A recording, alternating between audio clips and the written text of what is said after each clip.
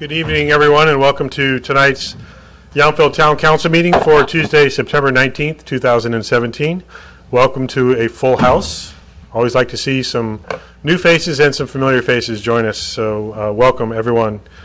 We did meet in a special session of the Yountville Finance Authority prior to this, and we'll be reporting out on that action later in this agenda. But we'll start first with roll call for the regular council meeting. Councilmember Durham. Here. Councilmember Dorman. Here. Councilmember Moeller. Here. Vice Mayor Dorenbecker. Here. Mayor Dunbar. Here. Before we move on in our agenda, Yountville lost one of our, shining stars of our community recently, Steve Bartisono, who passed a few weeks ago. This is our first meeting back since his passing, and the council wanted to make sure that we recognized all the accomplishments, not only from Steve himself, but the entire Bartisono family here in Yountville. So if you would please join us in a moment of silence.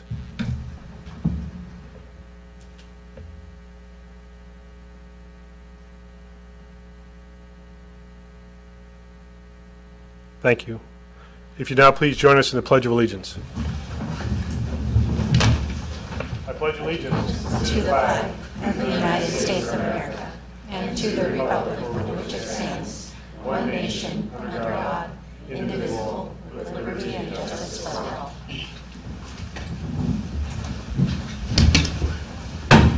Next up is adoption of tonight's agenda.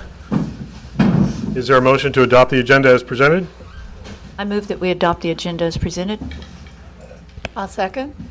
All in favor? Aye. Aye. We've made the first vote happen. Very good. Next up, we have a special introduction to make, and Samantha Holland, our Park and Recs Director, is going to make it for us. Good evening, council and public and staff. I'm excited to introduce to you tonight our new recreation coordinator, Garrett Cooley, who's here. You can come on up, Come on, Garrett. you can't stand in the back, Garrett. No hiding. So Garrett comes to us after working for us for over 5 years in summer camp and after school programs, and then going away, finishing his college education, and coming back to us after some substitute teaching time. Garrett is currently overseeing our after school program and summer camp and some of our special events, and we hope to evolve that over the years and give him as much experience as we can here in this entry-level position. So I just wanted to make sure you all knew who Garrett was, and we were able to introduce him to the community. As you know, in Parks and Recreation, we're always out there, we're always very visible, so it's important that you know who we bring on. So would you like to say anything? Sure. Yeah. I just want to thank the town for the opportunity to pursue my dream of working in the field of Parks and Rec. I find it very special to be working for the town because I worked here in 2010 as a camp counselor, and now almost coming like full circle and now being the recreation coordinator is really cool. And I'm just excited to be here and see what the future holds. So thank you. It looks good. You wear the town logo quite nicely. So excellent. Welcome.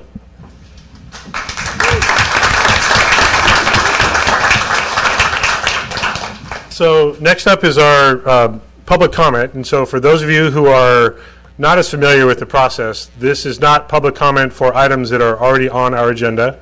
It's time, if there's anything not on the agenda that you'd like to bring forward to the council for our consideration, you're welcome to do so now. Is there anyone that's not here or that is here for something that's not on the agenda? Because we will be having public comments for each of the agendized items. Now's the time. Okay, seeing no one coming forward, we'll move on to our consent calendar items for consideration. Is there a motion to adopt the consent calendar as presented? I make a motion we adopt the consent calendar as presented. Second. All in favor? Aye. Aye. With the exception that I have to abstain from the minutes of the meeting held June 20th, as I was not in attendance, although I read them. Thank you for that. And I believe our protocol is, just to follow up in the future, is we're automatically abstained if we miss meetings. So that's a good point to make. So thank you for that. I see no presentations, so we will move ahead to the first item, 10A, adoption of a resolution regarding the health and safety of the Hopper Creek Heritage Oak Tree. Joe. Thank you, Mayor. Members of the council, it's my pleasure tonight to present a resolution regarding the health and for your consideration regarding health and safety of the Hopper Creek Heritage Oak Tree, and to approve the removal of the oak tree. In December 2008, the council called for removal of the heritage oak tree based upon the town's arborist report of a potentially unsafe condition due to the tree's instability as a result of its age and size. The recommendation ultimately led to the formation of an ad hoc committee, which consisted of then Vice Mayor Dunbar, Councilmember Moeller. After meetings with the member of the community, including the Hopper Creek Homeowners Association, the decision to remove the tree was deferred, and the findings in action as set forth in that resolution 2810-09 were approved. The staff report also discussed both statutory and California case laws related to the town's risk and potential liability due to the condition of the tree. It's important to note that the resolution required the posting of warning signs that are placed at strategic points along the path to provide adequate warning to persons using the path, apprising them of the potential hazard that was created by the heritage oak tree. In 2010, gates were installed on either side of the tree to close the path during extreme weather conditions and weather events such as wind, rain, etc. The path has been closed until further notice, and this issue was taken up by the council for further direction. In August 2017, we had a change in condition. A large limb in 48 inches in diameter dropped from the tree. Fortunately for the town, it landed in Hopper Creek. The limb revealed that the tree is not in good health, and the limb had very little healthy wood, with the majority of that limb indicating rotten disease. This event triggered a call to the town's on-call tree service and arborist at A+ Tree Services. A+ Tree Services' initial report indicated that the tree was in poor health and had suffered poorly over the past 9 years since the last major arborist report performed by Bill Pramlick in 2008. Town staff agreed that an independent report was needed as a quality check against that initial report. Specifically, the request was to investigate the safety of the large oak and to render a decision regarding the suitability of the tree for further retention. The firm SBCA Tree Consulting was retained to perform a tree evaluation.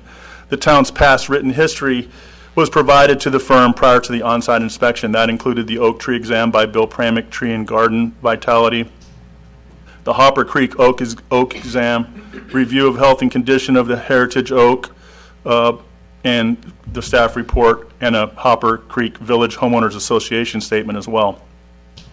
The investigation process included risk assessment methodology. These included the visual inspection of the upper crown, the root crown investigation. Soil around the root crown was excavated to a depth of 8 to 12 inches with a pick and shovel on the trail side. Creekside root crown was accessible without excavation. A small knife was used to investigate the areas where decay was observed. Investigation inside of the large cavity. Arborists entered the cavity for inspection. A small pick and metal probe were used to investigate the extent of decay and the many cracks. Because of the many cracks and varying stages of brown root decay, it was not possible to attain an accurate assessment of the full extent of decay from within the cavity. The level to which the base of the tree has been compromised is difficult to calculate when the ambrosia beetle and carpenter worm damage is taken into account. A resistograph. 3 resistograph boring holes were made on the north side of the tree at the base at 61 inches and 6 foot above soil grade. All were in the area of the exfoliated bark. Level of assessment. This inspection procedure is International Society of Arboriculture's best management practice, basic tree risk assessment track. They also identified the target area, people who could be injured, property that may be damaged, or activities that could be disrupted by tree failure. This included people on the path, people in the Hopper Creek Village picnic table area, and Hopper Creek Village apartment structures and people within. They identified additional conditions of concern, the tree parts that could fail, and the likelihood of failure within a 6-month period. Trunk failure along the longitudinal crack on the north side, the neutral side of the lean, large branches over the path displaying large old pruning wounds. They estimated the likelihood of impacting the target, determined by the amount of time one or more targets are within the target zone, as well as factors present that could protect the target from impact. Hopper Creek Village apartment structure is a target structure and therefore had a constant occupancy rate. Both the path and the picnic area had a frequent occupancy rate. They estimated the consequences of failure, the value of the target, and the potential injury, damage, or disruption that could be caused by the impact of this failure. The consequences of failure should the tree impact a target would be severe. This forensic evaluation is in agreement with all the information presented in the initial 2008 report. It revealed nothing to dispute the conclusions made in that report to remove the tree. The report included this statement. Tree removal. Arborist investigation revealed that the removal of the oak tree is the only viable option. The potential for failure in the next 6 months, coupled with the likely target and size of the tree, elevates the associated risk to high, which is above acceptable limits. Retrenchment, which is trimming the tree above in the canopy, is sometimes prescribed for similar situations to temporarily improve tree safety. However, the residual risk after retrenchment mitigation would likely remain high. This is evidenced in the large stem that recently failed as a result of the extensive internal decay. Identified defects that affect the tree health and safety are the brown rot decay. Extensive decay was noted throughout the lower trunk. Brown rot decay associated tree failures often occur without warning. This is the primary decay found throughout the tree. They destroy the cellulose in the wood, but leave the lignin. This renders the wood with a structural quality similar to a brick wall without any metal rebar. It has compression, but lacks the tensile strength. When failures occur as a result of this rot, there is generally little, if any, warning. Evidence from the recent failure. The limb that recently experienced failure was over 90% decayed with brown rot. This stem had been heavily subordinated in the past to prevent failure, but the retrenchment pruning mitigation was unsuccessful. Tree diameter at breast height. Since the original report in 2008, there has been little, if any, increase in the tree diameter. The tree diameter at breast height remains 80 inches, the same as the August 2008 report. This indicates the tree is not producing any new wood to compensate for the advancing decay. Longitudinal crack in the trunk. Deep longitudinal cracks inside the cavity with bark exfoliated on the outside of the trunk. It appears the trunk is experiencing a shearing failure. Tree lean. Excuse me for a second, Joe. We have a decorum that we follow in our council meetings, sir. So I appreciate if you do not express your displeasure with what you're hearing. We don't cheer, we don't boo, we don't hiss.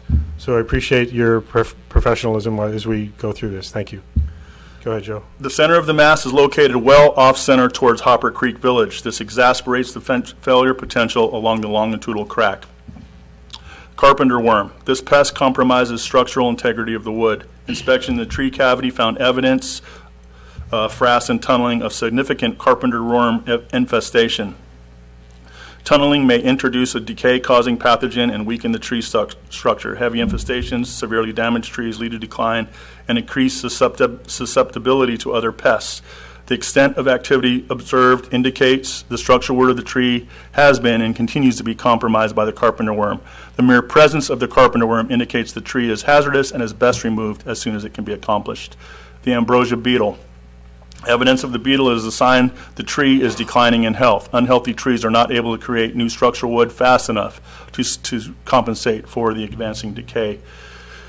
Finally, oak root fungus. Seriously affected trees gradually decline as large roots are killed. Relatively healthy appearing trees, however, may die suddenly if the pathogen girdles the root collar. Infected trees often fail due to root decay. The arborist risk assessment included the trunk failure. Failure is likely to occur as a result of the longitudinal crack on the north side of the lean on the opposite side of the large cavity opening. This is where the greatest shear stresses are acting. Failure in this area would entail the entire tree falling into the common area of the Hopper Creek Village. Advancing brown rot, ambrosia beetles, and carpenter worms are slowly deteriorating integrity of the remaining structural wood. Failure in the next 6 months is probable. Branch failure. Extensive brown rot decay was responsible for the recent limb failure. The decay causing pathogens entered into the stem after a large pruning cut was made many years ago. Similar decay cavities resulting from old pruning wounds were noted throughout the upper scaffold over the path. It is likely these branches have similar level of decay. Failure in the next 6 months is imminent. Discussion of possible treatments include removal of the tree. Removal of the tree would resolve the safety issues. The smaller valley oak growing close to the adjacent oak is likely a prodigy and replace the large oak in time. Steps could be taken so that inappropriate pruning is never administered to this tree. Care must also be exercised to avoid damaging this tree when the large tree is removed. This would allow for a continuation of life between the parent and the prodigy. If the parent tree were to catastrophically fail, the prodigy tree most likely would be damaged and not survive. The path should be kept closed. Keeping the path closed will mitigate some of the risk until safety issues have been resolved. We have closed the target area in Hopper Creek Village area, and the apartment complex and residents are at risk from failure of either branches or, of most concern, the entire tree. This area is best kept closed until the safety issues are mitigated. Crown reduction, retrenchment. Retrenchment reduces the overall height and spread of the tree to mitigate failure potential. Such heavy pruning also reduces leaf area and carbohydrate production. Past pruning over the last 10 years has been respectful to the natural beauty of the tree. However, retrenchment would significantly reduce the size of the crown and alter its aesthetic contributions. Furthermore, the treatment does not guarantee safety. The branch that recently failed was not spared by the prescribed weight reduction. As Alex Shigo, arborist, noted, let trees die with dignity was one of the comments that the arborists had noted in their report. Associated liability. Because the tree has been noted by high risk by the track certified arborists, should an injury occur from failure, the associated liability increases. Such a failure would not be considered an act of God when pruning or other treatments are administered in a manner that satisfies the safety concerns of an arborist willing to sign off on the safety of the path and the Hopper Creek Village areas. This is indeed a difficult situation regarding who is willing to accept the liability associated with the safety of this tree. There has been some suggestion about the eradication of the carpenter worm. There is no treatment for the carpenter worm control, and the tree removal is the only solution to mitigate the safety concern. The full extent of the damage cannot be determined, but the arborist observations indicate the damage is extensive.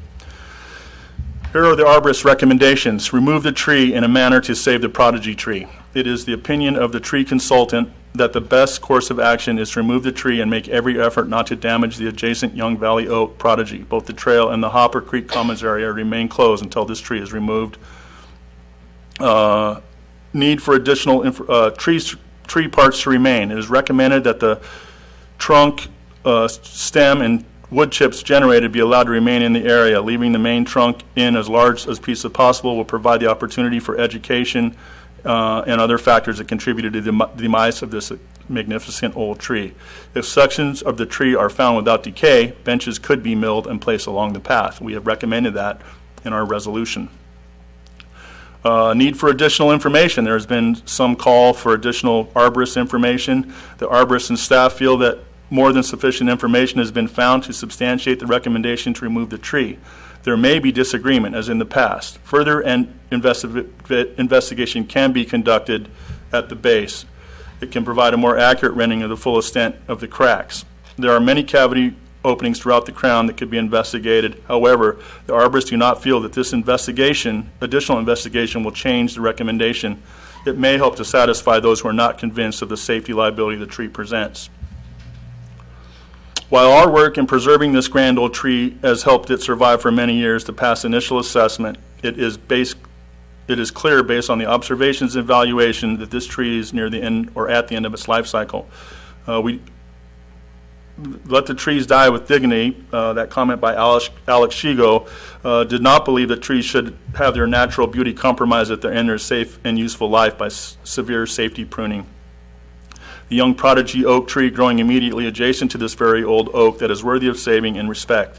The hope is that this tree will not be compromised during the oak tree removal or by future improper pruning, and it will be able to live even longer than its magnificent mother tree. Staff recommends that this tree be removed with as much care as possible to save the prodigy oak, and installing the appropriate interpretive panel providing a lasting legacy for our urban forest and this magnificent tree. The stump can be left at a suitable height to allow for a proper display of the tree's size. In addition, it would be suitable to fabricate a bench if enough healthy material exists in this tree.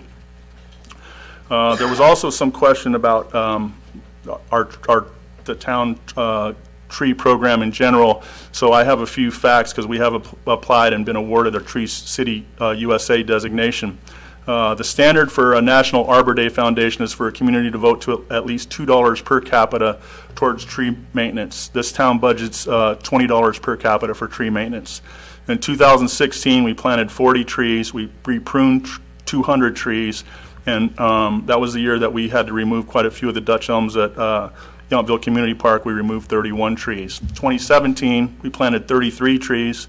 We again pruned 200 trees, and we removed 21. So in the past 2 years, we've planted 77 trees. And we have proclamations making Arbor Day in Yountville, with celebrations occurring in the month of March, which included tree plantings. With this, it concludes my staff report, and I'm happy to answer questions if you have any. We also have the arborists here, should you have questions for them. Thank you. Questions of the staff report from council? Councilmember Dorman? Thank you, Mayor. The sonic tomography, the possible other test, what does that consist of, and what would that tell us? I think that's a question better For our answered arborist? by the forensic arborists that we have here. And I will so, say that the consultant that the arborist that we have that did the forensic analysis was upwards of close to $7,000. So it's not that money's the object, but we should recognize that it's probably not going to be inexpensive to perform that additional inspection, just so you're all aware. But And- I think the arborist will be able to answer that question. thank you. And I think I gather this from the report and other things that I've read, but are we convinced that since 2008, we have used best management practices as regards this tree? We have. In my time here, we've looked at it each year. We've followed the arborist recommendation, and as evidenced by the report, the tree has not been growing at all since 2008. I think we've been lucky to kind of get it to this point. The fear for me is not just the Hopper Creek Homeowners Association. It's also what we worried about last winter, was it falling into the creek and then causing some kind of a dam during a heavy rain event and then flooding additional homes in the neighborhood. So that's the other part that kind of keeps us up awake at night. And again, reading not Excuse me for a second. Sir, I'm not going to ask you again to show, I didn't say anything. you're disrupting the meeting. I appreciate it. If you're unable to maintain your professionalism, I'll ask you to leave. I know you want to be here for this, so if you could please refrain from your outbursts. Thank you. Go ahead. Thank you. So again, reading not even between the lines, but pretty much just the report, is it a fair summary to say that absent what the sonic tomography might show us, we have nothing to say to us that the tree can be saved? I think that what the report said was that that test will only indicate further that the tree is in need of what the arborist recommends. I don't think it's going to prove anything other than that. That's Thank what their you. recommendation. Thank you. Councilmember Moeller? So depending on whatever final decision we make, assuming we make the final decision to remove the tree, I wanted to talk about the remaining stump, and it might be a question for the arborist. So my question, if they come up, you can remember, is it beneficial for that smaller baby tree to retain the stump, or would it grow better without the stump? And the reason I asked that, because what I saw in the resolution was the recommendation regarding the stump was to leave that just to commemorate that the tree was there. But from an environmental scientific perspective, what's best for that little tree? And in discussions with the arborists, and they can expand on this a little bit more, they recommend that we leave the stump there for a variety of reasons. Staff is concerned that it will erode the bank if we do damage to that stump any more than it takes to just take the tree down to a safe level. And I think the arborists are going to confirm that in their discussions, that once they get up and have a little bit of a talk with you guys and answer some of those questions. And regarding a possible bench that was noted, wouldn't we be using a tree that's infected with carpenter ants where there's no treatment, and we'd really have to make some judgment about whether that is, really the wood has any integrity left for that. So, Right. I think what I said in the resolution and in the staff report was, should there be enough good wood to make some benches, then we would use that wood to make benches and place them. okay, so that would just be, we wouldn't, that would make a lot of determinations that would have to come after our Right. That discussion we're not sure tonight. exactly how much Okay. sound wood there is in that tree at this point. Okay, thank you. Any other questions? So I'll invite our arborist up before we entertain comments from the public to add any additional explanation from our staff report. We'll get Larry Hancock up, the municipal operations manager, and he will introduce both the arborists. This is Molly and Steve. If you guys could come up. I'll let them introduce herself. I'm not too good with their last names. Molly is I with think we the- know which one's Molly and which one's Steve. Molly is the, with the forensic tree evaluation service, and Steve is our with the town tree trimming service A+ and the arborist. And then we have Chris with A+, that also, he's the one of their foremen. Okay. Okay? Yeah, so if you can first entertain the question from Councilmember Moeller about the impacts of the tree and the bank and the disease. I can answer the question on sonic tomography first, if you'd like that, or is that? Sure. What that basically entails is a series of metal nails are placed at even intervals around the tree, and each nail is connected up to a laptop computer by a wire, and the arborist goes around and taps each nail about 10 times, sending out a sound, which is picked up by every other nail. And based on the time frame that it takes to reach the different nails, you can tell whether the sound has to go around, through a round cavity, or directly through. So what you end up with is a readout of what the cavity is like. The situation is with the carpenter worm, it can be like a ½ in diameter. The holes, you can see them in the report.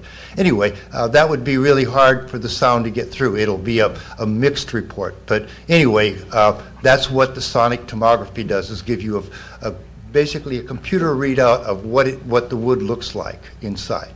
So, and then as far as the retention of the stump, which I think is probably worth it. What I would, if it was my tree and I wanted to keep it for education purposes, what I would do is cut out where the opening is. There was a large branch that caused the main cavity that broke out, and it was probably an included bark attachment way back when. That's when you have two narrow attachments where the wood does not connect it's basically two branches with the bark included outside of it, so as they grow bigger, it pushes out, and eventually that's the weak link in the tree, and that's where it breaks out. And the way that branch supposedly broke out maybe 40, 50 years ago is indicative of that. Anytime you have a large breakout in a tree, you're going to get decay eventually. We usually say 20, 30 years, but you're going to get it. So, but anyway, what I would do with the stump is I would definitely leave it. I would probably open up the cavity down below where people could walk in there,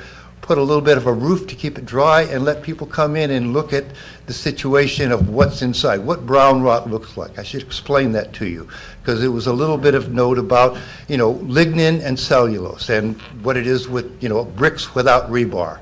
And what brown rot is when the cellulose, which is the rebar, the cable strength, the tensile strength in a tree, is taken away, and you just have the brown, chunky wood. You've all seen that in decay, where it's the sort of brown. So it's anti-compressive. It holds the tree up, but it doesn't have any other strength involved with it. So normally when we have a white rot, where we take away the cellulose, then we start seeing fiber buckling and signs that the tree is subsiding. With the brown rot, you don't see that. So you get failure just like that rim. There was that limb that broke. There was no fiber buckling, no signs that it was going to break, but it was about 90% decayed, and it went. So anyway, so that's on those questions. But I would think that it would be a good idea to try to leave the stump maybe 10, 15 feet tall or more. And the other thing that happens is, because this is still a living tree, it is tied with the other tree in root grafts and through mycorrhizal. These are beneficial fungi connections. which it can share, trees share carbohydrates with each other, so it'll be a slow death for the tree in a sense that it'll still be alive, but it'll be feeding the other trees around it. And it'll be safe when it reaches the point, like say the carpenter worm is probably going to devour. Anytime we see the carpenter worm in a tree, we say, it's over. It's just so destructive to trees. We dealt with a tree down in a park down south recently that, carpenter worm fell on a picnic bench and somebody went to the hospital. But anyway, we know that is something that when we see it, the tree it's over with for the tree, and there's no way to stop it. And I just have to throw this in. If you could just get by the microphone, so. By this one. Yeah. There's a really great TED Talk by a woman. You could just Google Canadian scientist Roots. And she has this magnificent TED Talk where she does a lot of research on how trees communicate through their roots. And she talks about these mother trees that basically they will create those mycorrhizae connections around their kin and help them grow. And this is just a way that trees communicate and help each other. So to your point about keeping the stump, I think that actually it might be beneficial for the entire community of trees that stump does remain because there's still communication happening back and forth. So that's just a dorky arborist. So in either of your expert opinions, the mention in the staff report was about the value or the danger to the prodigy tree if the stump remains. You see it as a benefit potentially, not as a liability necessarily. Absolutely, yes. Okay. Vice Mayor, question? Yes, I do. Is there a possibility, though, that by keeping the stump, some of the infection may spread as well? Well, the infections we identified, oak root fungus for one, that is in the ground. It's all through. The vineyards have trouble with it. It's in the soil. And really what it is trees that are weak, stressed, are susceptible to it. Soil compaction, too much, too little water, all these things will move it into a root. But generally healthy trees are resistant. So I would say that the amount of oak root fungus that we identified was a very small part. We didn't look like 2 feet below the ground where roots might be really infected. But nonetheless, we're not worried about the oak root fungus that's in there. The carpenter worm is a problem, but it moves into an open cavity. It won't go through the bark of a healthy tree. The ambrosia beetle, which is one that's attracted to weak and dead areas, the ambrosia beetle was found right above the area where the oak root fungus was. So it was pretty natural that it would be there. So I wouldn't worry about any diseases from the stump. There's more benefits from the stump leaving the tree there. Like I say, leaving it 15 or 20 feet tall and putting a roof on it to keep it drier, you could keep it around for a while. There's a tree in Europe that was old tree that's about 12 feet in diameter and about 20 feet tall. That was some treaty oak or something a long time ago, and they still keep it alive. It might sprout back alive, although it's very unlikely that it will because there won't be enough leaf mass on the tree to support growth. There might be a little bit of sprouting after, but it'll probably die. Thank you. Any other questions of our arborists? Thank you very much. Before I invite members of the public that are present, I want to recognize that we received e-comments and emails from Carol Fink, Lori Cagwin, and Violet Hover on this item. With that, would anyone that's here in the audience like to address the council on this item? Yes, please come forward. If you would identify yourself once you get to the podium.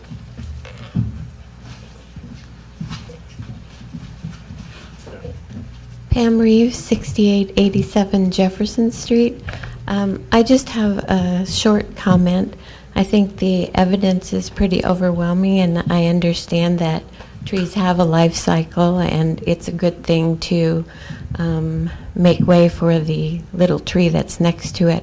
But I do have a question about what is sort of standard council policy, which is when an owner takes down a tree of significance, they're required to replace those trees. Given the girth or diameter of this tree, it would seem a really important thing for us as a community to go along with that rule and place more trees around town. The number is determined by whatever the ordinance says, but it just seems like we should hold ourselves as a group to the same thing that we hold individuals to. So I hope you would discuss and consider that possibility, as well as saving the little tree that's next to it.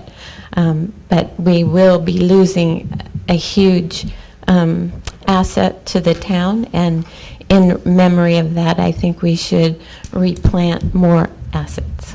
Thank you. Thank you. Joe, if you could respond, maybe you could repeat what you said in your staff report about the number of trees the town has already proactively planted, and also if you could explain the relationship between the ownership of the land on which this tree has grown, which is Hopper Creek, I believe. The condominium complex is the owner of the land, but the town has entered an agreement with Hopper Creek to maintain the trees along that creek corridor. If you could explain those two things. Sure. So we have an easement for that path, and part of that easement is a duty to manage and maintain both the path and the trees that grow along the path. So we, as caretakers, are responsible. However, we don't own the property, as you rightly noted, that the tree rests on. However, I think planning director might be able to help me out on this. She might be more familiar with tree removal, but I think there's a provision for emergency tree removal that is a bit different than the normal tree application.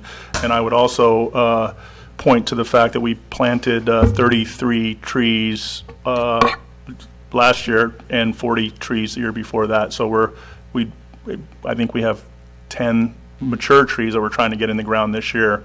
We're just waiting for a good time to plant them, but we definitely will exceed that limit by far. I seem to remember at least 4, I think there were valley oaks recently were planted as well, specifically oaks. Yeah, and Veteran Memorial Park, we planted 4 smaller oaks. We planted 2 mature oaks. One was a live oak and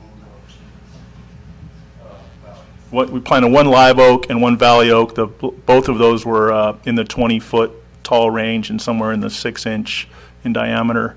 So we have another 8 or 10 of those that we have waiting for us down at Main Street Trees. We're just waiting for the right weather and a good place to plant them. But we have the budget, and we're going to plant those trees this year. Thank you. And Sandra, do you have anything to add about emergency removal and how it might apply in this case? Well, the tree preservation ordinance requires a tree removal permit for certain trees. Heritage oaks always require a permit, and there are exceptions for trees that pose an imminent hazard or trees that are dead. For trees that are subject to the requirement, they are required to be replaced on a like-for-kind basis for the tree that was removed. And it can either be a tree that is planted somewhere in town, or an in lieu fee can be paid. Okay. But there are exemptions from that for a tree that is posing an imminent hazard, such as this. Thank you. Yes, The only thing I would add to that is the tree preservation and management program is part of the zoning code and is a land use restriction. There are separate provisions that apply to streets, sidewalks, public places, and parks, which I think is more analogous here because this is a public path. It's open to the public. And in these cases, the planning officer can determine, and the council can also determine, that a tree can be removed. And it doesn't have the same restrictions as what typically comes before the council for a permit to remove a protected tree. So it's actually a distinction there. Thank you. Anyone else in the audience? Yes, Ms. Cagwin? I brought my board that I sent to all of you. Okay. That I thought I'd share with the public. So just make sure your presentation is at our microphone, please. Okay. Anyway, I'm going to put it up. And then I also sent you a little memo that I thought I would share also. It's almost like, it feels like a memorial service, so I thought I should be here.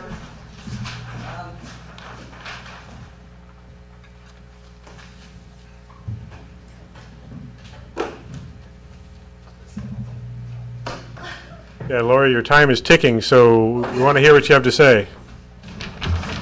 There's one more. Staff can help that, you place that. So please go ahead. Lori, please go ahead and use your time to make your comments.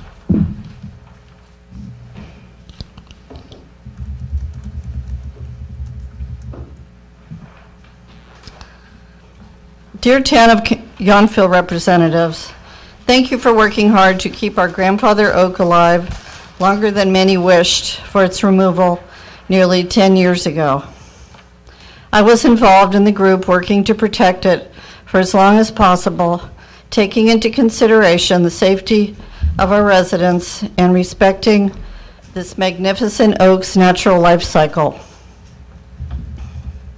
I spent many hours working on storyboards and directional maps to post near this oak so residents and visitors could understand the value of this large tree and the need to protect it for as long as possible.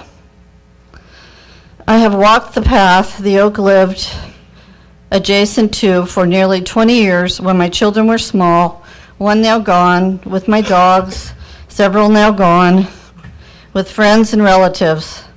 Looking into its broad canopy was like looking into another world of bees, birds, and amazing life.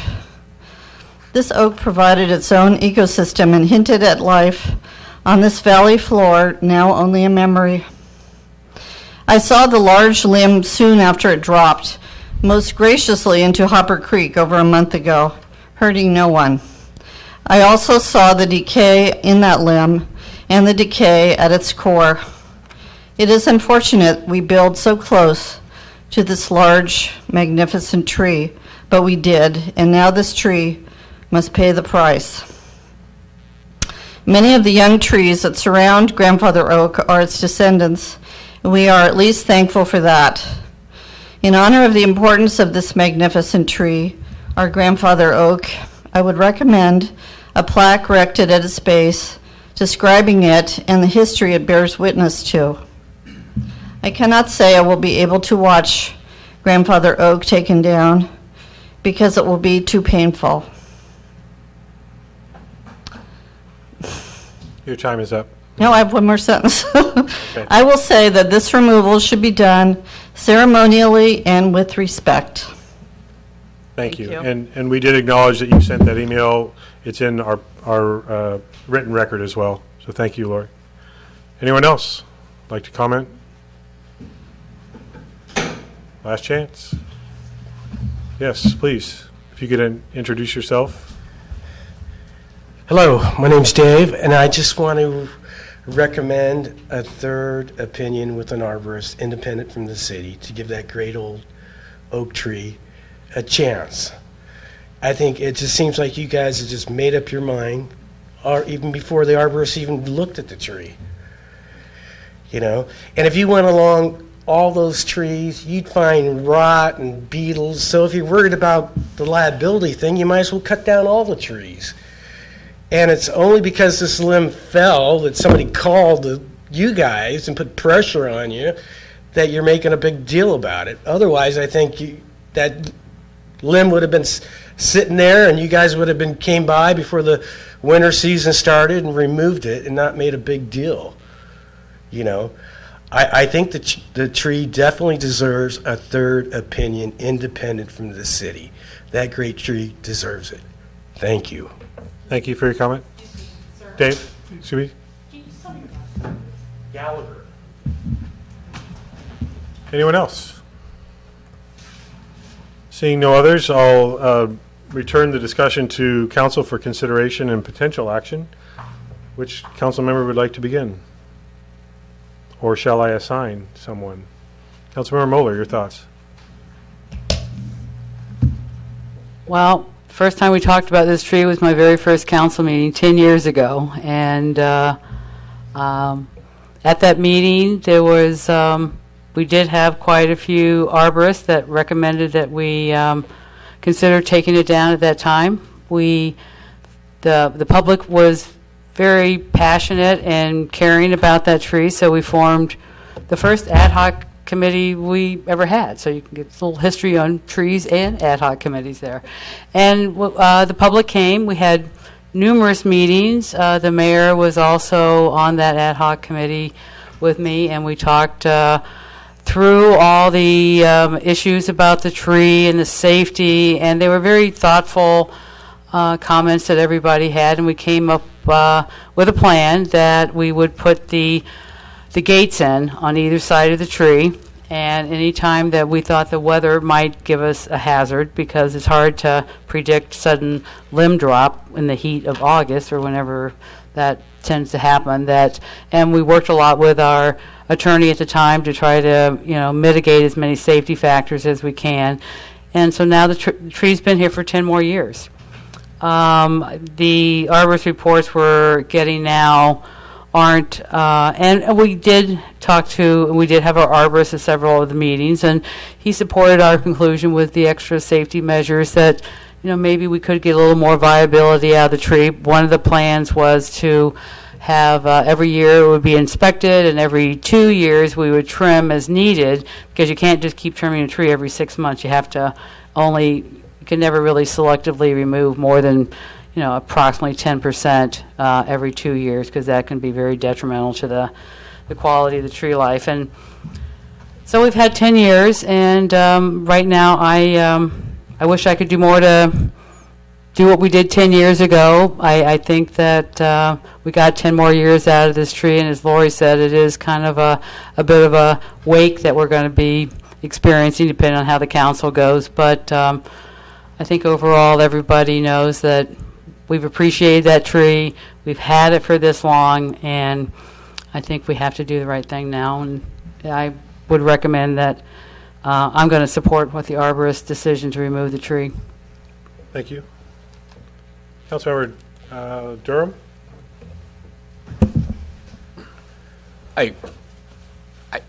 So this has been ongoing for 10 years. We've been doing annual inspections, as Joe spoke about. This is not a decision that we just made this before any arborist came up before us. As the 2008 staff report noted, this is probably the oldest oak tree in all of Napa Valley. So this is obviously a serious decision, because we all take this very seriously. I have to go with the arborist reports. I have to go with those who are before us today and those who have been coming before us for the last 10 years. And so I do support this action. Councilmember Dorman. Thank you, Mayor. It's a beautiful tree, and it's historic, and it's not to be taken down lightly in any fashion. I am always the one who wants more information. I would not be adverse to having the sonic tomography just to make sure. But we do have certified arborists who have given us reports that the tree needs to come down really for its own sake, to give it some dignity, as Joe spoke, and for the safety and security of our citizens. I would like to see the trunk stay. I don't know the extent of the education of it. And I note that the resolution, I think it's just an oversight. I don't think it mentions the possibility of a bench, but I think that would be really a wonderful tribute if that could happen. Thank you. Vice Mayor? Well, listening to Lori Kagwin made me cry already. I never like to take trees down, especially oak trees. I have 3 big oak trees in my back garden, and I dread the day I ever have to make this decision. I know that we did what we could to preserve it for the last 10 years. I think that in the interest of the health of its prodigy tree, I think that's very exciting that it has children around it who will benefit as the tree starts to die. It'll be feeding its children around it. But I believe that the time is coming. All right. Thank you, Vice Mayor. As Councilmember Moeller mentioned, I was very involved in the original ad hoc committee many years ago about this, and one comment I wanted to make in addition to what you've already heard is we had a significant number of residents that were equally as passionate and upset when the path closed. There are some folks that have different of opinion about the value of trees or the lifespan of a tree. There's no question, I believe there's universal agreement that this is a majestic, old, historic tree, and it's been our pleasure to enjoy it here in the middle of Yountville. But I do think that the reality is, and I remember this comment from one of the arborist reports many years ago now, that heritage oak trees like this grow up 100 years, they live 100 years, and they die for 100 years. And that sounds to me like about the life cycle that this particular tree has lived. So as unfortunate as it might be that it has suffered certain levels of decay and infestation, I cannot and will not ignore the significant failure that we witnessed recently. That was not caused by a storm event. It was not heavy winds. It was not rain, water saturation. It fell because it was time for it to fall. And I am not willing to let a significant failure of that tree occur that could potentially injure any one of us that might be not just walking by that path, but live in Hopper Creek Apartments, the condos right there. They're already sacrificing part of their living area and parking lot because it's unsafe. Not that that's the highest priority, but there are extenuating circumstances to the presence of this tree. So I believe from the staff report, you've heard how committed this council and this community are in either preserving or regenerating our trees here in Yountville. And so I applaud the efforts we've already made. We're going to continue making them. We will put forward whatever appropriate memorial that we can have, educational opportunities that we can have so that people that have never seen this tree before can still appreciate its existence. I think that's appropriate, and I think it's the safest and best way to move forward. So I think you're hearing a similar message that none of us is excited about getting to this point, but we also have under our charge the health and safety of all of our residents. We can't be sure how, when, or in what direction this tree is going to fail, but I'm quite confident it's going to, and I'm not willing to ignore that risk. So I think you can tell where I'm headed with this action. So with that, I'll entertain a motion from the council on this item. Is there someone who would like to make that motion? Councilmember Mueller? I'll make a motion that we approve resolution number 17-3430, adoption of resolution number 17-3430 regarding health and safety of Hopper Creek Heritage Oak Tree, and approve removal of oak tree. Is there a second for that motion? A second. Thank you. Motion is second. All in favor? Aye. Aye. Any opposed? So that passes 5-0. And I want to thank our residents, our experts that have come here to help our staff present the situation. I want to thank everyone for that. So we will move forward now with our next item, which is item 10B, and it will be the first reading of the ordinance as it relates to electric vehicle charging stations. Yes, thank you, Mayor and council members. This is a similar ordinance you might remember from a couple years ago. The state passed a law that required a permit streamlining ordinance for solar panels, and you might recall that. So this is a very similar ordinance now for electric vehicle charging stations.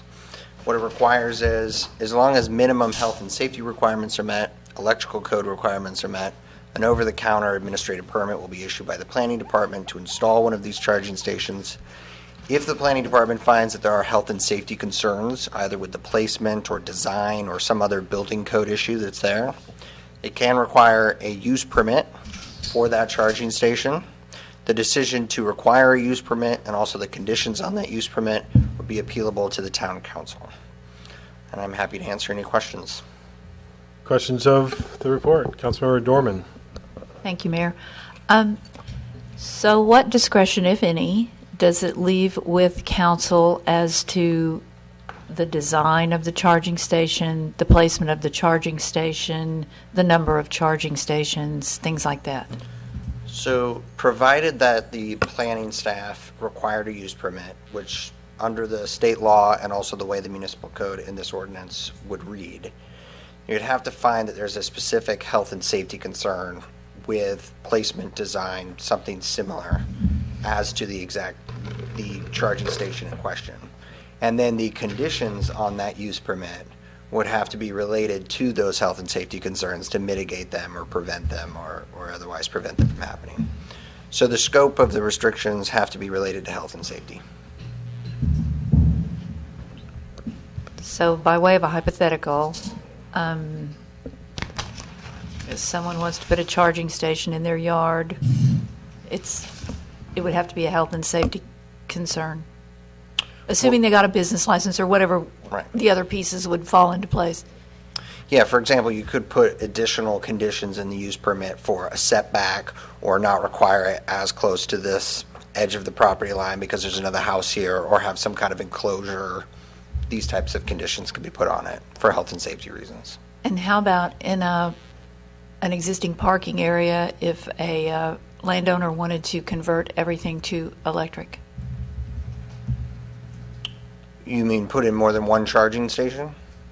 So, I mean, the conditions there could be placement. You might not want them too close together for various reasons, or... And would that be a health and safety reason, the I think proximity? as long as there's evidence in the record to support a health and safety reason for the condition, it would be supported under the ordinance and state law. Yes. Thank you. And there are myriad locations all around the valley that have already been designated for these stations, and I believe it's NVTA staff that has mapped, or actually it might be Sustainable Napa County that has mapped all the locations around the valley for those that exist already. Okay, Vice Mayor? I just want to clarify that a private homeowner could also decide to put one in. Yes, I believe that's correct. Thank you. Any other questions of the staff report? Any member of the public like to comment on this item? You're all going to run out and put EV stations in your front, side, or backyards? Yes. Hi, I'm Michael Bork. If you could just raise that microphone up, please. Yes. Thank I'm you. Michael Bork. I live 6786 Jefferson Street. I just signed my lease for my all-electric vehicle today, so I have called my electrician to put in my little receptacle. I just would encourage you to be... I think you're talking about public sites. I'm not sure if that's it, but you mentioned, of course, a personal one. Mine will go inside my garage. The ones that I've seen tend to be inside garages, and you see the little, the little thing snaking out to the car there. All I would say is that I would encourage you to do whatever possible to make it easy for residents to make this kind of shift. I think it's good for the environment. I think we all agree on that. And so these are small ways that we can make our lives better, not only in Yountville, but around the world. Thank you. Thank you. Anyone else in the public like to comment?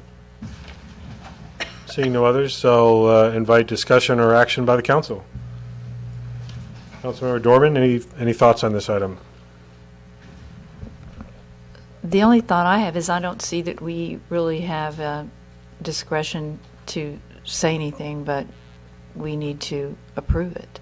Is that the beginning of a motion? No. Sounds like a beginning of a motion to me. It's our favorite word, local control.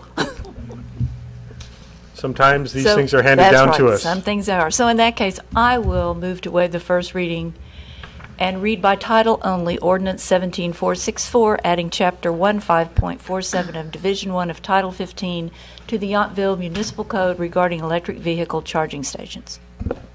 Is there a second? I'll second. All in favor? Aye. Aye. That passes. We are moving on to our public hearings, and I will acknowledge that based on a request by the applicant, item 11A which is discussion of design review and a use permit amendment request to remove the market lettering from the building that is the location of the Chicho restaurant. The applicant has requested the continuation because they were unable to prepare for the public hearing tonight. So we will continue that item to our October 3rd meeting. So I'm sorry if any of you folks are in the audience based on that item, but we look forward to seeing you back here on October 3rd. With that, do we actually need, Gary, do we need to take a formal motion to continue that? Yeah, actually, I think that would be a good idea. Okay, is there a motion to continue this to October 3rd? So moved. Second? All in favor? Aye. Aye. Any opposed? That passes unanimously. We'll move right ahead to item 11B, which is related to the application related to Restoration Hardware, known now as RH Gallery and Masonry, for 3 different resolutions pending. Sandra. Good evening. Tonight you have before you a master development plan amendment that includes both design review and use permit for RH and Masonry, and the application would integrate both properties into a campus of shared retail, food, and wine uses. And I'm going to split this presentation first into the design review aspects of the application and then conclude with the use permit. And the subject property is located within the town's Old Town Commercial zoning district, and there are special building design standards that require pedestrian orientation, large storefront windows for visibility into the space, and with entrances facing the street. And the district is also intended to reflect the period of 1870 through 1920. And the historic Masonry building was constructed in 1894, and it is listed on the National Register of Historic Places.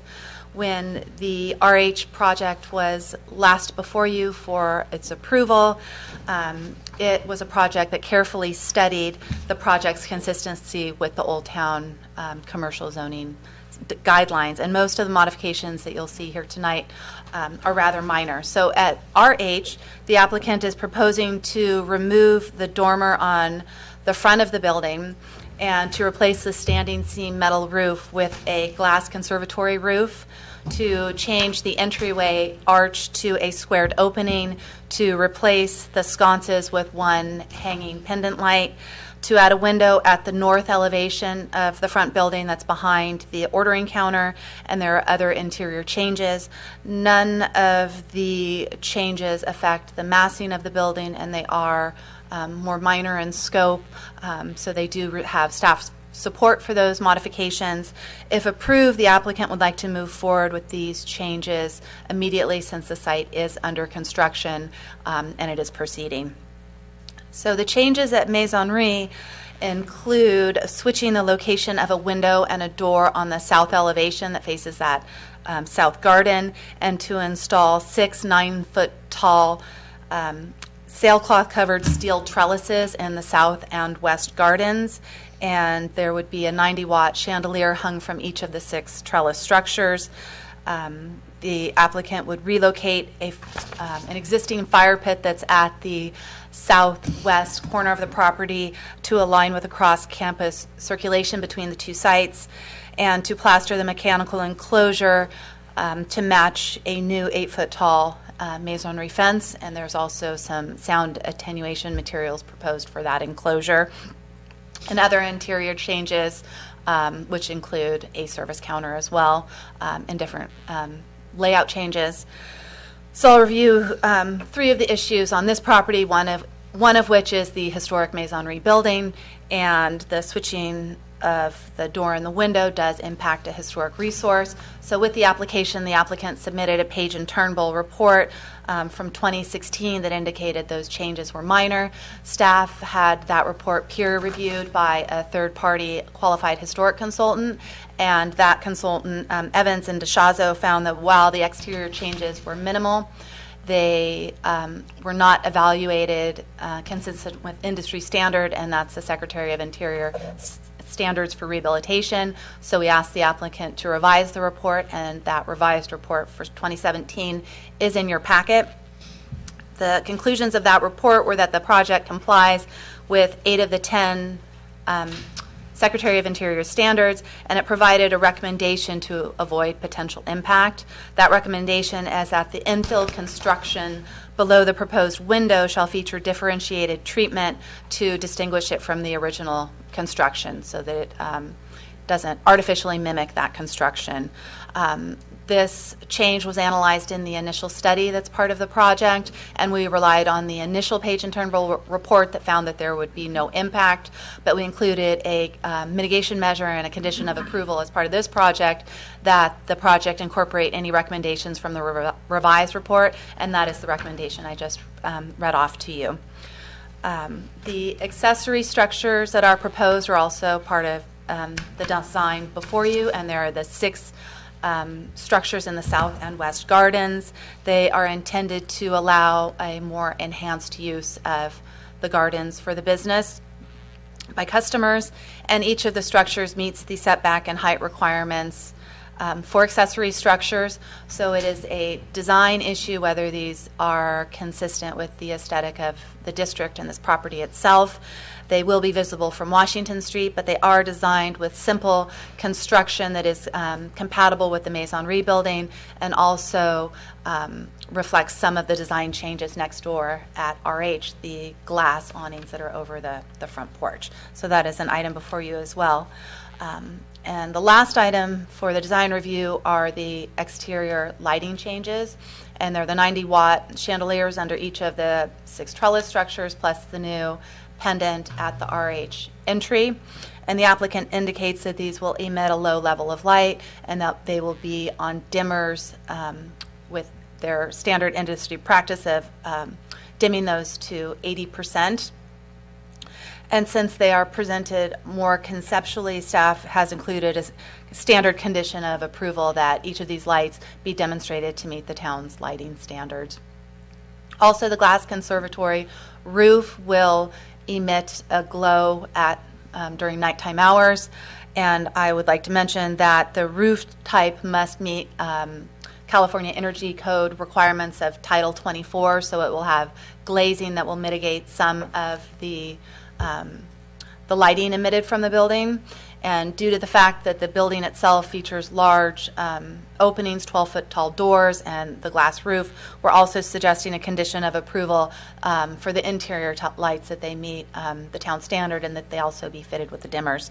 So we are presenting a separate resolution for the design changes if you would like to, so that these could be approved. Before you continue, yes. Or maybe if you want to do this after you go through your whole report, I'm going to ask that you clarify exactly what the 3 different resolutions are about. Oh. Because there is some, I think there's a little confusion about which one applies to what. Okay, it's a little different than we've presented in the past, but the first resolution is for the mitigated negative declaration, and it's to adopt that and the mitigation monitoring program for the project. So that's to comply with CEQA and deals with the initial study done for the property. The next 2 are resolutions for the master development plan amendment. One separates out the design review changes and the other separates out the use changes. And we did that for you tonight because the design changes are more minor in scope than the use changes. So either or both or neither could be approved tonight. And the design resolution is 17-3432. 34 to 32, and that's the use the one. changes are 3433. Correct, yes. Okay, so please continue. Okay, so now I'm moving on to the use permit modifications, and I'll share a site plan for both properties and how these businesses are intended to operate with one another. These properties are located in the Old Town Commercial Zoning District, as I mentioned, and that district allows a greater intensity of use on the west side of the street because the business, this side of the street does not abut residential for the most part, is bordered by Washington Street on one side and the highway on the other, but this district only permits a lower intensity use on the east side, and that is because they abut the residences in the Old Town Historic Zoning District. And with the exception of the Maison property, which is bordered on 3 sides, the south and west sides by the Burgundy Commons neighborhood, and on the east side, across Washington with the Old Town Historic neighborhood, all of the properties abut other commercial uses. So the Maisonry property sort of stands out as slightly separate and distinguished from those others. So the main question for the council's consideration tonight is whether the proposed restaurant food selections and the employee service of food and wine to customers at tables, wine and beer consumption at both properties is appropriate for both sites, or whether a more limited use is appropriate for Maisonry given its how it's situated in the environment.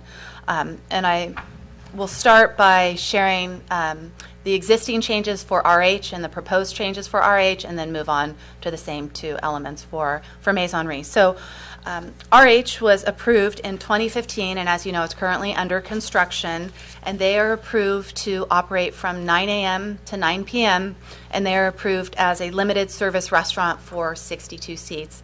And limited service restaurant means that the food is prepared on site, but customers order and pay for their food at the counter, and food is generally packaged in disposable containers. And these elements are distinguish it from a full-service restaurant where there is sit-down service and the full restaurant experience. Currently, RH is permitted to have wine and beer consumption, and they are allowed to do outdoor consumption as well, but service outdoors is not permitted. And other items of interest with this use are that a gate will be installed at the Burgundy Commons exit driveway, and that's to allow one-way exit from Burgundy Commons and to prevent vehicles associated with the commercial use from entering that driveway the wrong way. The proposed changes are to extend the hours of use so that the business opens at 8 a.m. in the morning and closes at 10 p.m. Sunday through Thursday, and that's to allow the breakfast, lunch, and dinner limited service restaurant, but to allow the business to operate until midnight on Friday and Saturday. They are seeking to do an enhanced limited service restaurant, and that is employee table service of food to customers after they order and pay for food at a counter, to allow the bussing of the tables, to allow the use of china and glass for customers, and it's a full menu of food and drink options. And so it's a little closer to a sit-down restaurant, but it doesn't fall within the town's definition of a sit-down restaurant. They're seeking to use the same 62 seats for which they currently have approval, and these 62 seats would be allocated to 12 on the front patio, 42 indoor seats, and 8 seats in the interior courtyard. And they are seeking to serve alcohol at the tables, including outdoors. Otherwise, the use is the same as approved as it relates to alcohol consumption and special events and the retail that you see. So staff has analyzed the RH use, and we find that the 62-seat enhanced limited service restaurant is really consistent with the intent of the zoning and design ordinances. Dining will occur indoors or at locations that are separated from residential uses. The outdoor front patio faces Washington Street and other commercial uses, and the interior courtyard is semi-enclosed by the buildings and separated more from residential uses, so we anticipate noise impacts to be mitigated. The project meets the additional parking standard of 1 space for the 5 seats for the enhanced restaurant use, which can be met on site, and the hours of operation that are proposed until midnight on Friday and Saturday and 10 for the remainder of the week are consistent with other approved restaurants, including the adjacent Redwood, which is approved until 2, and R&D Kitchen, Ad Hoc, and Hurley's, which is approved until midnight. So based on the zoning ordinance district, the uses that are permitted for that district, and the location of this property adjacent to other commercial properties, we find that RH can accommodate a higher intensity of use. When it comes to Maisonry, we have some concerns, and that is based on the feedback from several Burgundy Commons residents that we've received as part of this application, as well as adjoining property owners in the Old Town Historic Zoning District. And that feedback has generally been received as part of this application and not generally known or expressed to staff as part of the more ongoing operation of the business. But I will refer to one letter that is in the staff report packet that was published, and then two that were distributed today that we received today from neighbors, objecting to some or all of the elements of the enhanced use and really calling out the impacts, especially noise, at their residences. So I'll explain Maison Re's existing approved use. It was first approved in 2007, and it's been amended several times since, most recently in 2016 to modify the ABC license from a duplicate type 02 license, that's a wine tasting room license, to a type 42, which is a bar license. But it is important to note that the use permit, the Maison Re use permit, restricts the amount of wine consumed under that 42 license to a 2-ounce tasting pour, and that neither glasses nor bottles of wine may be consumed on site. The permit allows outdoor service of alcohol, which is somewhat unique for wine tasting rooms. Since Maison Re, the town has not allowed that for wine tasting room uses. And the hours of operation are indoors from 9 a.m. to 10 p.m. for the retail and wine tasting elements of the use, and until midnight for special events. Outdoor use is permitted until 8 p.m. or dark, whichever is later. Food is only permitted at special events, and 24 special events are permitted annually, and there's a breakdown between major and minor special events. All special event guests are to be provided with information on the town's noise ordinance, and outdoor uses are not to disturb residents of the Burgundy Commons neighborhood. The retail diversity requirement applies to this business, which is that they have 25% of the retail offerings are something other than food and wine, and no commercial transactions are permitted outdoors. Other items of note are that an 8-foot wall, CMU sound attenuating wall, is required to be constructed on the shared property lines with Burgundy Commons, and the business participates in the town's employee parking management plan. The proposed changes are to extend the hours so that they are consistent with those at RH, and that's 8 until 10, Sunday through Thursday, and until midnight, Friday and Saturday, and to allow outdoor use on a seasonal basis during the 6 warmer months of the year until 10, and for the remainder of the year until 9, and to also conduct this enhanced limited service restaurant use with elements I already mentioned for Maison Re, and that would allow this business to introduce food service. And it would be an entitlement for 62 seats for this use, allocated in the following manner: 4 on the front patio, 42 outdoor seats in the south and west gardens, and 16 seats downstairs.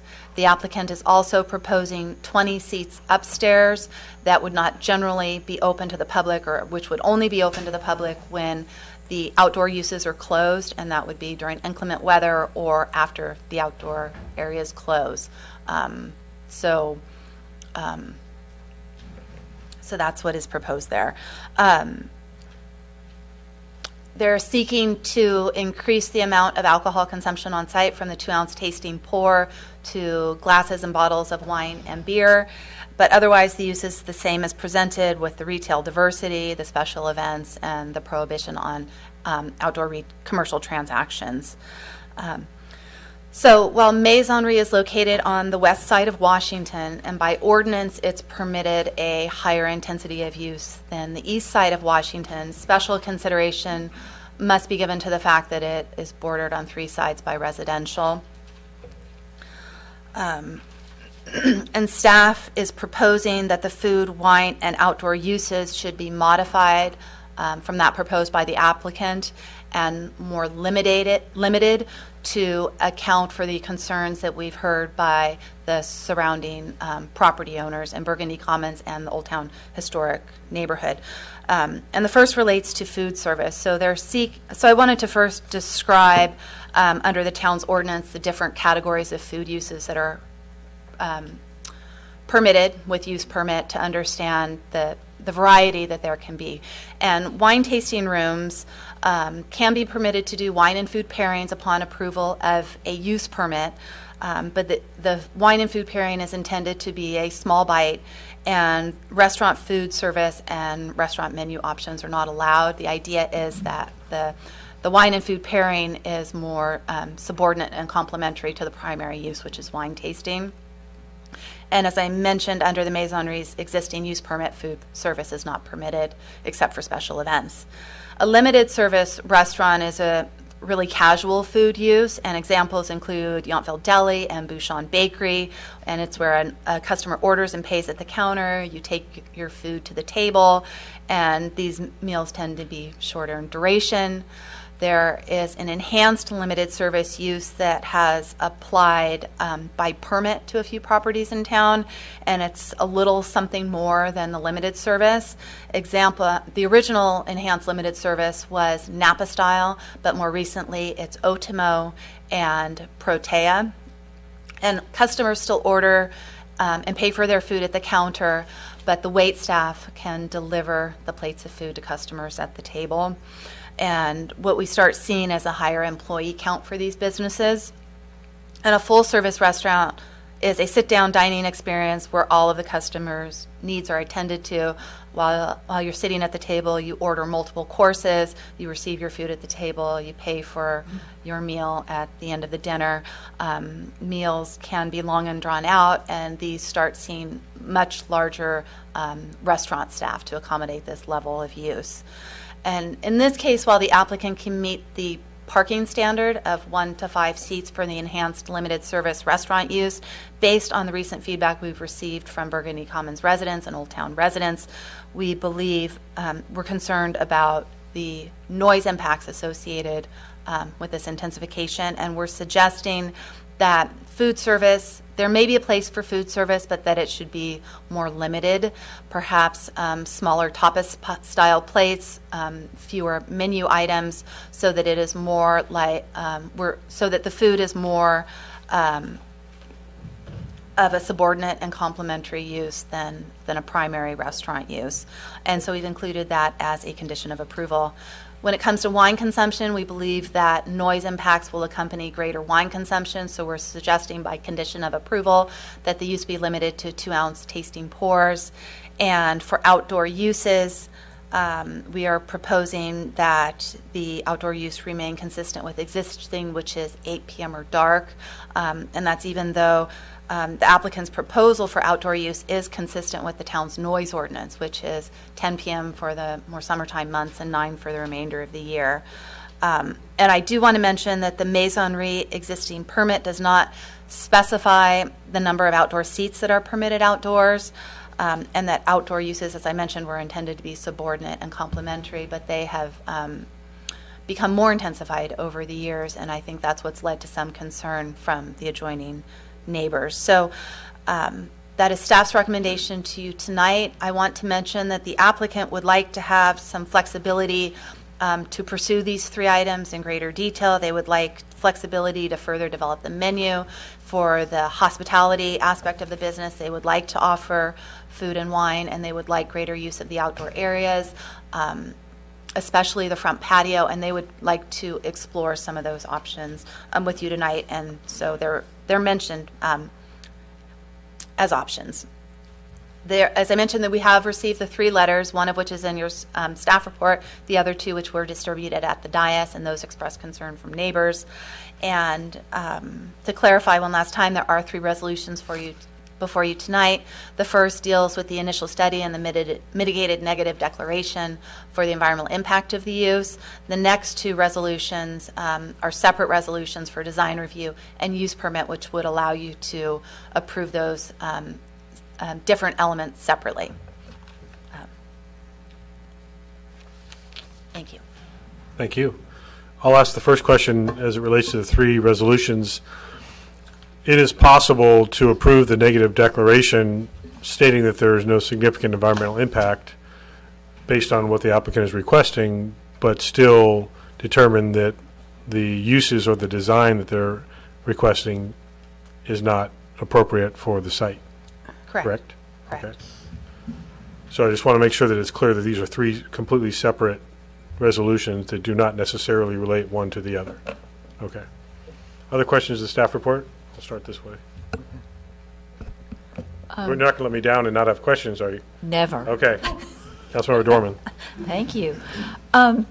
So, following actually on your question about the mitigated negative declaration and the initial study, I think there seem to be some things that touch on parking compatibility. There seem to be some things in there that would be tied to one or the other of the resolutions. Am I misreading that? The mitigated negative declaration provides you with the authority that the project is consistent with CEQA and those requirements. You may find that there are issues above and beyond the environmental analysis with regards to the town zoning standards or the Old Town Commercial Zoning District that are separate from that.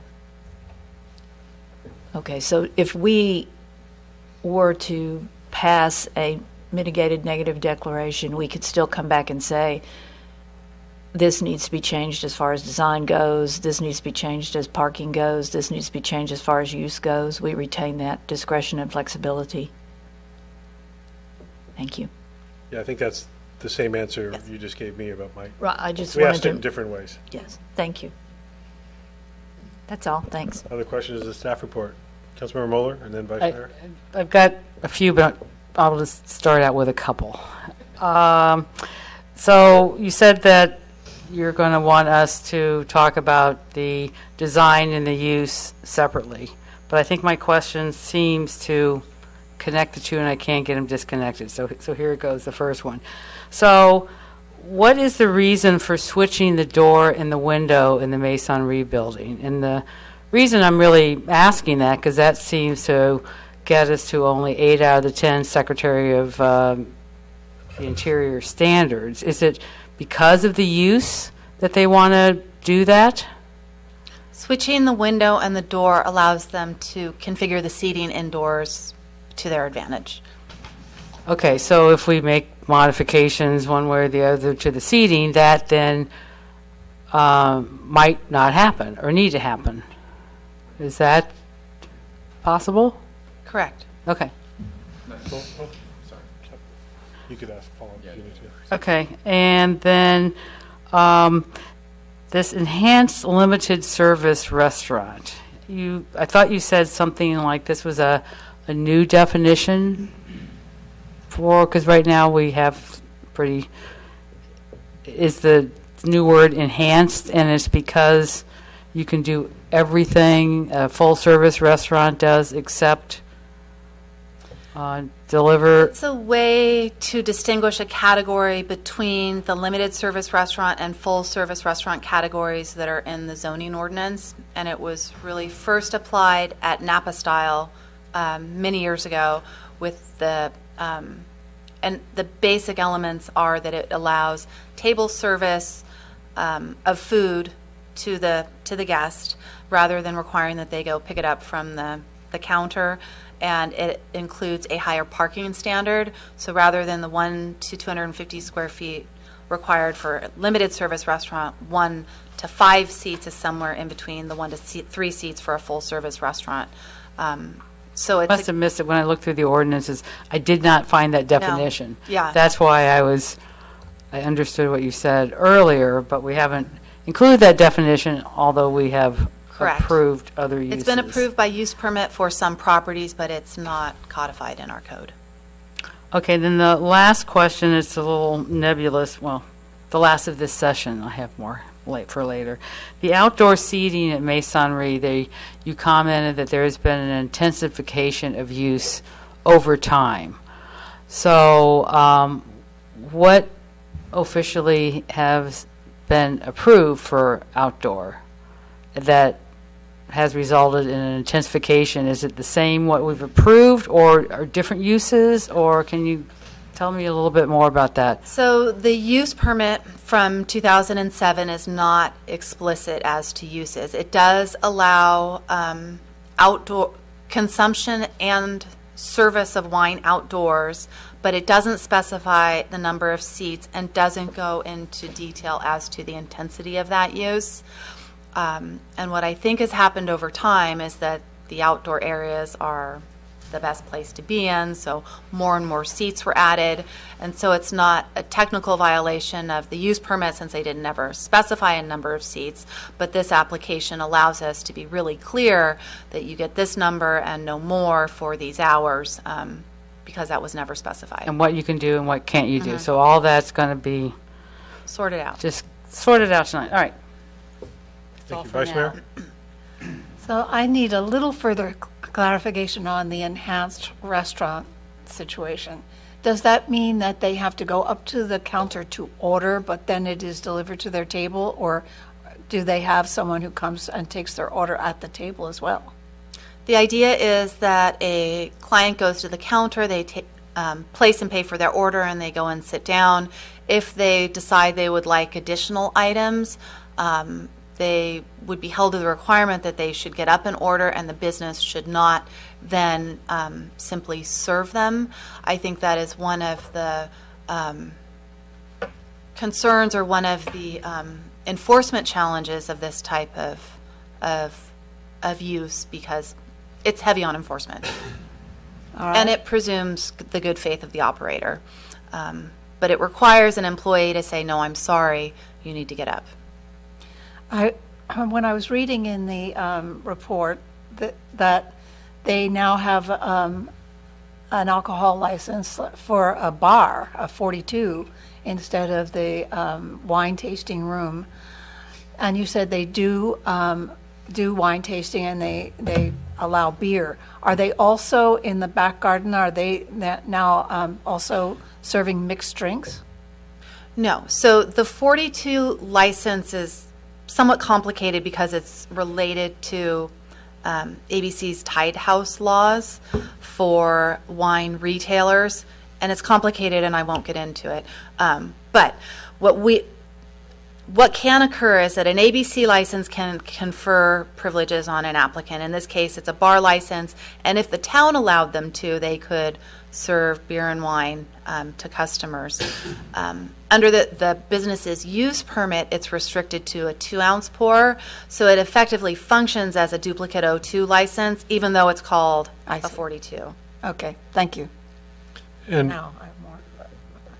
just to follow up on that, before I get to my other questions, the applicant previously, to get approval for what they have currently approved, abandoned that O2 to get around the tied law conflict and created the 42 and accepted the limited use of the 42 for Masonry's site. Yes. To basically keep it consistent with 2-ounce pours only, even though the classification of the license changed. Yes. Okay.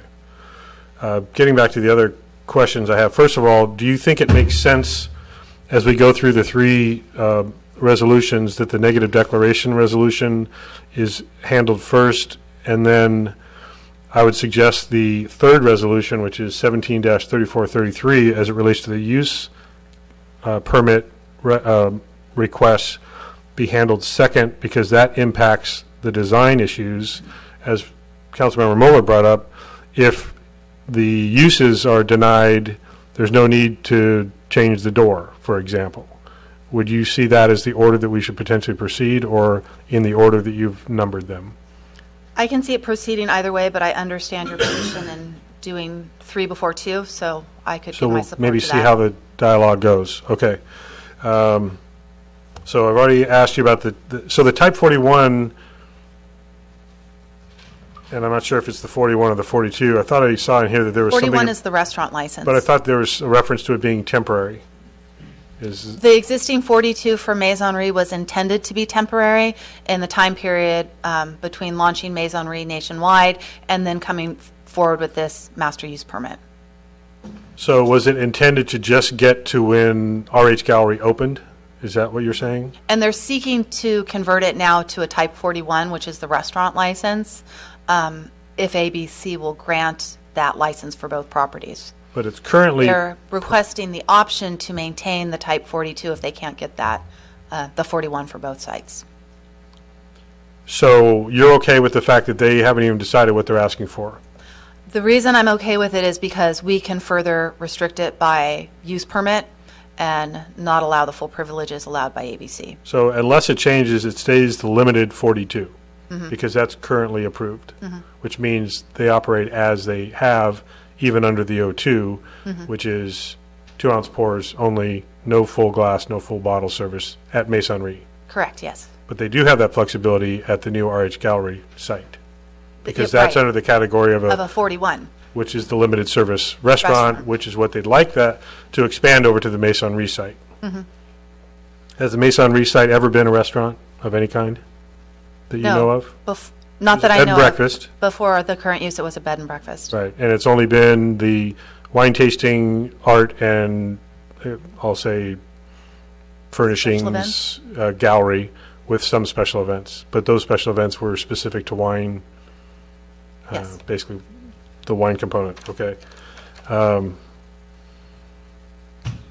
Again, there are so many layers to this, it's pretty easy to get confused. So I'm trying to clarify some of this, because much of what they're doing already has been approved. So I want to make sure that the council and the public and even the applicant understands what's been approved and what's being asked for now. I'm not even sure I have it straight yet. Okay.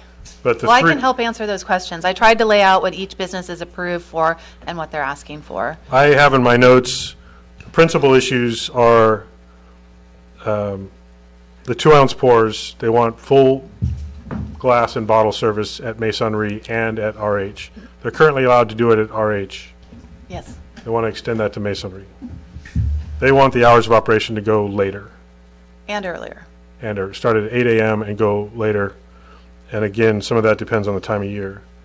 Well, the time of year only applies to Masonry's outdoor areas. Indoor, outdoor activity, okay. Indoor areas and RH are the same hours. And currently, Masonry is or is not allowed to provide any food service at all. Not as part of the daily operations, only Only as part of special events. special events. So they're requesting to go from wine tasting only with 2-ounce pours and no food other than special events to what basically it would be a limited service restaurant, which would be full glass bottle service and more than subordinate food. Yes. Enhanced food. Okay. And the changes to the RH approved, maybe instead of me looking for it, it's the solid roof to a glass roof, Let me go back here. basically. It's removing the gable over that front entry.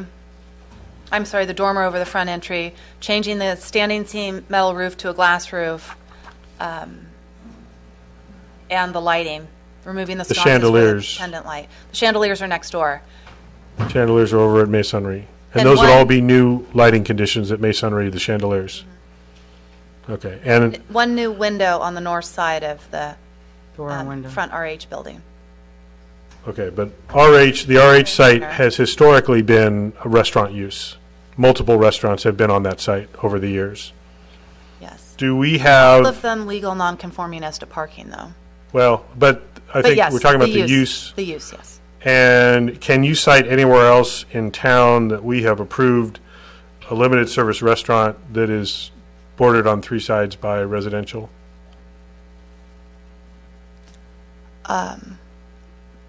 No, because the commercial corridor generally only has residential use on one side. If you look at the residential scaled commercial zoning district, it's the residences to the east, as it is in Old Town Commercial. Basically, everything on the east So- side of Washington, it's prohibited to have a restaurant on that side, and it's generally accepted on the west side. And this is probably the only condition in town that has residential On more sides. on multiple sides of a commercial operation like Correct. this. Okay. And the switching of the door and the window is the change.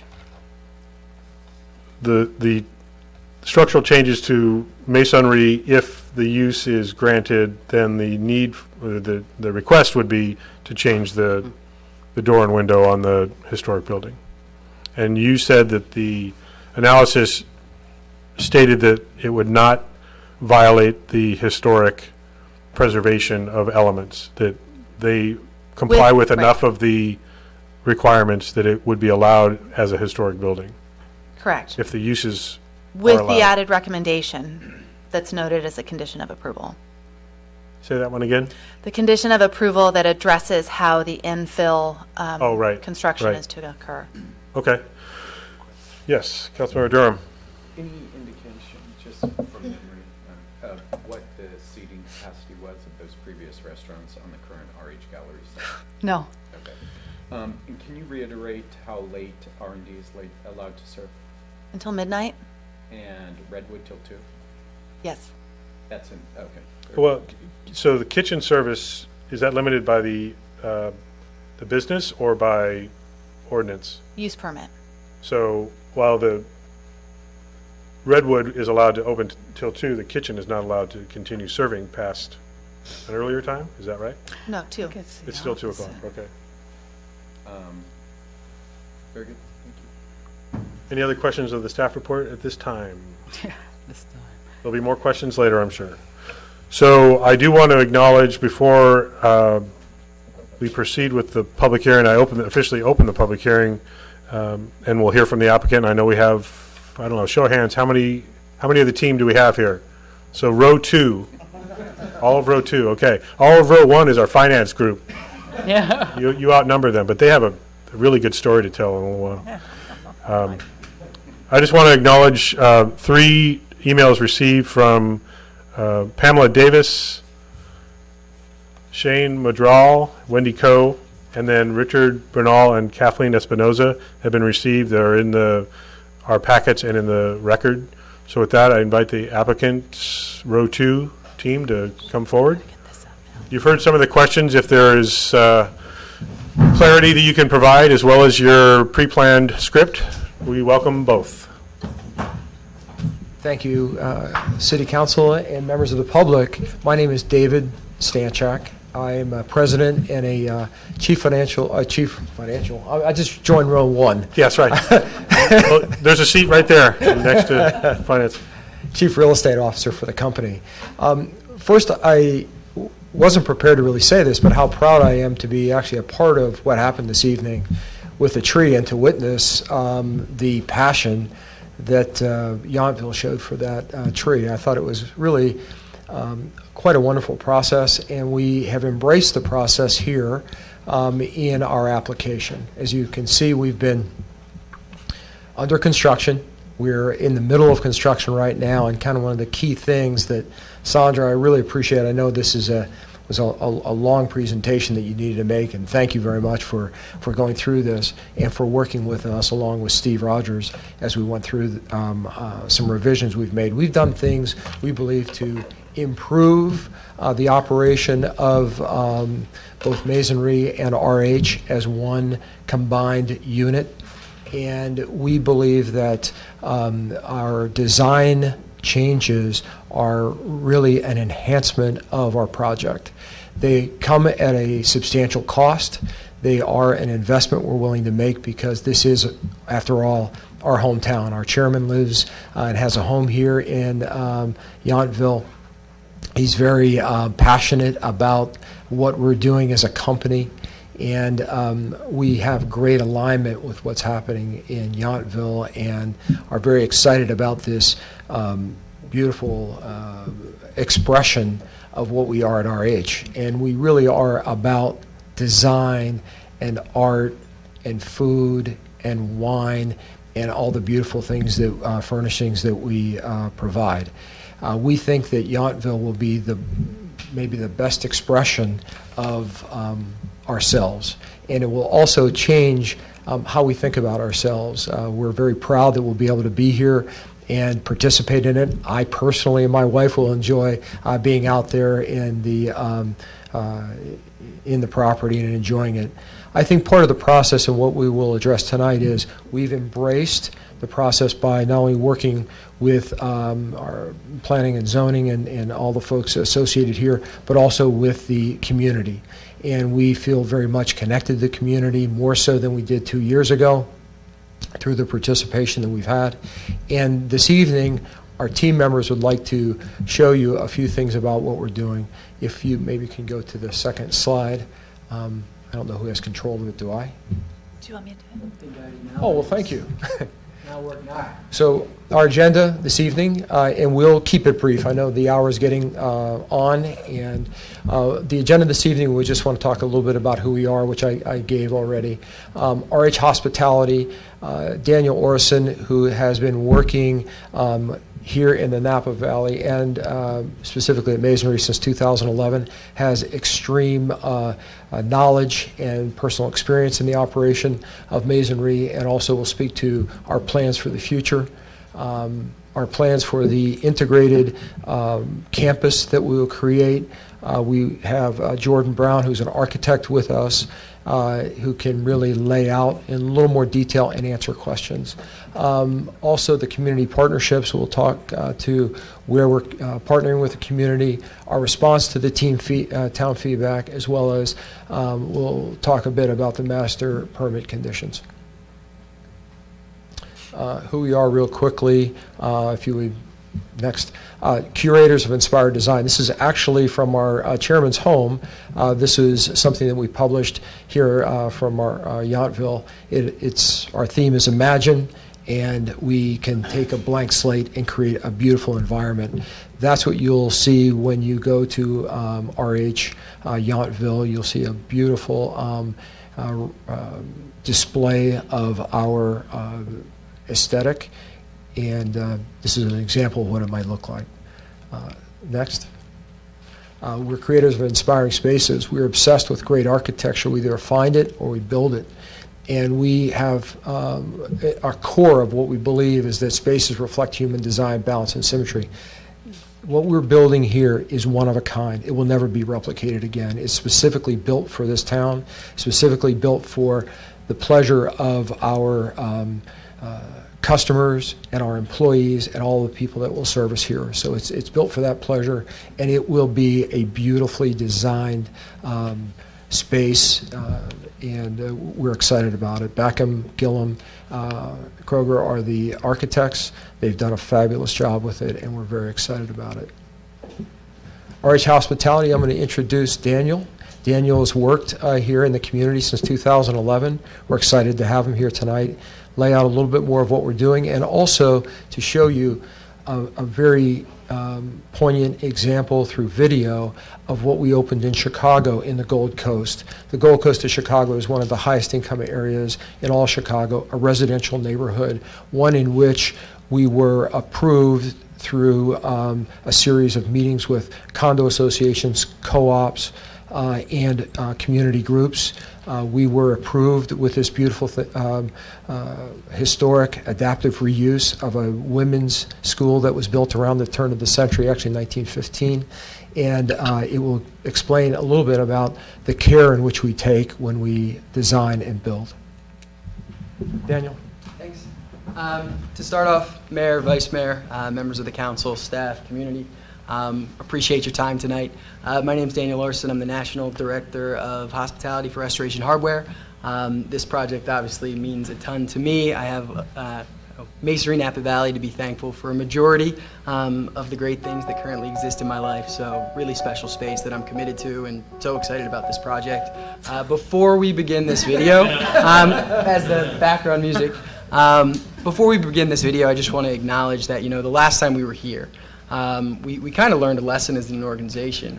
We learned how important it was to seek feedback, to work with members of the staff, the town, the community, especially if we want to not only create something great in this community, but succeed in this community. And we're going to quickly watch a video that I think is going to sum up all the complication that we listened to during that discussion, and show you the concept that we're envisioning coming to life in Chicago, which was the first market where we truly realized what is RH Hospitality. So I'm going to let you show this, and then we'll dive into some of the details of where we're going and what that means for Yountville.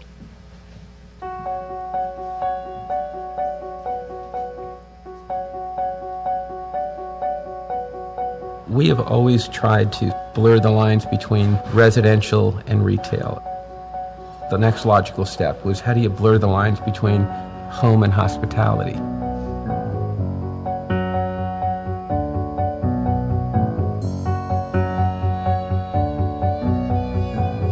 This was a location that we all knew was a long shot. I don't think there's a retailer on the planet that would have considered this location. But we thought, what if we take this old building that's been sitting here mothballed for 20 years and we bring it back to life?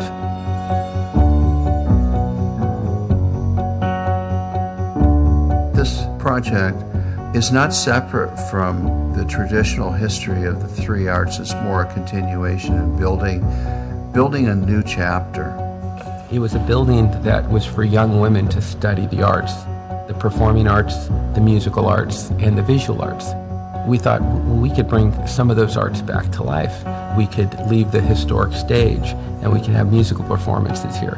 We could do an RH Contemporary Art Gallery on the top floor. And then we thought, and we can bring in the culinary arts. If you really think about it, and I told you to define a restaurant, you would probably give me all these rules, right? That has waiters or hosts and bartenders, and you order and food comes out, all those things. And I didn't want any kind of reference point, really. There's no hostess. There's no reservations. You can come sit down in the courtyard. You can sit down in the library. You can sit down up on the modern floor. You can sit down up on the roof.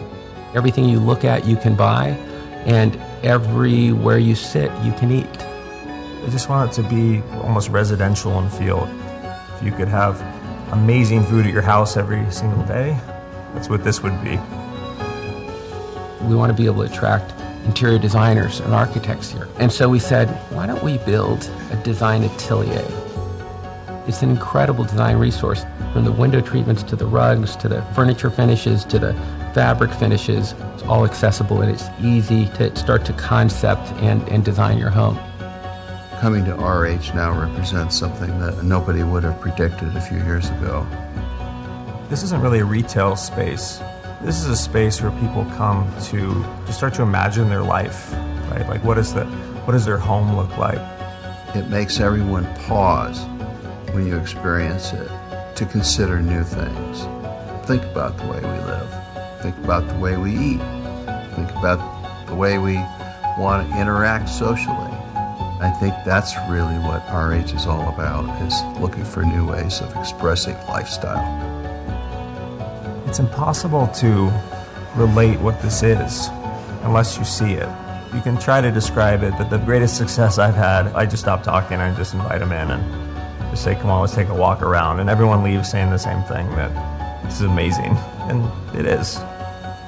All of these things together, from the product to the integration of the hospitality and then the people, create something that is truly one of a kind in the world and is truly a field of dreams.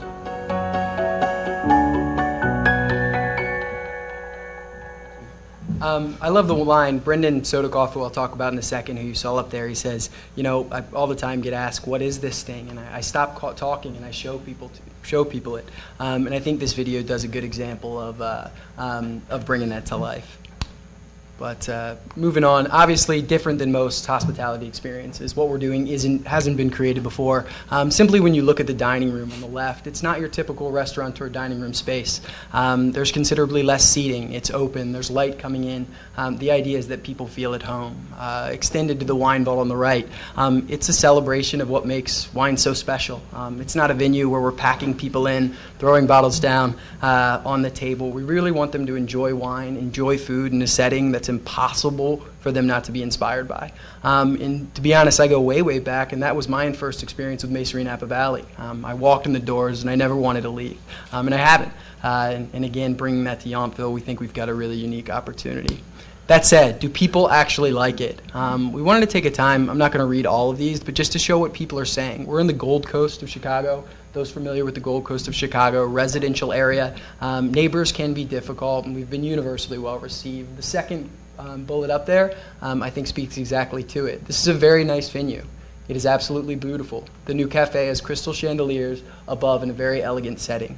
The glass-ceiling interior courtyard is nicely restored and refurbished. The fact that RH Chicago is not a store, but a showroom, and in one of the nicest and least commercial neighborhoods in town, makes it special. I would recommend this as a must-see place. It is in the Gold Coast after all, and so very relaxing. And if you go look at our Yelp page, there's page and page and page of just how impressed and inspired people are with the spaces. And that fun fact at the bottom I think is really important. You know, I've worked in the restaurant industry my entire career, and have probably witnessed 4 proposals take place. Now we have a furniture store that happens to have this incredibly elegant, beautiful cafe, and in the first year, 32 proposals have taken place inside this building. And if nothing else, I think it speaks to how magic people feel when they walk in, which is heightened by food and heightened again by the design and the interiors. That said, Brendan, I speak to a lot of people around town, and I hear these things being said that, you know, RH is coming in and they're doing this like massive restaurant, and there's this big guy coming to town to take over, you know, small charming masonry. Brendan, my boss, is a protege of Thomas Keller.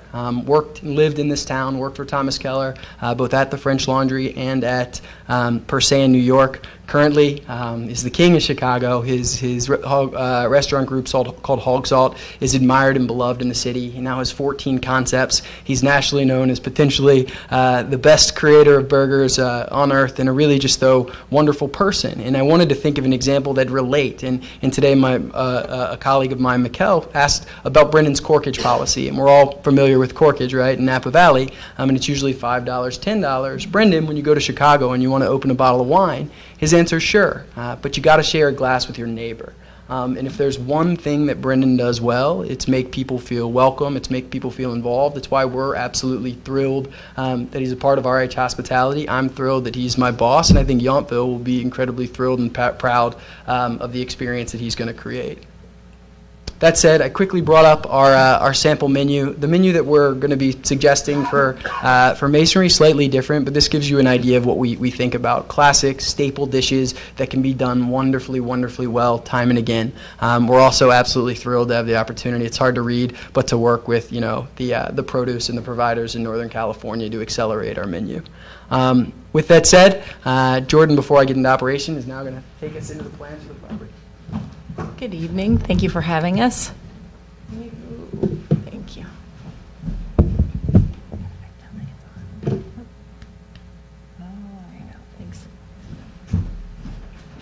So just to go over to reiterate the plans that the design changes that Sandra had listed earlier, and maybe to elaborate on some of the decisions on why we felt the need to change Building 1 primarily, and to address in greater detail the revisions to masonry a bit. So the primarily what we're asking for tonight is the revisions to Building 1's roof line to replace the previously approved standing seam metal roof with a single ridge glass roof at the same scale and rhythm as the standing seam configuration. The removal of the Sorry, let me just make sure. There. So the previously approved design is on the left on the screen. The proposed design is on the right, showing the glass single ridge roof line. So the removal of the central dormer, which was, as noted, will decrease the overall volume and massing of the street-facing facade. Revisions to the main entry archway include squaring it off, allowing for more light and transparency into the interior space, and reducing the lighting on the street to a single hung pendant light within the entryway.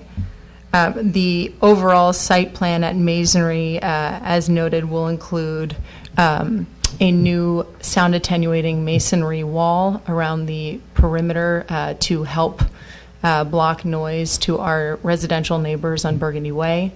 The addition of 6 steel and fabric awnings out back, which will not only, I should say, help clarify the seating, but also reduce the capacity to a certain extent by, sorry, I should get to this, by requiring that there's only a limited availability of spaces to seat people, which speak to our capacity that we discussed earlier. The additional olive trees will provide shading and greenery to complement 6725 Washington Street, And we would like to move the fire pit to better align with the proposed cross-campus circulation that connects both parcels. I did not include a slide tonight on the swapping of the door and window, since it was part of the report that Sandra Liston recommended. We didn't think it was necessarily to go into the specific details of that. We're open to further discussion on that point and clarification on why exactly we would like to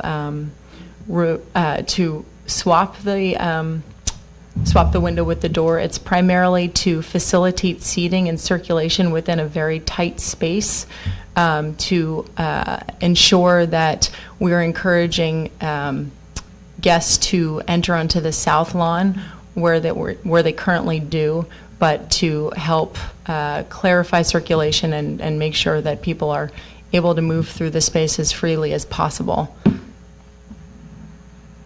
Again, this just shows the previously approved elevation on the bottom versus the proposed alterations, which are all pertaining to Building 1, the removal of the dormer, the addition of the glass roof, which, as I noted, does not increase the volume at all. It actually decreases the overall massing of the primary facade. This is the interior of Building 1 as proposed, which illustrates the conservatory roof, allowing more transparency and light to be brought into the space. And then this is just the view as if you're looking at masonry onto the northern end of our complex. Again, masonry in its current form, which we are proposing very minimal renovations to the south side, so it does not impact the primary facade. I would note in this rendering, or in this photograph, that there was a door to the south side of the main entry. I don't know is there a pointer on this? I don't want to. Yeah. No, I can't. Thank you.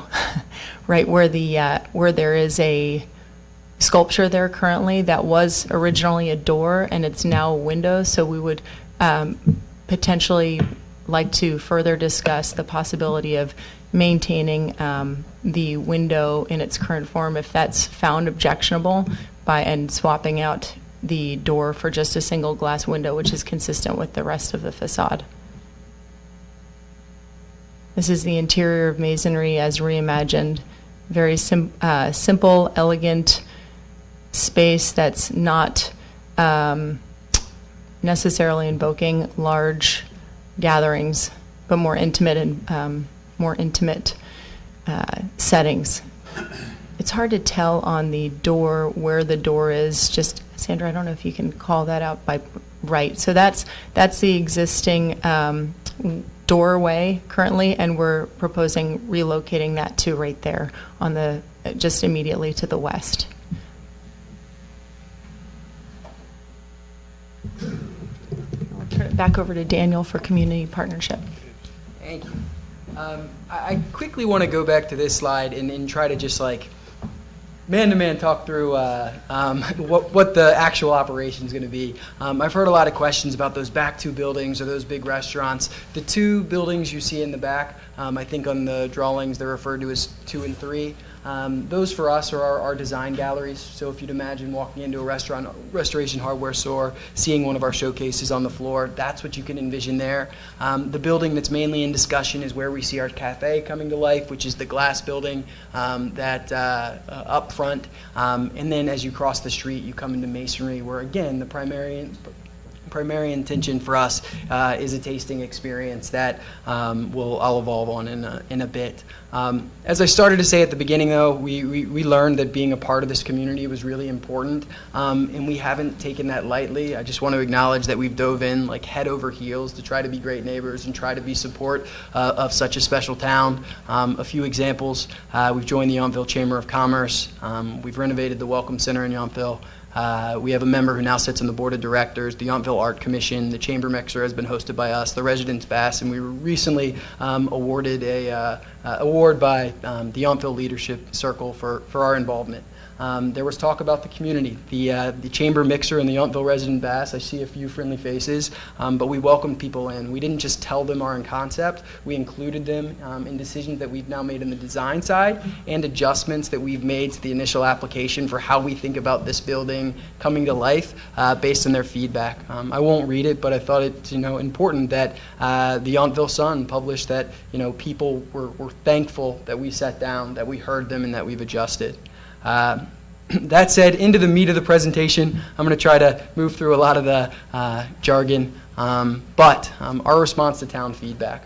One of the things that we've heard is that there's this big notion of like massive intensification to the masonry space specifically, and we've got a few items to address there. So first, just really clear, we've withdrawn our application for a full-service restaurant and have reapplied for enhanced limited service, which again, my understanding, you can order at a bar, and that can be delivered to you somewhere in the space, hospitality. We've also decreased our interior and exterior applications from our original application. We came to the table looking at, again, R&D, North Block, our Redwood, and we said we wanted interior from 2 a.m., and we've now moved that back to a 10 p.m. request Sunday through Thursday, 12 a.m. Friday and Saturday. On the exterior, we started with 12 o'clock. We've now reduced that down to 9 p.m. Sunday to Thursday, 10 p.m. Friday to Saturday, and I'm going to talk about that a little bit more on the next slide. But the biggest thing to me is that if you walk into masonry, and a lot of us have been in there, when you go in that space, you currently see about 100 seats. Overall, we've decreased our initial application from 186 seats on both sites down to 124. Masonry has gone all the way down to 62 seats. So again, if you walk in there, no one would say it's densely populated with seats right now. Imagine that number cut by 38% gives you a visual that there just won't be that many people in the building. Sound noise concerns, which we get it, are totally valid. In the past, there might have been times where we hosted events a bit too late. We got Mikkel to blame for that. But no, we've adjusted there. We now are the events this year, we've done 9.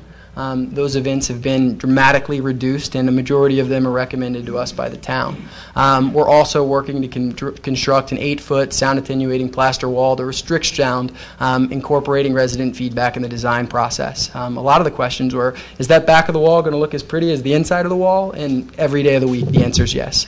Also, we're only requesting ambient background music to be played at masonry with acoustically engineered speakers installed at ground level. When sound gets really loud outside, it's when there's not enough speakers and they're spaced out unevenly, so one speaker is blaring. The goal is to control that. We're willing to work with any level of sound engineer to regulate the decibel level and to come to a common ground of what would make sense for the exterior of Masonry Napa Valley. And this is consistent with every gallery we've opened across the country. And then finally, on the parking side, not easy in Yountville, but we've at least gotten to a point where we believe we've satisfied the on-site parking concerns. That being said, finally down to this master use permit. And there's a lot written in there, and when our team boils it all down to where we really are with things, because we think we're aligned in so many different areas, the first thing that jumps up is recommendation I.2, which is in relation to hours of operation. I want to talk about masonry and the exterior portion of operation. We have requested that, in its latest, 10 p.m. is when we're allowed out there. The staff has come back and said that they believe that 8 p.m. Most months or dark works. We have a letter from the community saying they think 9 p.m. is appropriate. We would like to just move through this, set an entirely objective 9 p.m. year-round would be okay with us, and we hope would work with you. In terms of the masonry menu, again, the worry, we realize the importance of clearly distinguishing between the uses of both space so it doesn't become this big restaurant experience. We're totally willing to create a limited offering menu for the masonry site, focusing on wine-friendly options to enhance the tasting experience. So some sort of agreeable scenario by which we accelerate our cheese program, by which we accelerate our charcuterie program, still focusing on the business of wine tasting and selling wine, which is important to the profitability of how we plan to operate this space. There's one note in there that I will just acknowledge that says the final menu is pending approval of, I'm forgetting the exact committee, but we'd hope our team can maintain flexibility and credibility with our menu, and we would like to be able to regulate the menu. And then the point that I think is the biggest concern on our end is in the great relation to buy the glass and bottle service at Masonry. As I just mentioned, the overall function and primary focus of that space is an environment where you can sit down, taste a curated representation of Masonry and Apple Valley wines and be inspired.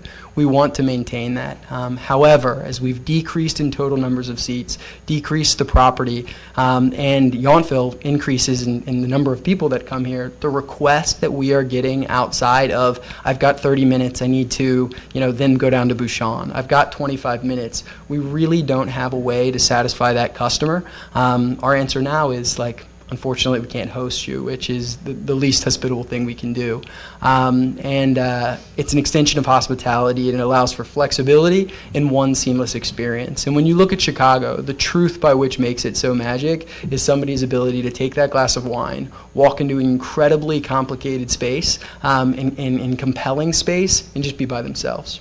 Right, and tour the gallery, and we want to create an experience that's seamless between the two, celebrates Napa Valley, and doesn't enforce too much. So I know there's going to be a discussion on all of these, but I hope those 3 points were clear. I know on behalf of myself, Dave Stanchak, our few full crew over here, we wholeheartedly appreciate your time, attention, and support, and look forward to the conversation. So thank you. Thank you. So we got 3 of the 5 of you to speak. So, okay, so we got it. So question, or sorry. Go ahead, this is your chance.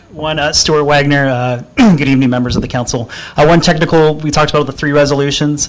The first one being related to CEQA. There are mitigation measures that are tied to that resolution. Just hope that they would match whatever conditions get approved for the use permit. Currently it says 8 o'clock, and the staff report it talks about 8 p.m. to dark. So just want to make sure there's consistency there.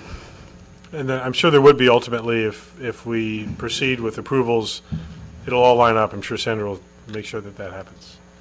Questions of the applicants? Anybody have questions right now of the applicants? Councilmember Durham. Can you speak to the issue with the gate being installed? Any of you? I'm happy to. We're more than happy to work with the neighbors we have to date on installing a gate. We're currently looking at 2 6-foot leaves within a 12-foot opening. Our architect, Bachman Gilman Kroger, has been working with town planning and staff on making sure that it complies with all regulations. And we presented during our neighborhood meet and greet last month a conceptual design for the gate, a wooden gate that would swing outwards to prohibit cars from erroneously driving down Burgundy Way. We're more than open to suggestions. We've also looked into specific equipment to minimize the sound of the gate, probably by locating the motors of the gate in in-ground vaults to not impede on our neighbor's property and to further free up space. And then, thank you. And then I want to comment that your RH Yountville per shift employee count, thank you, whoever did that. That's probably the most realistic one I've seen since the time I've been on the council. So thank you. So let me understand this. You're talking about an integrated campus. You're getting rid of any type of food preparation ability on Masonry. So all that food's going, if I read correctly, you're getting rid of heating, warming, cooking, and just going to a dishwashing station at Masonry, correct? In the accessory building. In the accessory building. So I want to be clear with what you said. The food that you're talking about, the menu, which I will go on record as saying, I'm sorry to see the $3 avocado toast not on the menu. The menu that you're proposing for RH Gallery, is going to be different than the menu for Masonry.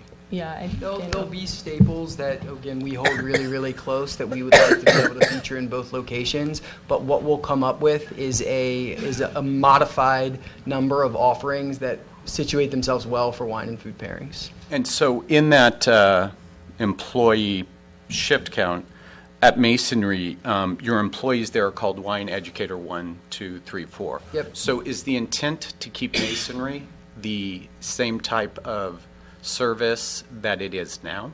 Yes, so for the wine educator will handle your experience. Should you place your order, the food will be run by the same people who are running the food to the cafe location. We realize there are some complexities to that, which is one of the main reasons that we support and acknowledge that we're going to need to do a modified menu, but your tasting experience will be currently conducted how it is today. Somebody will meet, understand your taste in wines, create a flight just for you. And why not utilize the upstairs? That's a product of total seat count. So we need to stick within the 62 seats. And like was said, there's a lot of beautiful days in Yountville where all of our guests want to sit outside. Yeah. We will still have seating up there. However, at times when the outside is used, it'll be gallery space. And then the other alternate hope is when we've got a very rainy day, which right now is almost impossible at Masonry Napa Valley, that we could optimize our seating and host a shift for 62 seats. And you're willing to do 9 p.m. for the whole campus, is what you stated in that last slide? On the exterior portion of the campus. Of Masonry. Of Masonry. So okay, and you still want midnight? Inside. So the hope there was what was first discussed, is on that exterior portion, which we were pushing for 10. The recommendation was 8. The community said 9. Our hope was to meet at 9 o'clock for exterior. Yeah, and to our knowledge, none of our neighbors have complained about the midnight inside. It's only been the backyard, which we understand the concerns about the noise.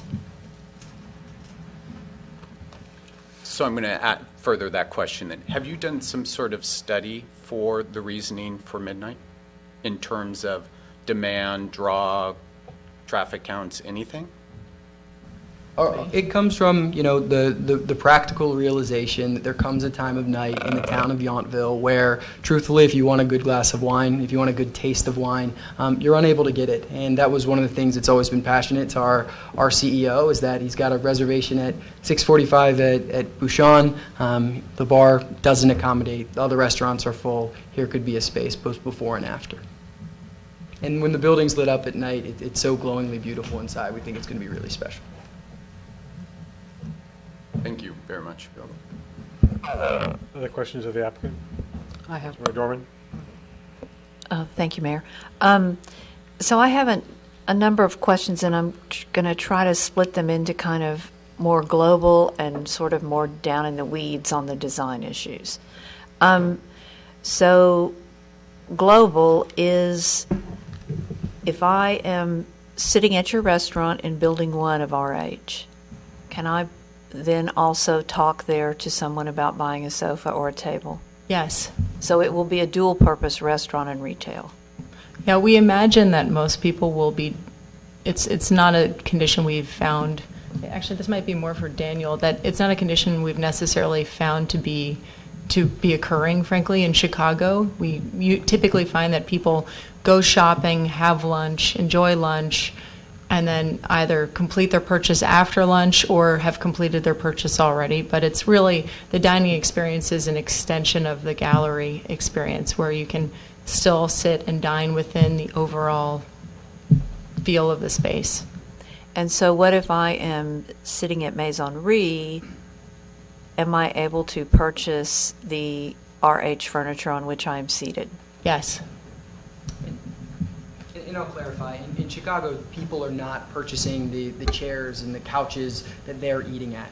People are encouraged to explore and venture out into the space. They're seeing that, and that's what they're then purchasing. They're not ringing people up for furniture while they're dining or imbibing. Okay.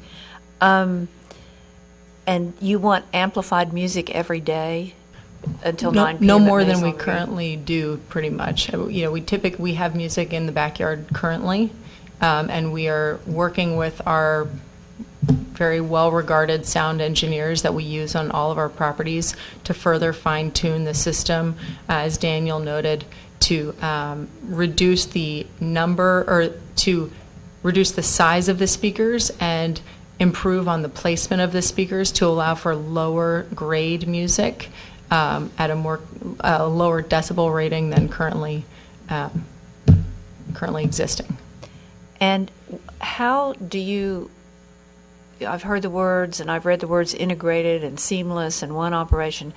How do you intend, or do you intend, to mitigate cross-pollination from someone going to RH, which has a pretty good menu? It's not really a grab and go. And getting that and going over and sitting outside at Maisonnerie. Well, again, the hope is that people can move freely. There's 62 seats at Masonry, so they will.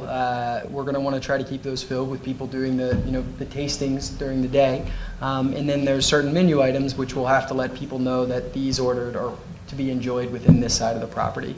But again, that's one of the areas that complicates it a little bit. I would also note that that's also one of the reasons why we would like to offer a glass of wine at Masonry, so that there's a seamless, consistent service experience. If you've ordered a glass of wine at Building 1, you are enjoying the campus. You walk across to Masonry, and you're enjoying that experience, and then you're not allowed to order another glass of wine. You're only required to purchase tastings of that wine. It seems like an inconsistent quality of service. And so it is allowed under your licenses that you can take a glass or a bottle of wine from RH to Maisonnerie?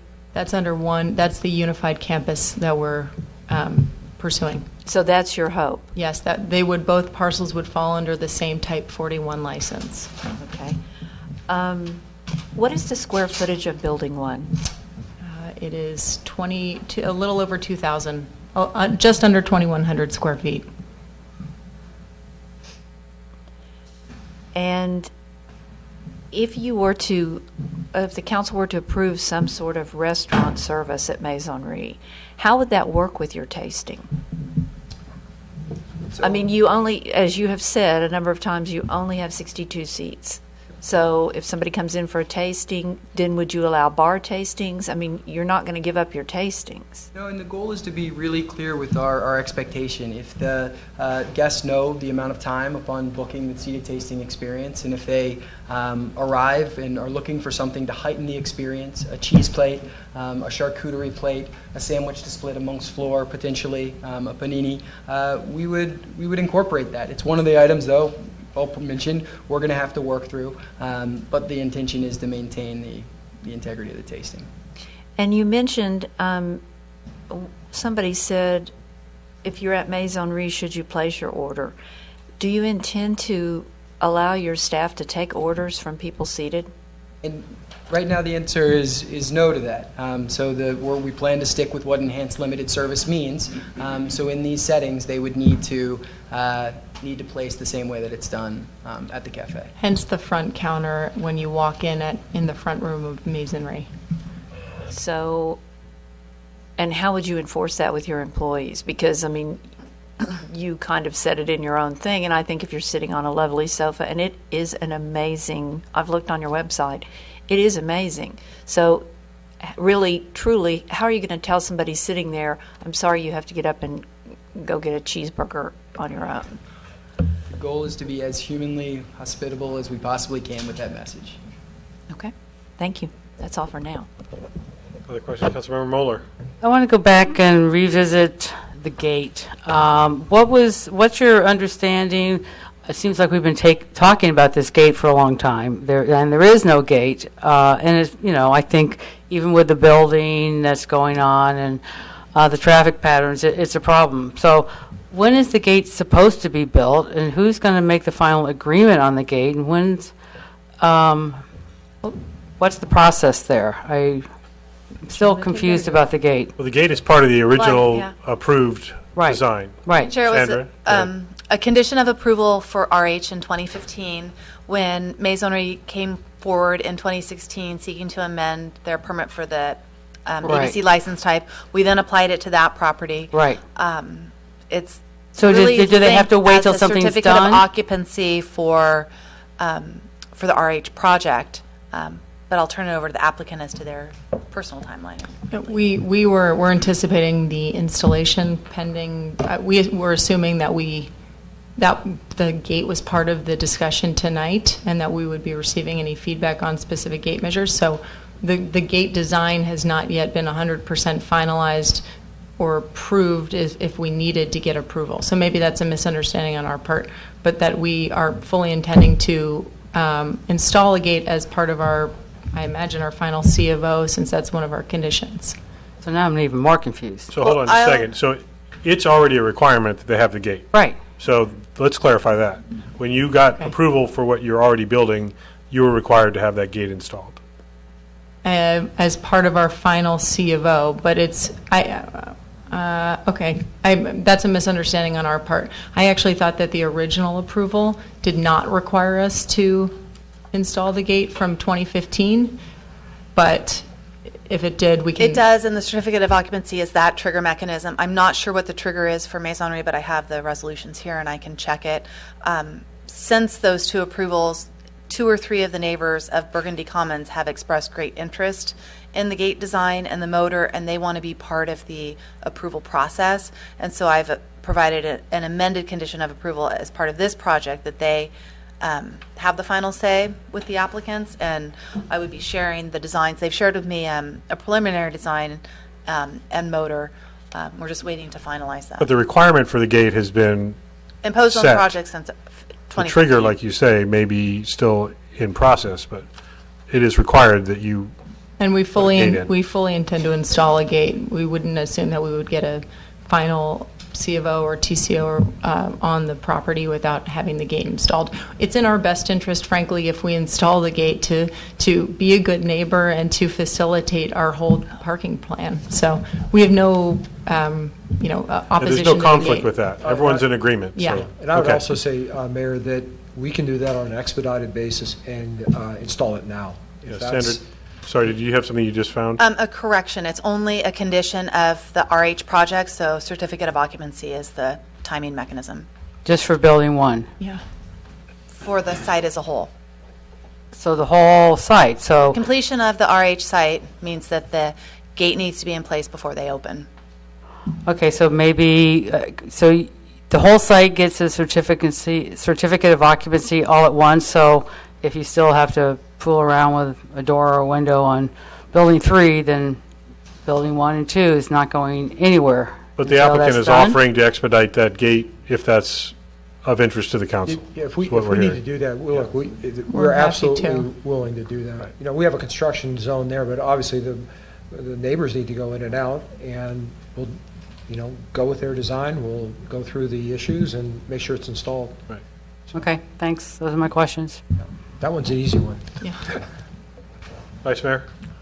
I had a question about how you're going to handle your special events on the merged campus, and indoors versus outdoors, and the kinds of events you're planning to host there. I think what you're going to see, and we have seen over the past, 12, 16 months, is that the number of events we're hosting at Masonry are drastically decreasing.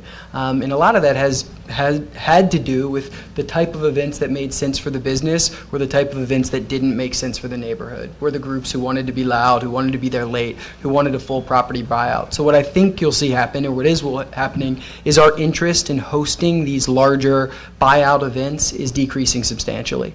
Our hope is to maintain what's already been approved, but we don't plan to do more than we're currently doing. Since the start of this year, we've done 9 total events, if that gives you an example.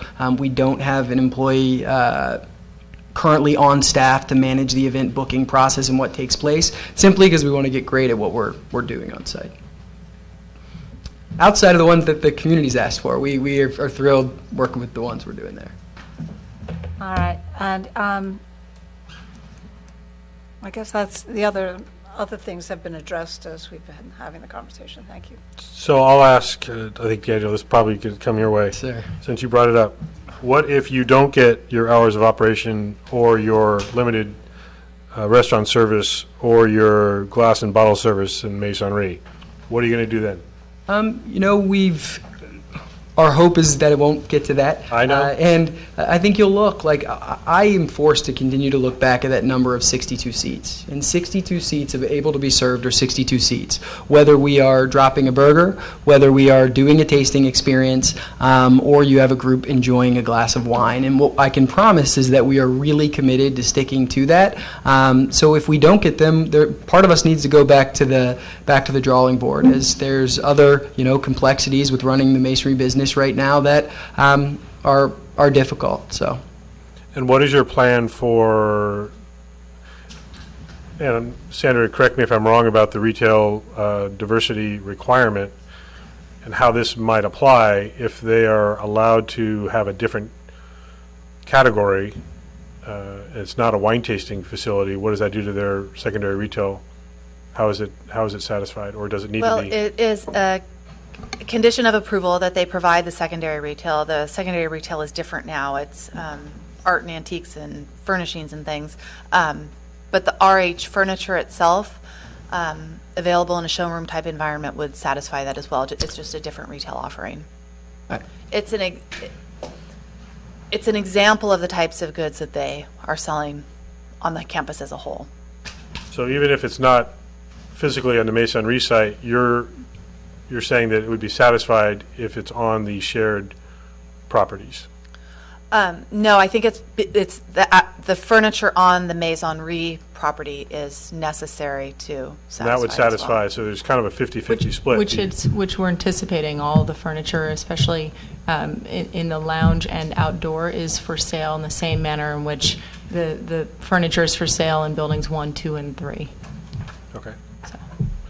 And I also, just on that, we offer a great service for our vintner.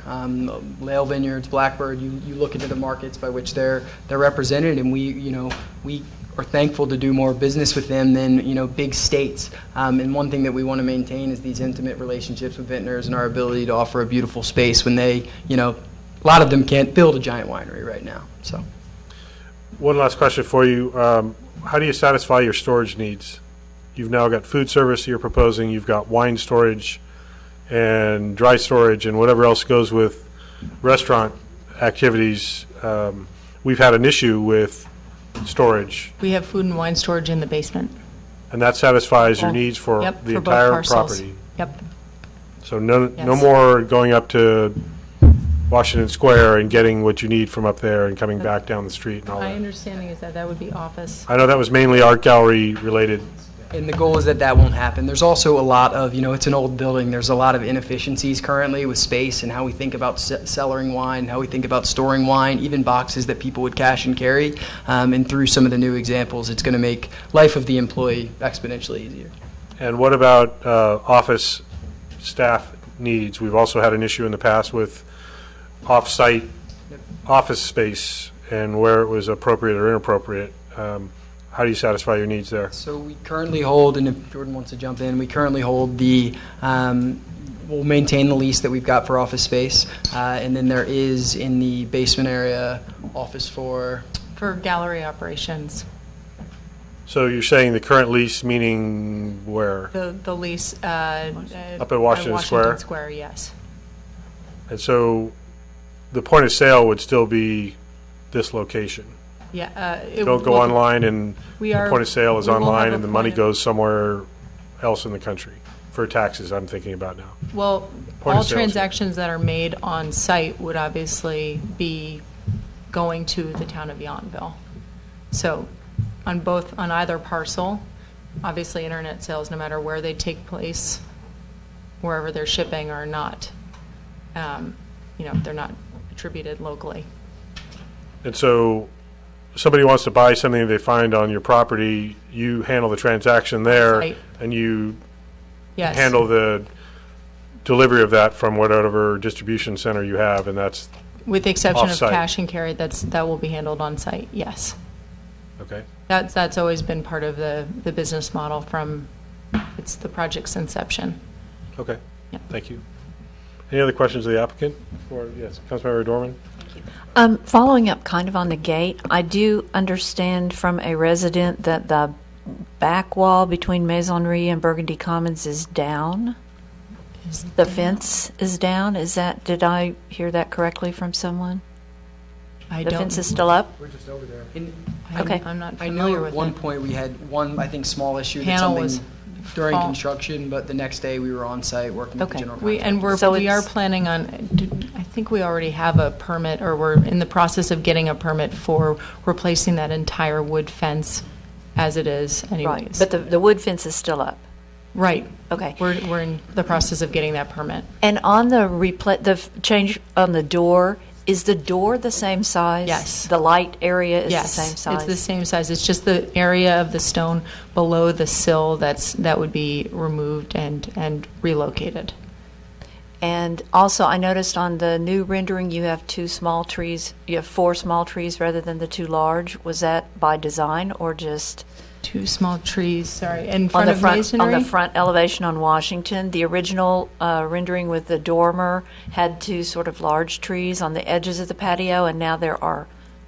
There are 2 larger trees versus 4 smaller trees. Right, That's correct. Therefore, the proposal is 4 smaller trees so that they align seamlessly indoors and outdoors. There are trees in the same pattern. Can you go to the site plan? No, that's okay. Okay. So that was intentional. Yes, to change that's those to 4. intentional. And do I understand correctly from the plans that there is only a 7-foot space for a pedestrian to get into your store between your walls, your seat walls? That's maintained from previous approvals, yes. And how tall is your wall around the patio? The wall around the patio, I believe, is 20 inches, but I have to verify that. And you want to change the lighting from 40-watt string to 90-watt chandelier, but you Chandeliers. also want down lights under each trellis, right? Correct, but the total wattage in the backyard is actually still lower than the current total wattage on the site, I would note. So that the total number of string lights still creates an overall much brighter effect than our proposed revisions. And would you consider, we have had some discussion here in town about yellow LEDs rather than the... We're actually actively as a company pursuing installing LEDs across our gallery fleet. We have yet to find one that is of the quality that we and the color temperature that we're striving for, that we have found in our halogens or our incandescent lighting. But yes, that's our ultimate goal. Frankly, from our store maintenance perspective, it certainly alleviates a lot of headaches. So yes. Okay. And the kitchen, this is not outside above ground, but part of your application is also to expand your kitchen, correct? Your basement kitchen? It is, though we have a permit already for that. I thought you were asking to expand it now. I know. And I was going to ask by how much you want to expand it. We have expanded underground 8 feet by the length of building 3. I do think that's already It's been approved. it's already That's already approved. been Yeah. approved. So the kitchen is not going to change at this No. time? No. It changed from the original, but it's been Okay. approved to be what it's currently. Yeah. All right, just wanted to It's make al- sure it's that we already got built, everything. so. Okay, thank you. Yeah, because you're already building it, so. It's already built. It's done. Okay, so let's hear from other members of the public that are here. I'm sure some of you are here for this item. Feel free to sit down. If we need to have you come back up and clarify, we'll do that. Yes, please. Good evening. My name is Felix Flynn. I'm the property owner directly across from Masonry. And I do have an issue with midnight indoors. I just heard from the Masonry representatives that nobody came forward to say that there were any problems in the community with midnight events. And my experience with special events has been they have been numerous. RH Gallery, quoting from the transcript from back in February, RH Gallery has approval to hold up to 6 special events, while Masonry has approval to conduct 24 events, 3 of which may be between 50 and 100 people. And digging deeper into that document, it says that RH can conduct special events without cause. This is of great concern to the community, the Old Town community. The other thing I heard referred to, but I cannot find documentation on, is the request to use the front patio at Masonry. Naturally, this brings to my attention how will the noise be mitigated if, in fact, the service area is going to be extended to the front of masonry. So that I would like to hear some clarification on. Parking. After thoroughly studying the parking study, I still do not see within the parking study or have heard anything addressing access, how to find this building. It's all perfectly obvious to us with the improvements made, which are made to the main building, seamlessly blending with masonry and so on and so forth. But if I'm driving down Washington Street for the first time, I really need to know where it is and how to find it.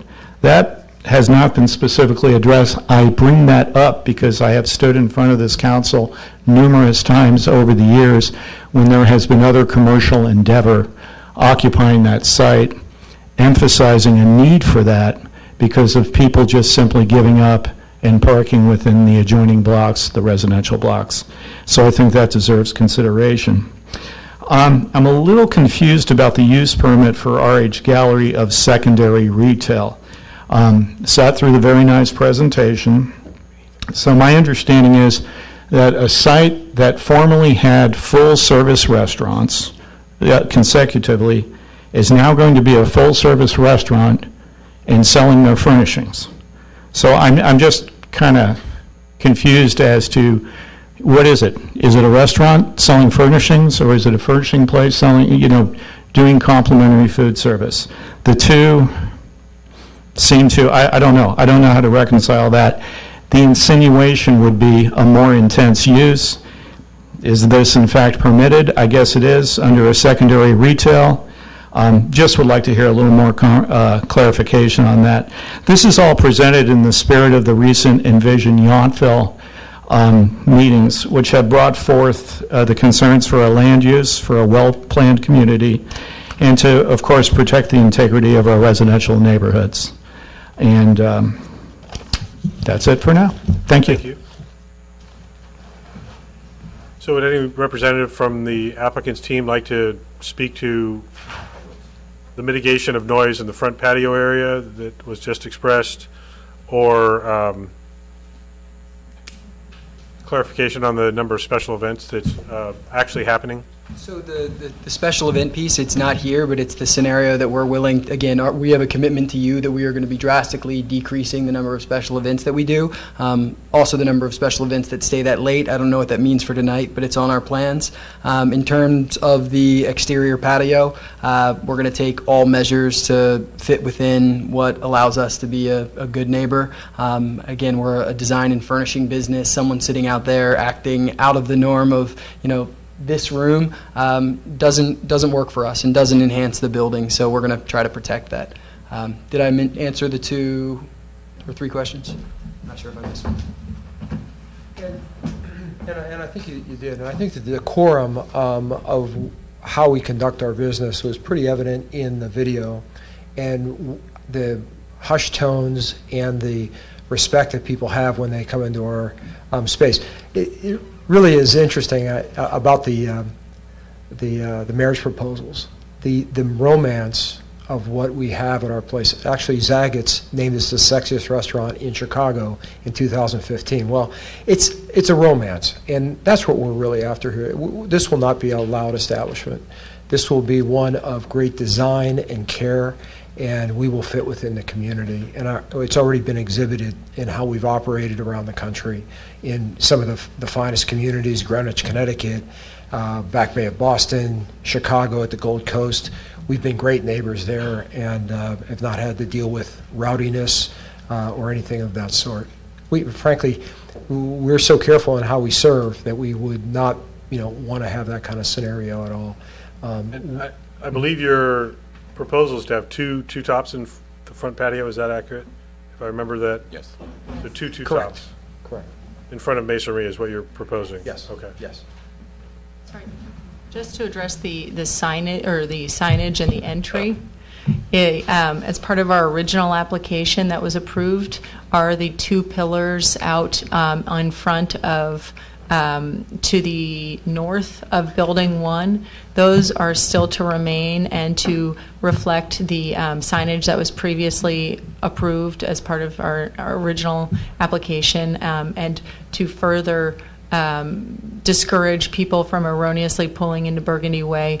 The repaving of that so it doesn't look like a main entry point. There could be signage there that says employee parking only to further discourage. We're re-landscaping the front to someone's point about the trees, to further discourage and denote that as a point of entry. Okay, thank you. Next member of the public, Mr. Miller, did I see you getting up over there? Yes. I'm still pretty confused about the parking. Stephen, if you could just, for the record, identify yourself. Oh, Stephen Miller.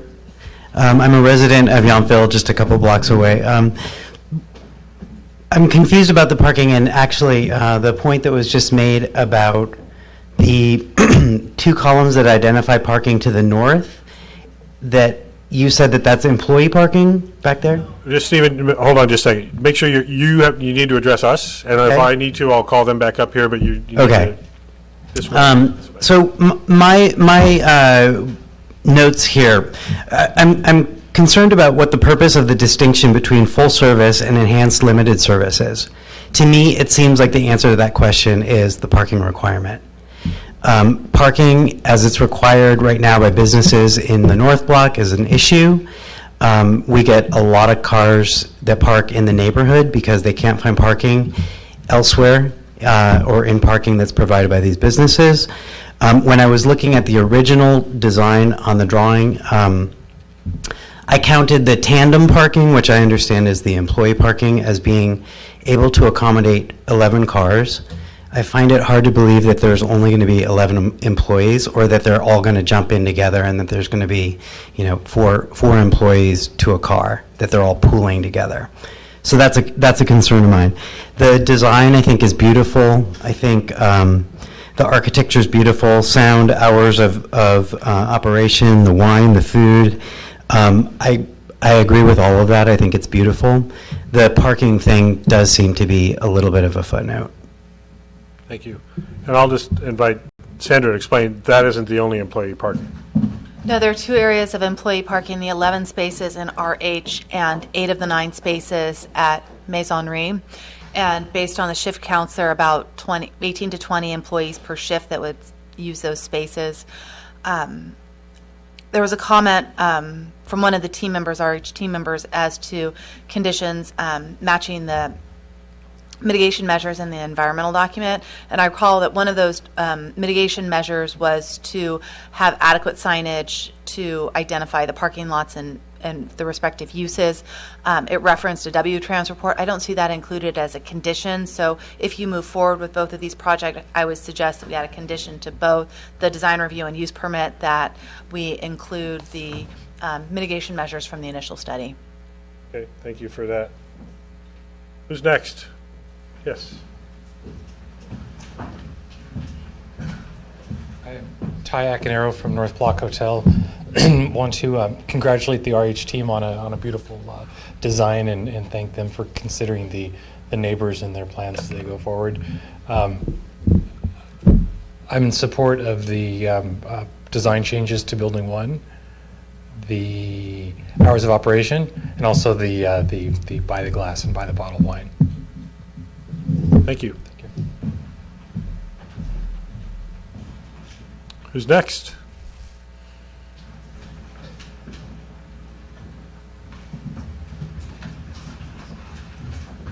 Mikkel Tigritz, former masonry employee both prior to RH and post RH, and more importantly, Yountville citizen and ZDRB member and Chamber of Commerce board member. I've heard a lot of presentations by RH just over the years of what these spaces do to the vicinity they're in, or how they glorify the aesthetic. And it wasn't until last week I had a chance to go to Chicago. And it honestly blew me away. The interaction from the community in the building, what you heard people saying while in the space, For working at home in Yountville, most of the time I'm set up in Kelly's, my computer, just having a coffee.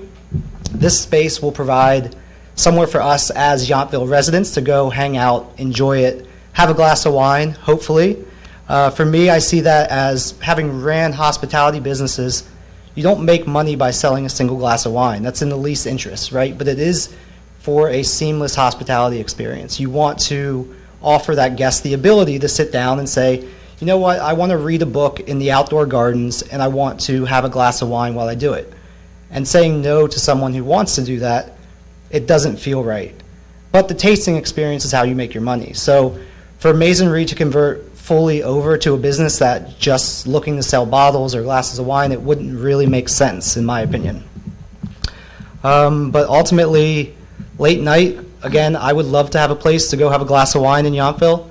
Currently, we do have some places that are open later. Bouchon's open until 2. You can go get a glass of wine there, but there's only about 6 spots at the bar. So again, for Yountville residents, where can we go to truly enjoy something Yountville specific that may not be quite the other end of the north end of Ponches, I guess you would say. So again, fully support the application, and I hope we can come to common grounds on it too. Thank you. Thank you. Yes. Michael Bork again. I love the idea. I think that I can't wait to go. The only concern that I have about it is that, as I think Stephen said, that or maybe you said this, but a comment was made about the fact that there was a decision being made about whether it should be enhanced or a full dining experience based on the number of parking spaces. I love the Oxbow Market, probably many of you do, but I hate the fact that if I want to go there, that I have to worry about where I'm going to find a place to sit, and then, okay, who's going to go and order the food, and I mean, is it really possible that a single person could go find a really cool place on a couch, get up, and somehow have their space saved for them? The point I'm making really is that I'm sure you guys are a lot smarter than I am around how you do these kinds of things, but I could see this morphing into them coming back at some point and saying, why don't we have a full dining experience? And that's the only thing that I want to mention, is that I love the idea, but I don't know that I'd want to go there and worry about, okay, can I find a place to sit? What if I'm with 2 or 3 people? Can I find a place for us all to sit? Are we going to go to the bar and order a bunch of stuff and then hopefully we're going to find a place to sit? I see some issues with that, and I could see them coming back and seeking to make a change in this so that it would be more of the normal kind of experience where you find a place to sit, somebody comes and takes your order, you're comfortable, you're there, and you're not fighting for something, your real estate. Anyway, I love the idea. I love the building. I love everything about it. I can't wait to see it. Thank you. Thank you.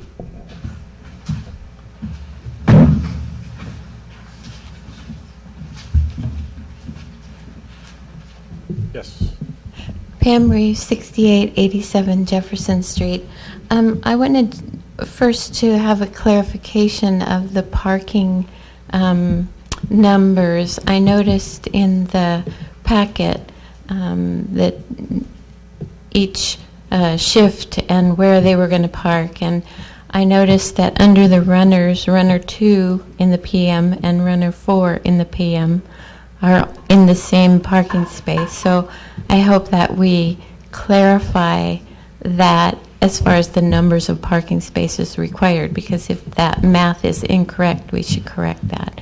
And the other thing I wanted to, if you could put up the site plan to talk to, is the, I think the plan for the RH Gallery buildings, the 3 buildings, is wonderful. I think the idea of enhanced dining and wine service there is wonderful, and that they can handle the parking on site is great. And I can't imagine that you couldn't facilitate these after hours, late hours people in that building or that group of spaces. What I'd like to talk to is the Masonry building, which unfortunately or fortunately for Yountville is right next to a residential area. And I think that the uses that they're proposing are incompatible with that use. It's been incompatible in the past, and the future would suggest that that would be the same thing. If you look at the outdoor seating area, the indoor area is really subservient to the outdoor area, and it's the outdoor area that is onerous for the neighbors. The 8-foot wall might help a little bit, but if you're going to have a 9-foot gazebo with lighting there, it's a foot of lighting that's going to be spilling over into the neighbors' yards. It just feels like the town should be a little bit more strict about the Maison rebuilding. That I'm sort of thinking that the service of wine by the glass, by the bottle, or whatever is okay, but the service hours need to be restricted. 8 o'clock. The people who want a wine bottle and a glass of wine could go to the RH building and have it there. And also events, it seems like events should be limited to the number of seats that are approved, not larger, because it's really... Time is up. Oh, it's really those that are impactful. Thank you. Anyone else? Maria, did you want to? No. You're coming up eventually, hopefully tonight. Hello, Eric. Hello. Eric Knight, 6638 Jefferson Street in Old Town. Complicated issue, and I think in listening to it, I feel like it's pretty straightforward for me that the design, the general plan design amendment changes for the buildings are beautiful, and I support the changes to the building designs. What concerns me, and also what concerns me most, is about the use permit changes to Masonry. RH has a history, that property has a history of restaurant and servings, and I personally think I see more flexibility for allowing, enhanced food service at RH because there's a history to that. But Masonry is a parcel, as a few have mentioned, that is bordered next to residential. I think the campus, it makes sense to have the food at RH and the wine tasting previously approved in that use permit in Masonry, but a change to the use of Masonry, I think, is an intensification of the property that I think will be detrimental to the neighborhood. I appreciate the applicant's presentation of the property on the Gold Coast, but the Gold Coast in Chicago borders Lake Michigan and is a neighborhood of estate homes and large apartment buildings, high-rise apartment buildings. So what that presentation showed me is more concern that the property has been designed well, but the property has also had an intensification of use of building and massing, and I really encourage the council to be very careful about the intensification of use on the property. At some point, tandem parking isn't always going to be a solution to more employees, and you have a concern, as a few have suggested, about parking in the neighborhoods if people can't find the parking for the back of the project. So my concern is allow this project to move forward. I think it's harder to put the genie back in the bottle when you change the use permit. Allow the project to move forward, to be designed, to start, and then in a year from now, look at the current uses that are occurring, and if the applicant wants to come forward for changes in masonry, then consider it then. Don't consider it now and then have a problem with it a year from now. Thank you. Thanks, Eric. Anyone else?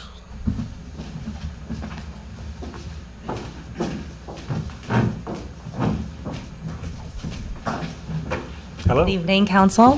Whitney Diver McAvoy, President and CEO of the Yountville Chamber of Commerce.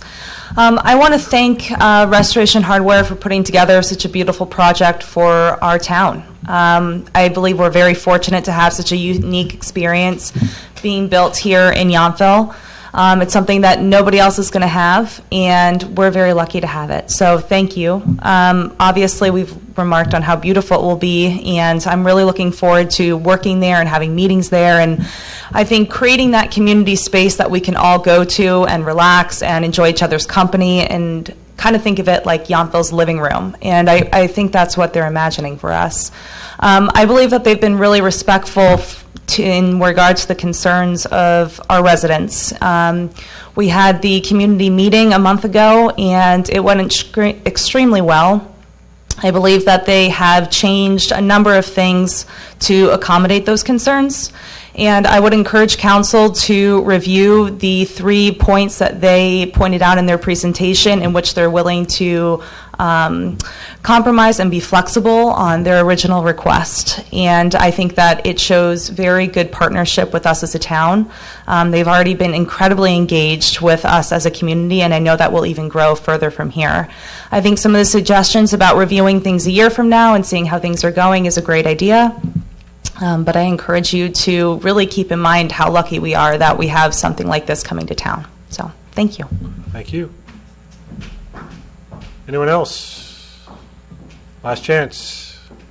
Okay, I'm going to close the public hearing and return the discussion to council for consideration and potential action. Who would like to begin, or am I going to have to call on someone yet again?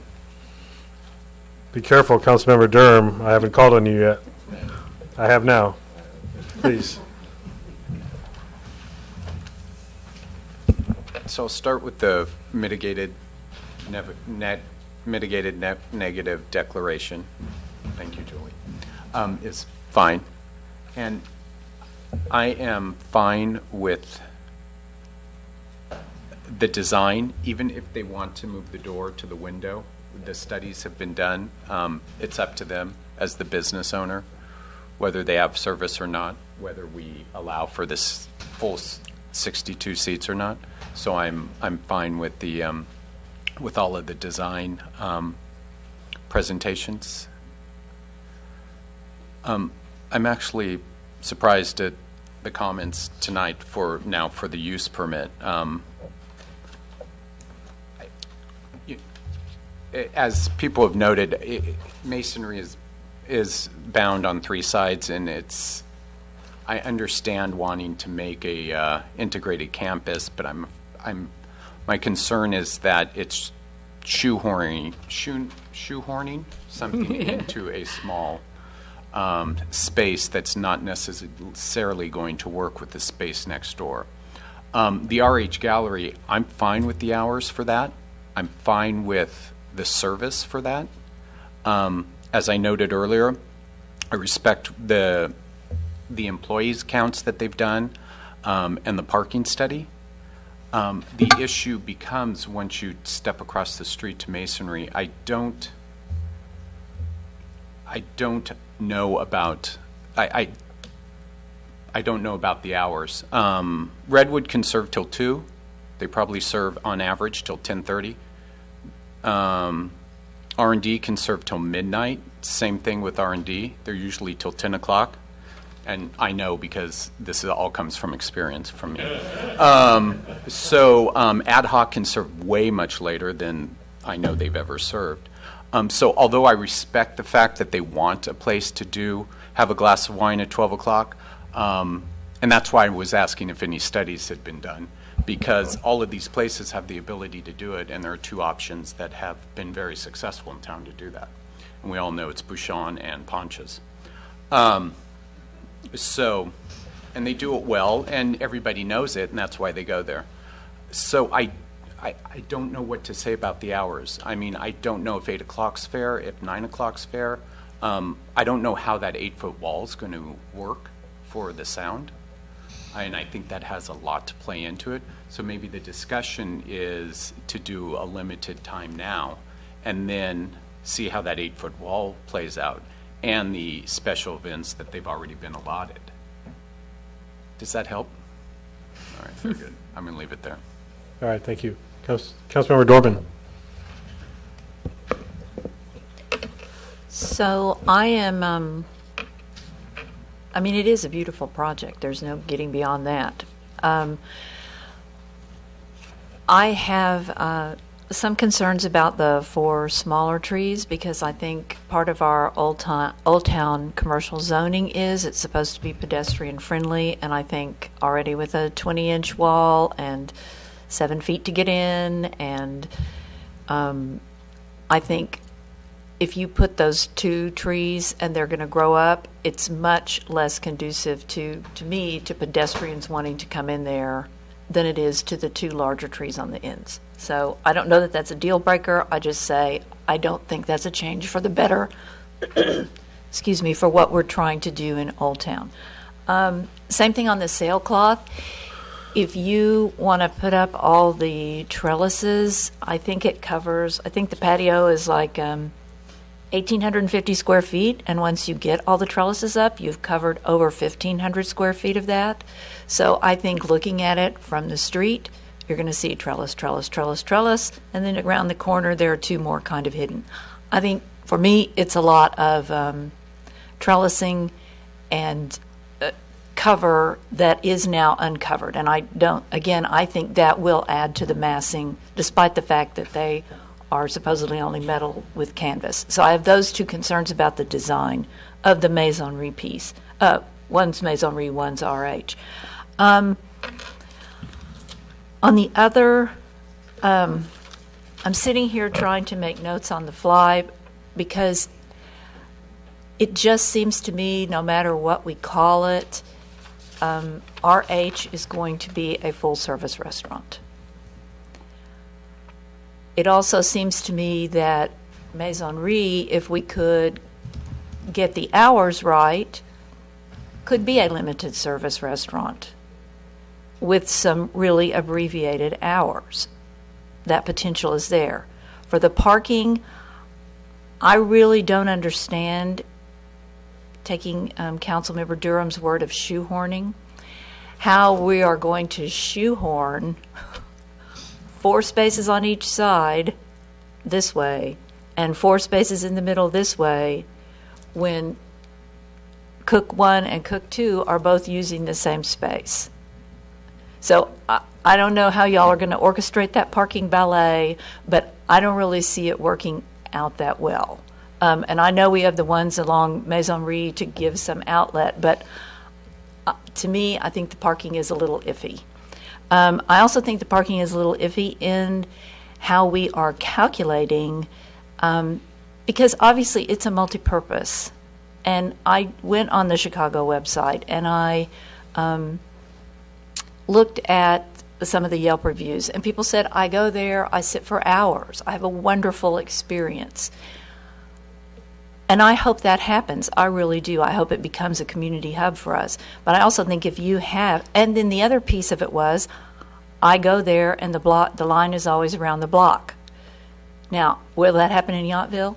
I don't know, but it could. But that speaks to me that a lot of people are coming there because it is unique and it is dual purpose. And I think that there is some precedent in some of our other businesses where we have done some sort of hybrid enhanced parking standard because of the dual purpose.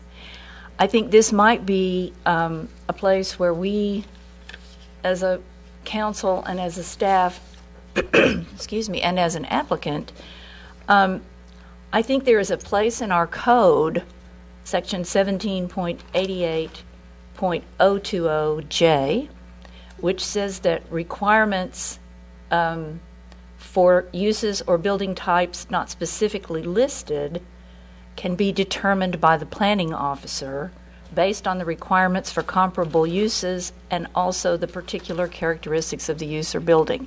I think this might be a place where we might want to try to get creative, because I completely understand that parking is an issue on the applicant's side, on the resident's side, on the town's side. And maybe we could use that to work it through. And maybe that would also, bearing in mind the residents who don't want, and I understand, people clanking bottles and glasses and having a big time until 10 p.m. outside or later.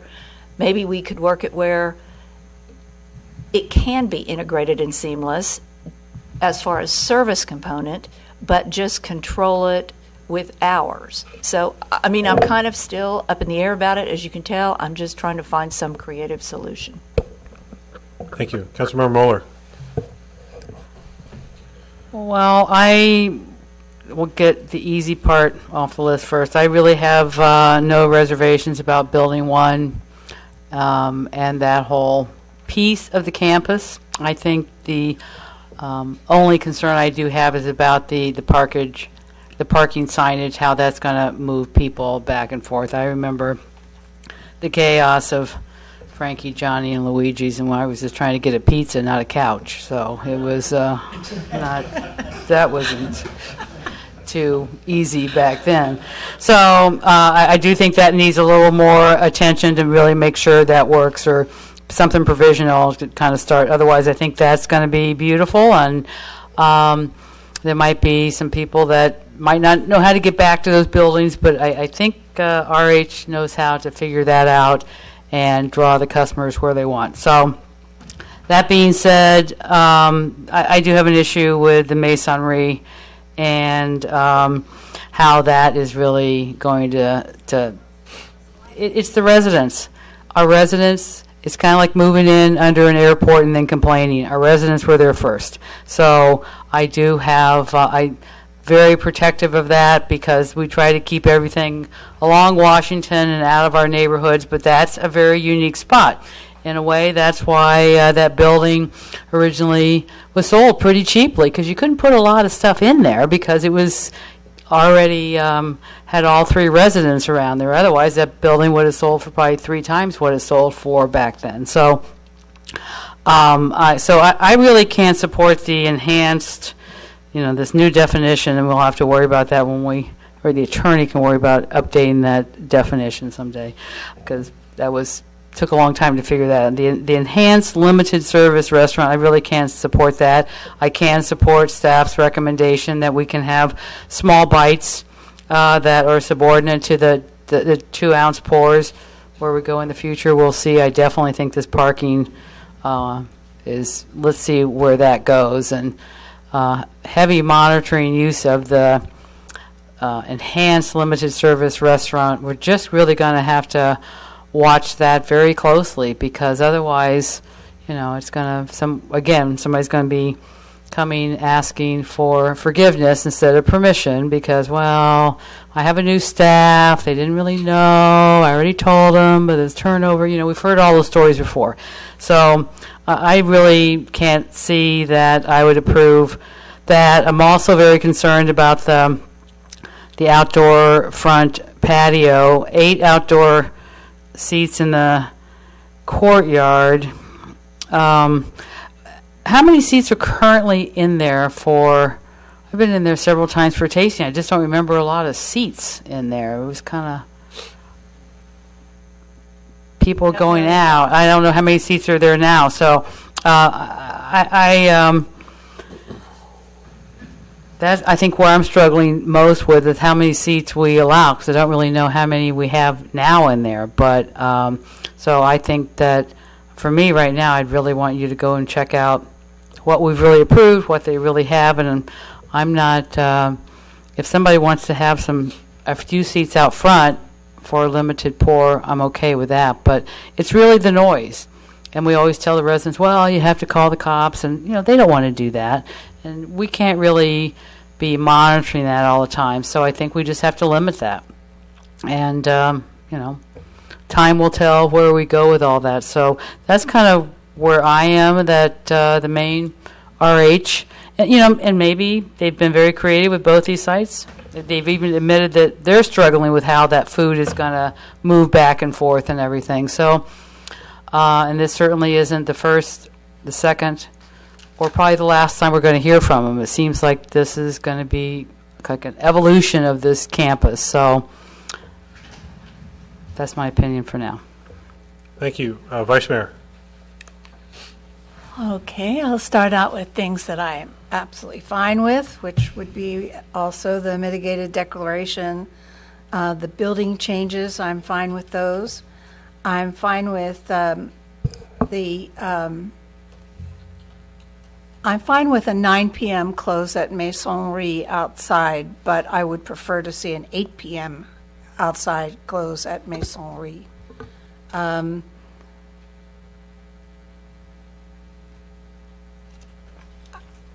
I don't know about I thought I understood too that there was outdoor seating in front of RH in that courtyard as well. So that really sort of impacts if there are only 2 tables out in front of Maisonnerie and there are, 16 tables out in front of RH, that could make a difference and impact in the sound and the. I'm not so concerned about the parking because I know Sandra is very careful about that and watching it very carefully and will. I believe, the parking signage is going to be very, very important.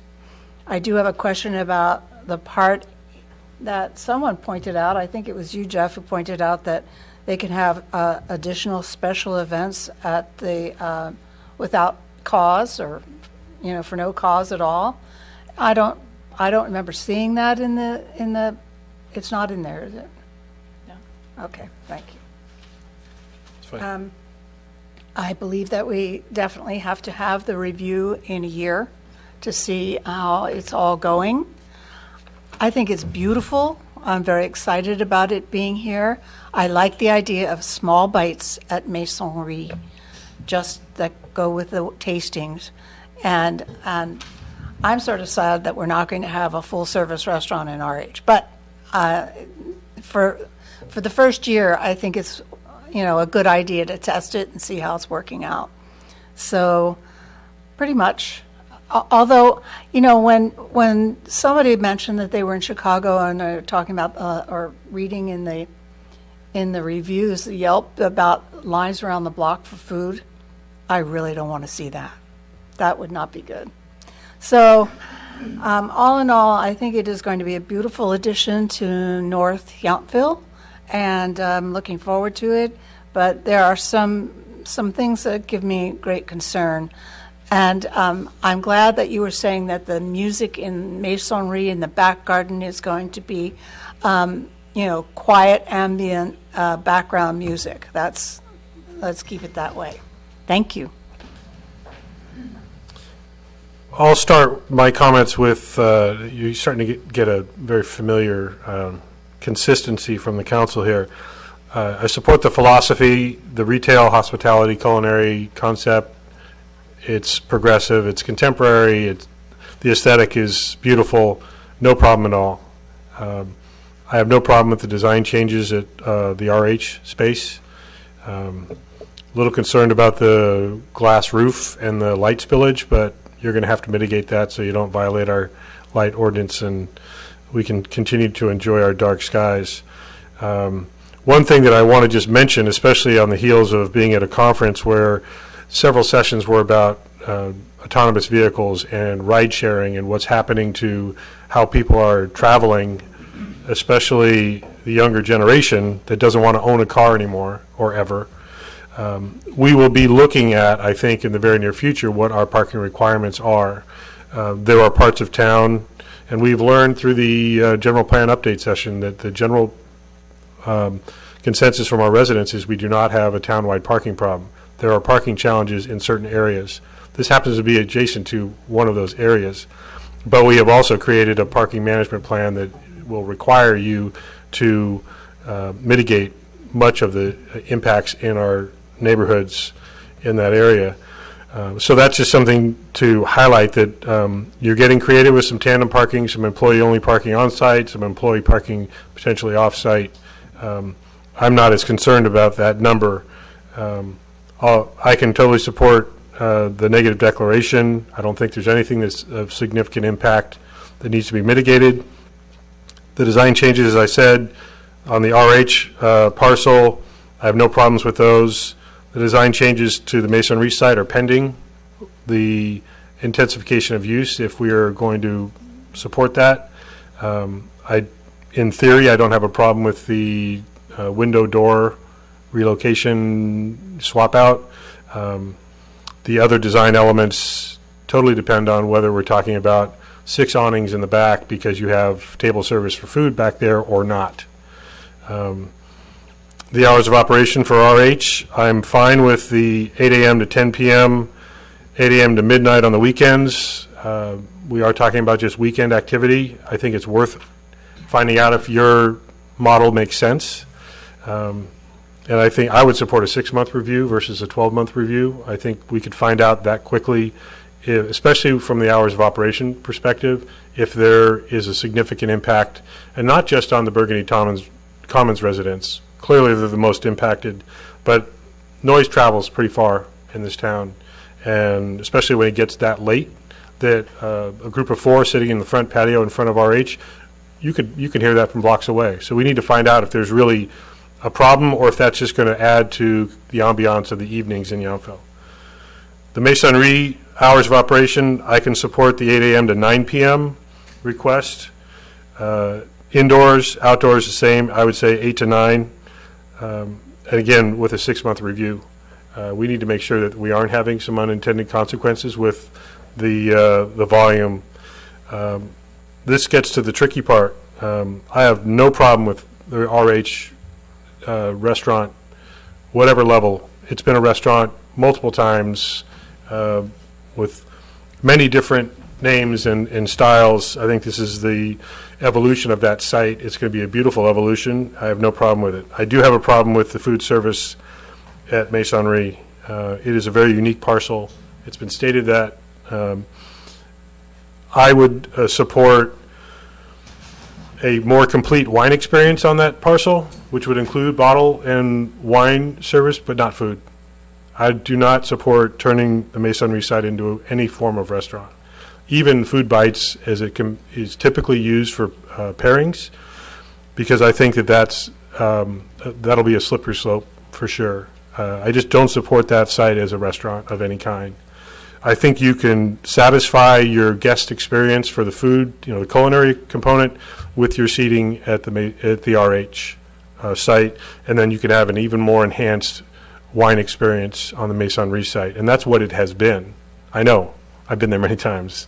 And you can have a very upscale and comfortable and casual experience there, whatever you're looking for. So that's where I differ from your request, is that I'm really not supportive of that intensification of use to have the food component on the Masonry site.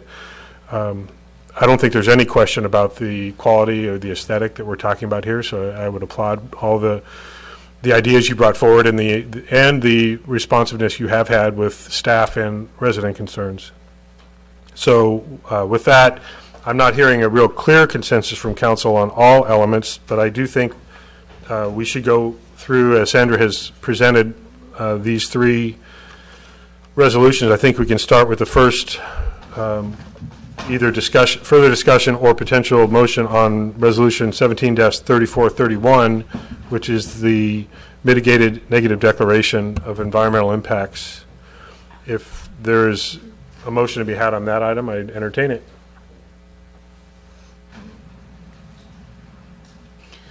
I'll make a motion that we approve resolution 17-1240 and consider the adoption of to adopt resolution number 17-343, approving a mitigated negative declaration of environmental impact and mitigation and monitoring and reporting program for Masonry at 6711 Washington Street, APN 036440001, and RH Gallery 6725 Washington Street, APN APN 036032008. Is there a second? I second. All in favor? Aye. That's unanimous, I believe.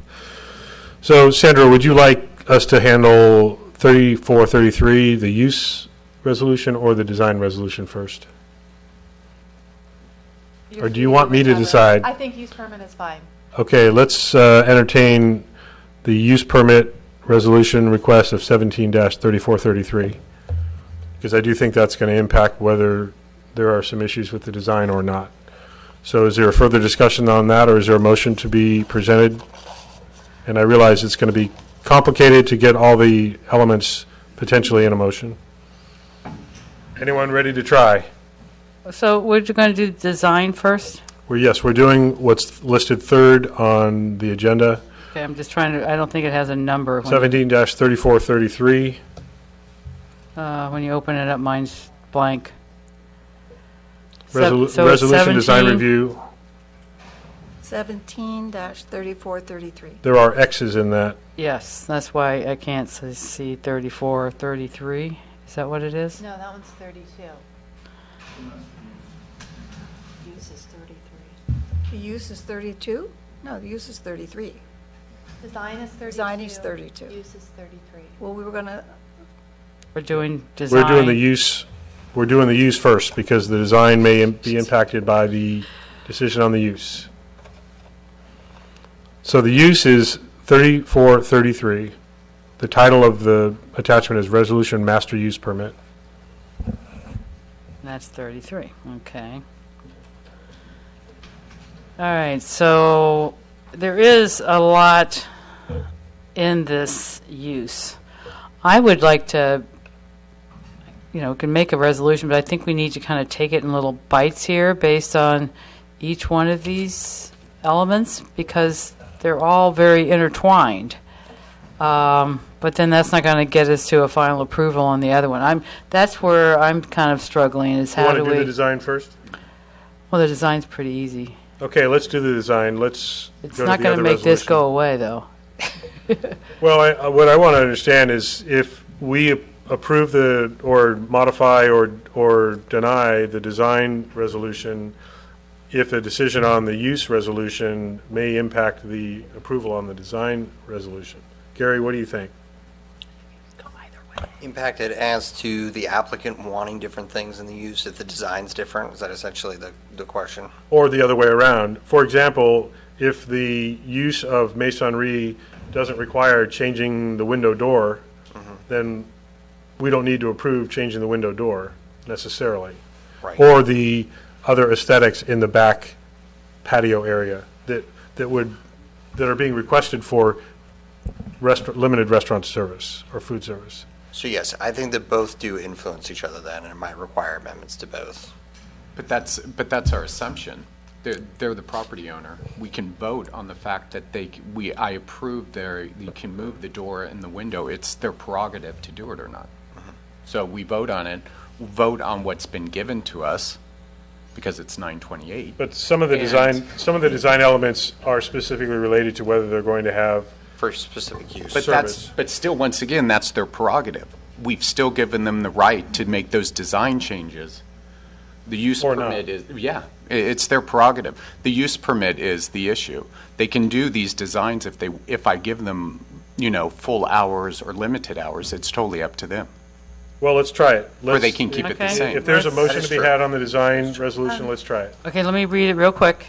And maybe we should pay special attention to the individual conditions of approval in case some of these That's are what I changing. was trying to, maybe just instead of, you think, maybe the mayor can suggest kind of a quick head nod as we kind of go through there so that we can get a semi-consensus so I can make a motion. Would that work?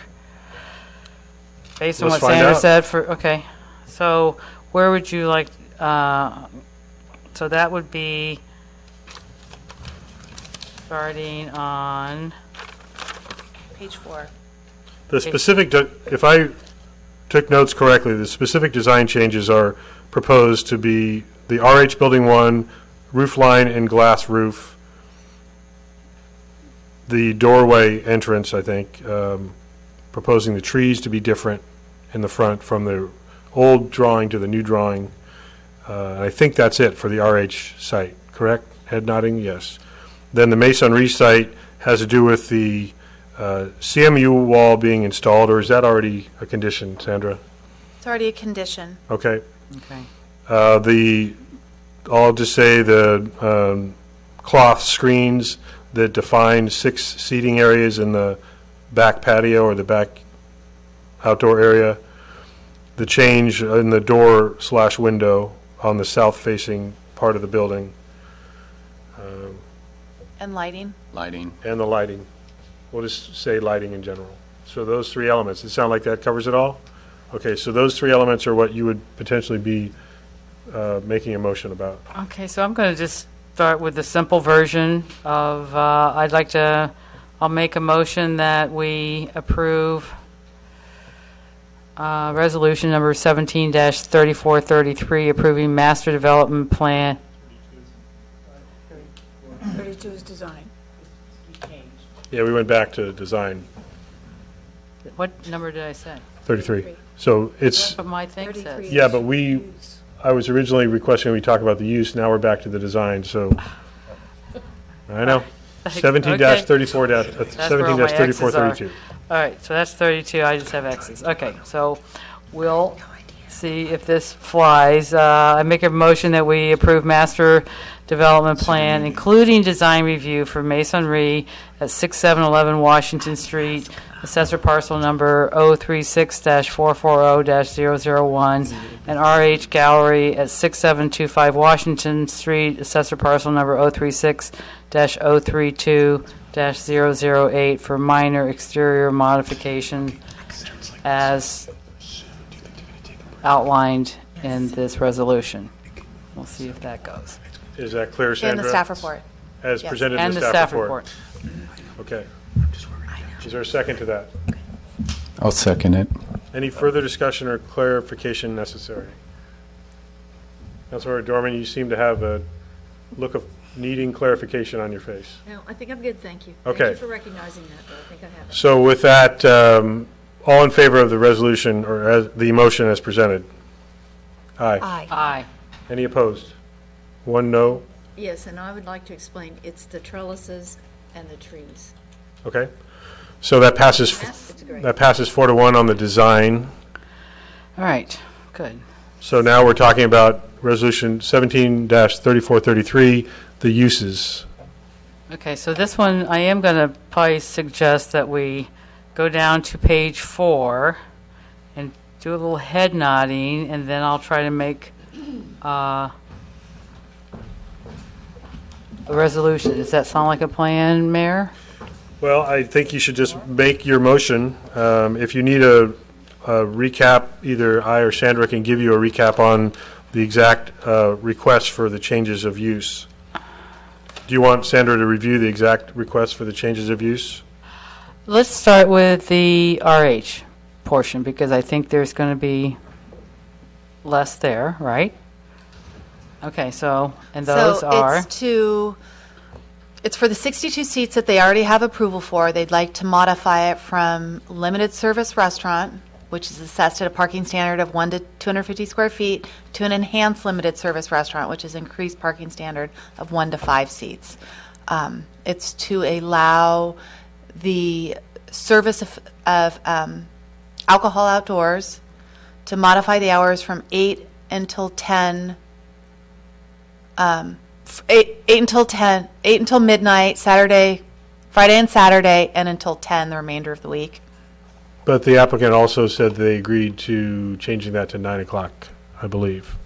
They're open to it. They said 9 for outdoor areas I'm getting nods from them, though. At Masonry. Just at Masonry. So you At want 10 Masonry. o'clock at RH? Okay, well. Or midnight? Okay. And alcohol outdoors Indoors and out. is just, they can take full glasses outside. Full glasses. Right, okay. And then On the RH parcel. Okay, and then then there's the lighting and the glass roof. That was design review. Oh, that was design. All right. All right, so this is pretty simple. I'm just kind of looking for head nods. That Can they also take bottles out at RH until midnight? Yes. Glasses and bottles out. All right, Jim, so, okay. I'm really taking head nodding seriously, so I hope you're seriously. Go ahead and make your motion. All right, are those now I want to 62 just seats? Is review, Yes. but now I want to review the Masonry. So can you give us the same rundown on that one? Masonry is for the same number of seats, 62, but to allow an additional 20 upstairs that would only be used when outdoor areas are closed. Proposed hour of operation indoors are the same, 8 until 10 and 8 until midnight. Outdoor uses till 9. The same enhanced limited service restaurant with wine consumption by the bottle or glass with service outdoors. Yes. Well, that's what they're, yes, and then the enhanced, okay, let me give it a shot, so get ready, somebody, for making another one if this one doesn't go.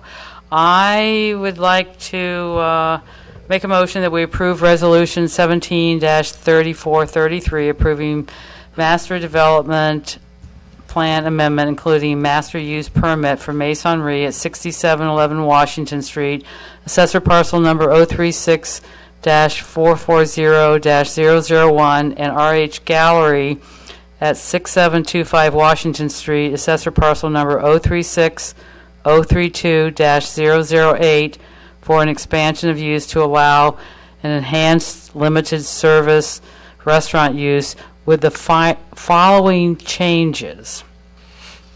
That no limited service restaurant be allowed at Masonry. Only wine tasting, and the tables are a total of 62 plus 20 upstairs. Seats, not tables, thank you. And the hours are the same as Restoration Hardware next door, except outdoors can only be until 9 p.m. So there is no small bites at all. Or enhanced limited restaurant service. And were you restricting it to wine tasting use only, or wine by the bottle or glass? Wine consumption in addition to the wine tasting? Kind of seeing which way my head nodding might go. The point that I made was to allow the enhanced wine experience but no food service. If Okay. that's where you're headed. Otherwise, Right.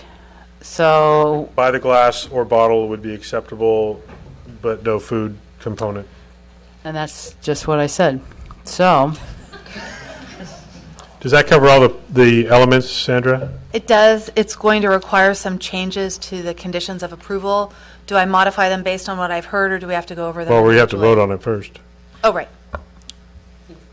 Yeah, I think as long as it's sufficiently clear to you what the restrictions are and to everyone else who's voting up there, and it sounds like it is, and in which case, yes, it's okay to vote on it, and then staff can make. So a slight modification of the hours of operation from the original staff report and the 9. elimination of food service, but the addition of full glass and bottle service. right. Is that what you understand? Yes. May I mention two other things I heard that weren't mentioned, and that's for the 6-month or annual review for the uses. Yes. And I would like to clarify this condition number 11. It only references the ability to adjust elements for special events, but I want that to apply to all elements with special emphasis on parking and hours. What page? 6, condition 11. 10 and 11. It always confused me. It's like 5 11s. Okay. Where it references in the the last few words of the sentence, of the special events, I'd strike those words and change it to You want to 6 be able to months. review everything about the operations. Yes.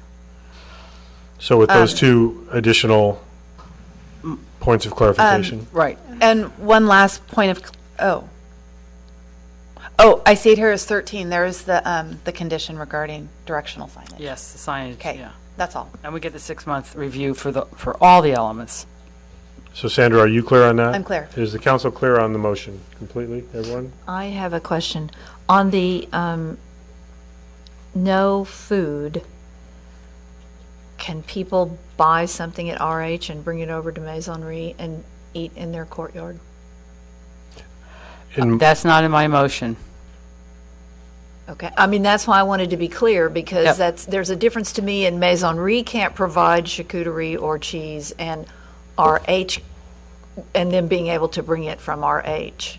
There is no food at Masonry, is the current, That's, as the motion is being stated. yeah. So that, we all clear on the motion? Sandra, Gary, Joe, Margie. Maria, Samantha? All y'all? Okay. So there's a motion. Is there a second to that motion? I'll second that motion. Any further discussion on that motion? Can I just ask for a clarification from one board? You just said that you were clear. No, but we still are allowed to ask for a clarification. Yes, you are. If I might, Mayor. Of course. Thank you. So absolutely zero food at the property, not even small bites to go with the wine, as they are doing or are allowed to do now. They're not doing any food. They're not doing food now. Basically, It's no as they've change. done in the past. They only do food for special events, and we're not restricting that. So the change to the current operation at Masonnerie would be to add full glass and full bottle service. Basically, that's it. Hours of operation would change, but that's basically it. Right. Well, you know, if they're going to be able to buy a full bottle and glasses of wine, I think it'd be better if they did have some small bites. Which they could do at the RH Yeah. site. And that could be a different motion. But right now, There's a motion and a second on the floor. If there isn't any further discussion, let's have Julie, can we do a roll call vote, just so it's clear? You can start with me. Yes, yes, aye. I'm voting no because I have issues with the parking still, and the bottle and glass service without any food and until 9 p.m. I have concerns. yes. Yes. Yes. So that passes 4-1, so that the uses are not exactly what you were asking for, but you've enhanced a little bit and you didn't get a little bit, so it sounds like a compromise to me. I believe we've covered all the action. Gary, you feel comfortable? Sandra? And we did it before 10. Barely. We're not done. So thanks, everyone, for your patience, especially the folks that are still here waiting for the rest of our agenda. Thank you to the RH team and staff for really working through this. Also, the residents, not only just of Burgundy Commons, but everyone that's participated in this. So thank you. I was going to say we might take a comfort break, but we're not going to, at least not yet. So we have two other items, and I am going to ask that the council indulge switching, and I'm sorry to our Vintage House local folks. We do have what should be a very short item that's listed to follow, and we have our out-of-town consultants that have to get all the way down to the Monterey Peninsula. So I'm going to ask that we go ahead to item 11D and address that. We did meet earlier as the Yountville Finance Authority to vote on this item. So with that, I'll invite Maria to come up and give us a very brief accounting of what the Finance Authority did, and invite our consultant to make a comment also. Thank you. Council, earlier today you met as the Yountville Finance Authority and you approved a resolution which enables staff to proceed forward with the refinance of our 2008 lease revenue bonds. In summary, that approval will result, we hope, in about $2.5 million worth of savings over time. We're refinancing about $9 million worth of debt, which we'll have a clearer number by Tuesday of next week. And the expected rate for this refinance debt is about 3.15%. We have our bond counsel and staff from Columbia Capital who have been our partners in supporting us in this effort, and they're available to take questions or comments. I know because of the interest of time, I want to keep this short, so please, if there's any questions. I think we'd like to hear from our expert, and then we'll go ahead and confirm our original action earlier tonight. Mayor, members of the council, Jeff White with Columbia Capital. We serve as the town's independent financial advisor. Thanks for the opportunity to be here. So tonight you've been asked to be arboriculturalists, talk about EV charging platforms. And I know the hour is late, but this is an important transaction. It's a large transaction. To boil down everything we talked about at the Finance Authority meeting, effectively what we're proposing here is the town undertake the equivalent of a home loan refi. We're going to issue new debt at a lower rate and take out old debt at a higher rate. And the savings that will result will come in basically levelly over the next 22 years or so. So as Maria indicated, quite a bit of savings resulting from that, we hope. The bonds will price in the market next Tuesday. We should know about noontime for sure what the final rate is and what those savings levels are. I did want to make some comments and some compliments, actually first starting with your staff. The town does a bond issue about every 5 years, and for an organization that doesn't do bond transactions very often, it's very easy to forget the pain of going through one. Councilmember Dorman asked a very good question earlier about who reviewed the preliminary official statement. There's a lot of work that goes into that, preparing that, what's the offering document for the bonds, and we rely heavily on staff. They've been awesome. Steve and Maria in particular spent a lot of time. We got on the phone with Standard & Poor's, the rating agency, which I'll talk about in a second, and they were total rock stars. I wish I could bring them to every client rating presentation. You guys should consult with other communities and sell your services for presenting to the rating agency. It was great. So my second compliment is to you as an organization. You've done an incredible job of strengthening and protecting your finances, and the town was rewarded in its efforts through the results of the rating process from Standard & Poor's ratings. So S&P assigned the town an underlying credit rating of AA+, which is the second highest rating possible. I would also note it's the exact same rating that S&P gives to the United States of America. So a very, very high rating.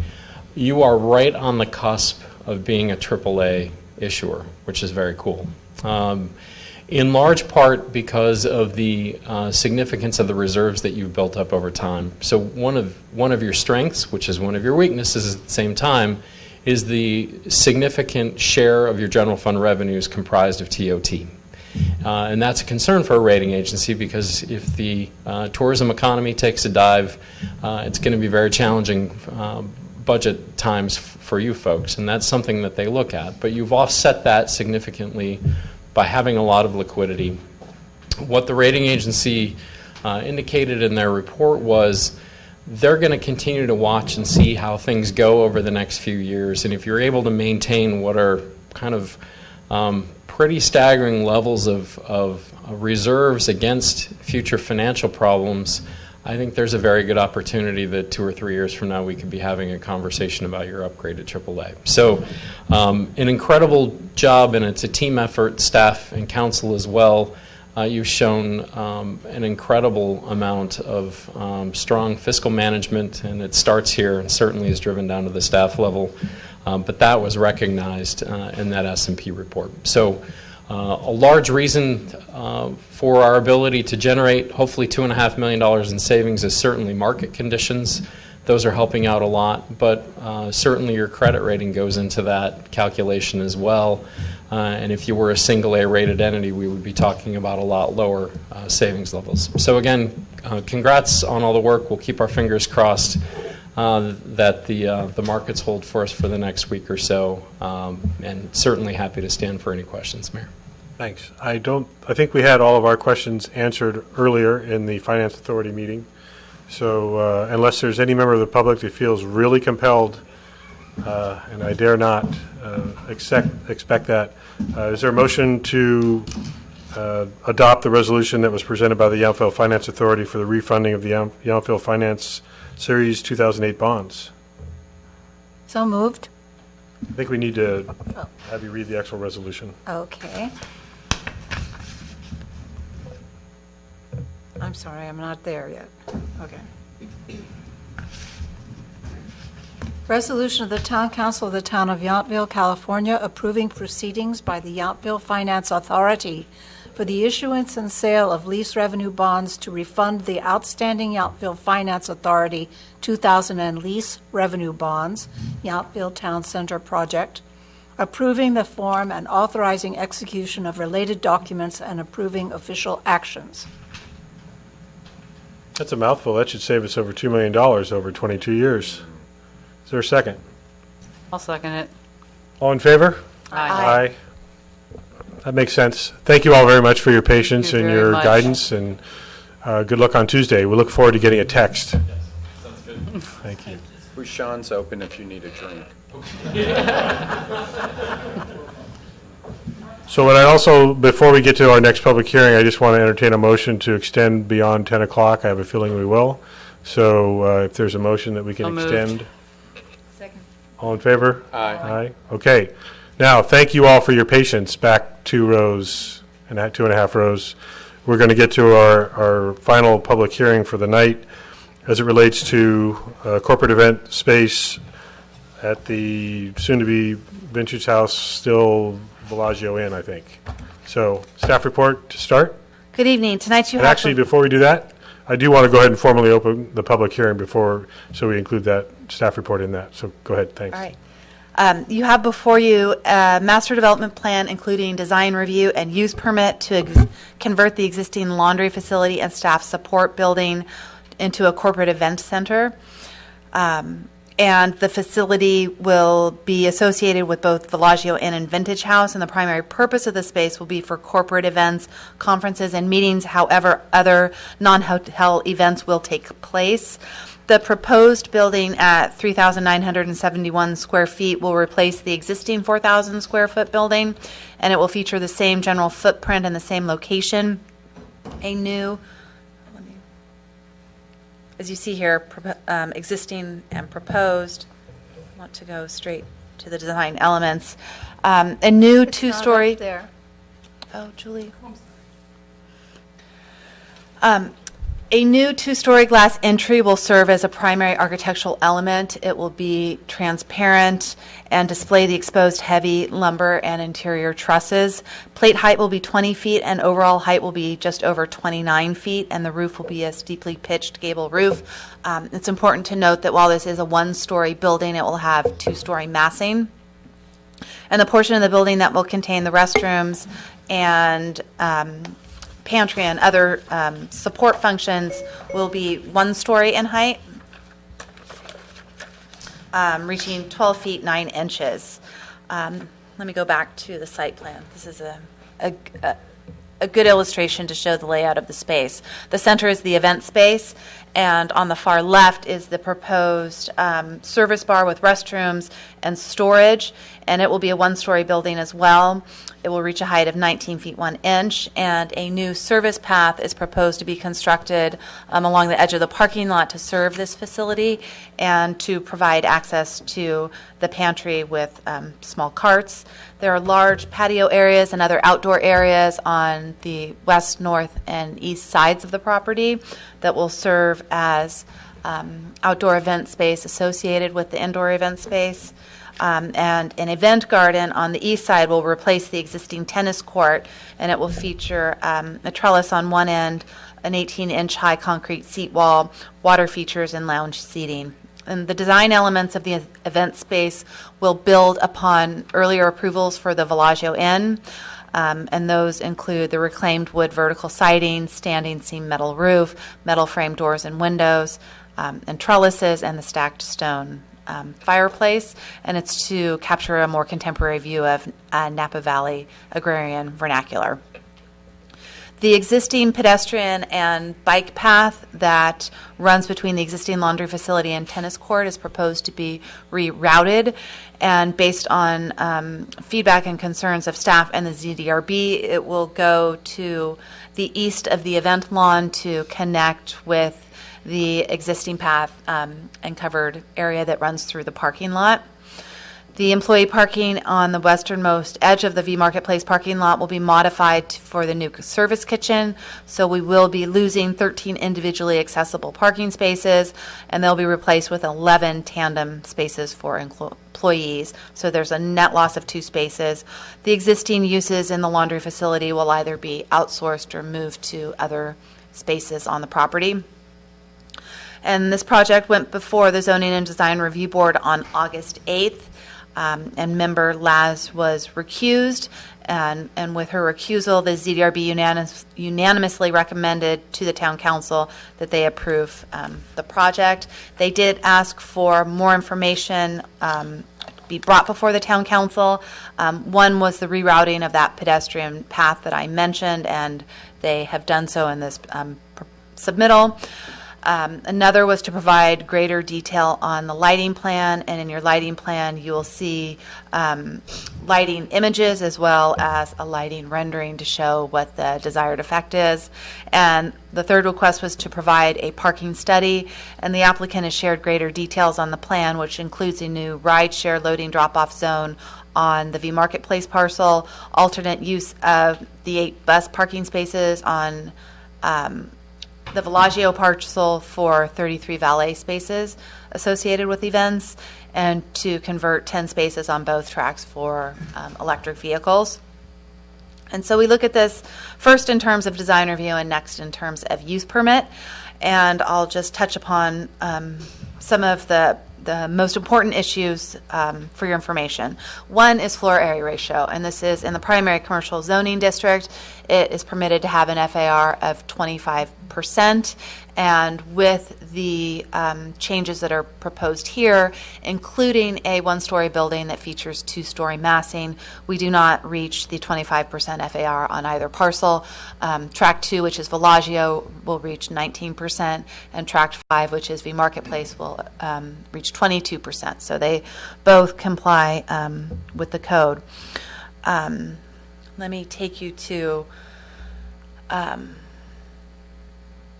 this sheet, which shows the Mulberry Street extension, and it bears upon this project because it runs through the proposed event lawn, which is currently the tennis courts, and it runs immediately adjacent to the building. This requires 20 feet clear of landscaping and 35 feet clear of buildings in order to preserve views of the West Hills, and the project complies with these standards. The removal of the tennis courts opens things up. All the proposed landscaping is low level. No new trees are proposed within the view corridor, and they've taken steps to make sure that the building doesn't encroach into that zone as well. The proposed landscaping shown here is updated, consistent with landscaping for the Villaggio and Vintage House improvements that you've previously seen. The goal is for a more natural look with drought-tolerant and native species, and so that is consistent with the code, although we are proposing a condition of approval that the applicant submit a final landscape plan that proves conformance with the Water Efficient Landscape Ordinance. When it comes to parking, as I noted, we'll be losing 13 individually accessible parking spaces in favor of 11 employee tandem spaces, which is a net loss of 2. Additionally, there's an added parking demand for this structure because it is intended to also serve events that are not associated with hotel guests. And for that reason, we've applied an assembly use parking standard of 1 to 100 that requires 27 additional parking spaces, which are not met on the Villaggio, in the Villaggio parking lot itself, but because of the shared nature with the V Marketplace property, it is met. There is excess parking of 4 spaces, but we are suggesting that a recorded parking agreement record the shared agreement, and that the employees participate in the town's employee parking management plan. The pedestrian easement is also worth noting because it's a well-used path for pedestrians, and it is actually part of the Bay Area Ridge Trail. The rerouting of it will require potentially the modification of easements, so those are included as a condition of approval.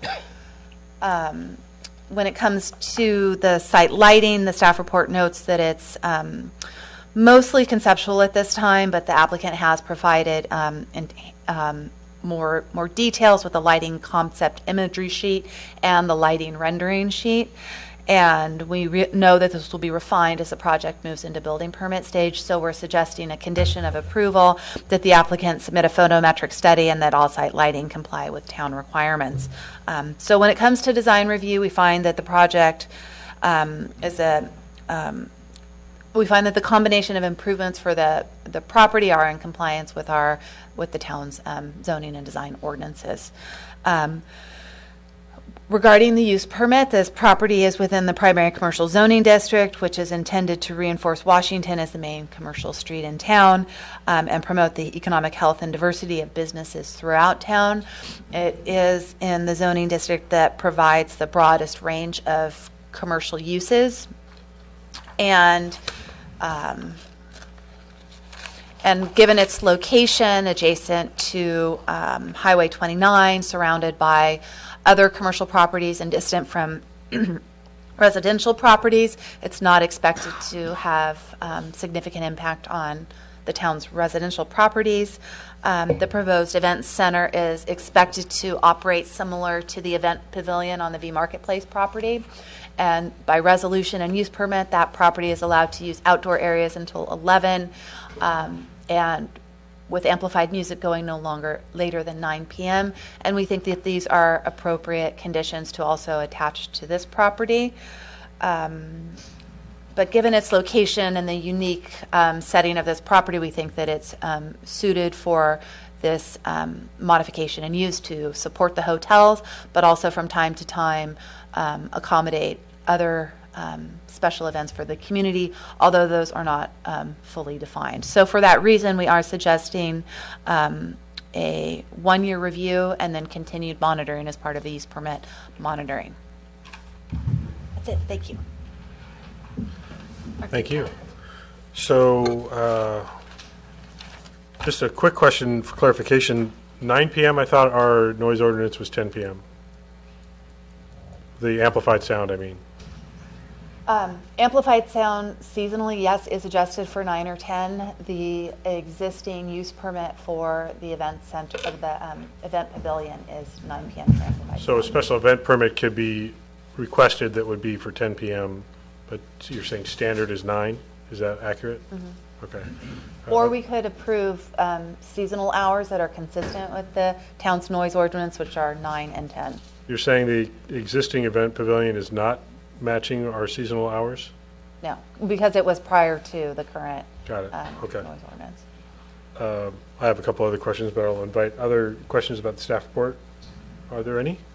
Councilmember Mueller? What's the best drawing you can put up so you can kind of show me where that path is, and is there going to be any change in width of the path as it kind of changes where it used to go by the laundry? I can't find the path, so I tried looking, but... Yes, so see on this, I'll show you the path here. It runs up and around the tennis court and through between the tennis court and the event center, the laundry facility, to connect with the covered trellis that runs through the parking lot and further north. This next illustration actually shows the path as originally proposed, running on the southwest side of the event center and connecting with the cart delivery area for the kitchen and becoming a shared path with potential conflicts here, dumping into the parking lot. Well, so there was no way back to Washington Street. Right. Now there is. So by rerouting it to the southeast of the event lawn, it just connects immediately with the existing path. Got it. Okay. Is that it? That's it. Other questions this way? Councilmember Dorman? Thank you. So the rideshare drop-off, where is it located exactly? It's on track 4, right? On track 5, that's the V Marketplace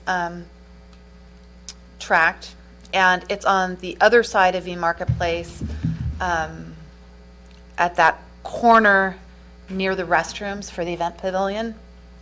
Okay, will we, in a landscaped area that will not impact circulation or, so no lost spaces, no circulation impact.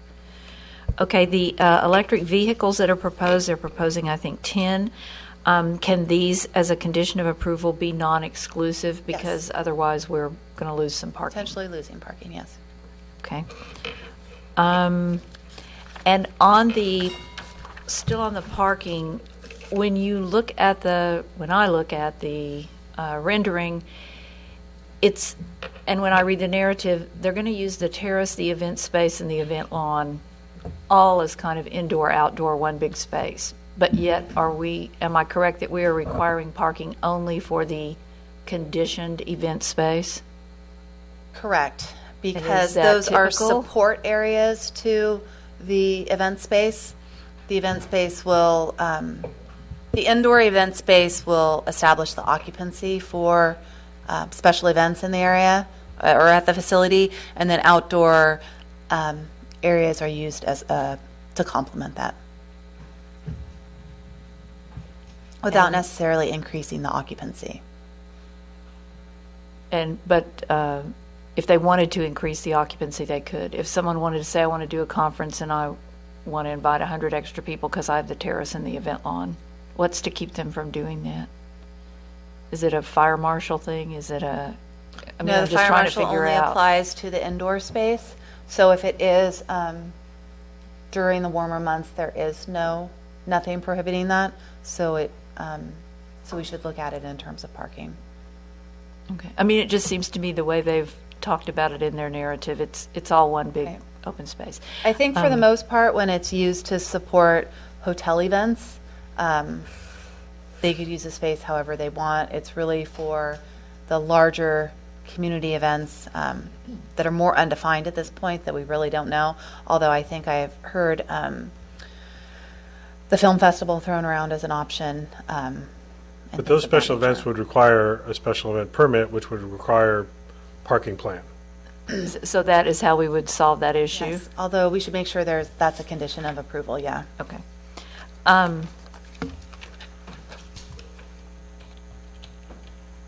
And so they are eliminating individual access spaces and adding tandem spaces, and they're doing that because they are running out of parking. I mean, if they didn't do that, they would not be able to meet their parking requirement?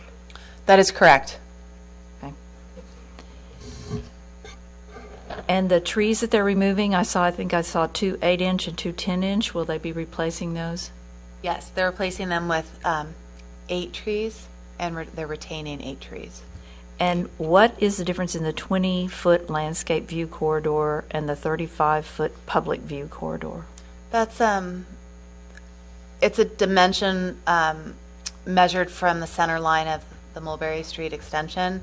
So for a 10 feet off center line, and for whatever that other number figures out to. 17 and a half.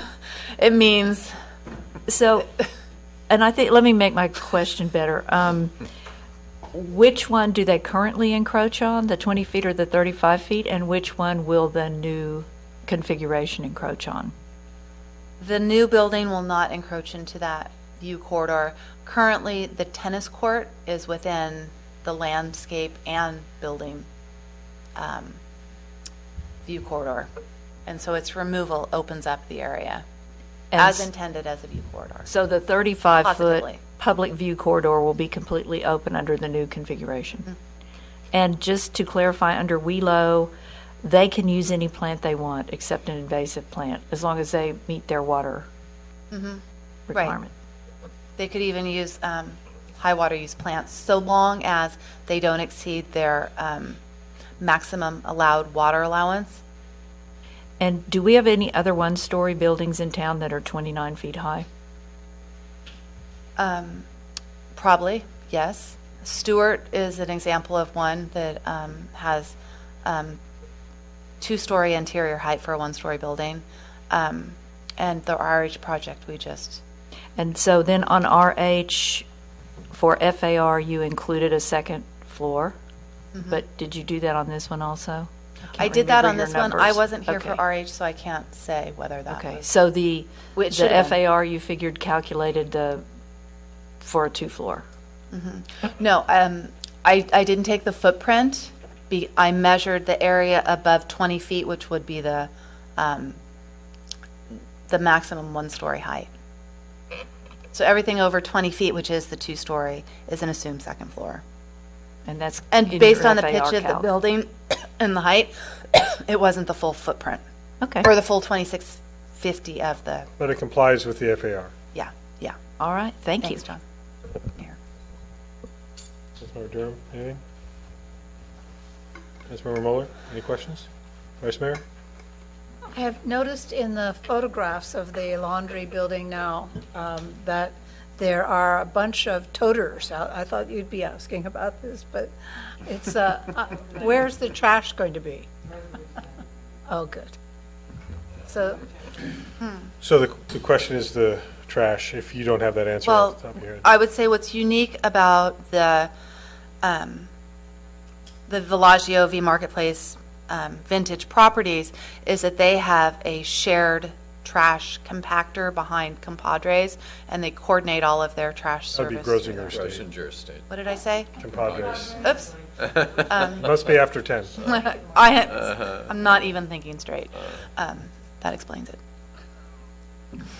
well, Did you get your answer? I think so, it's- yes. It's covered. okay, good.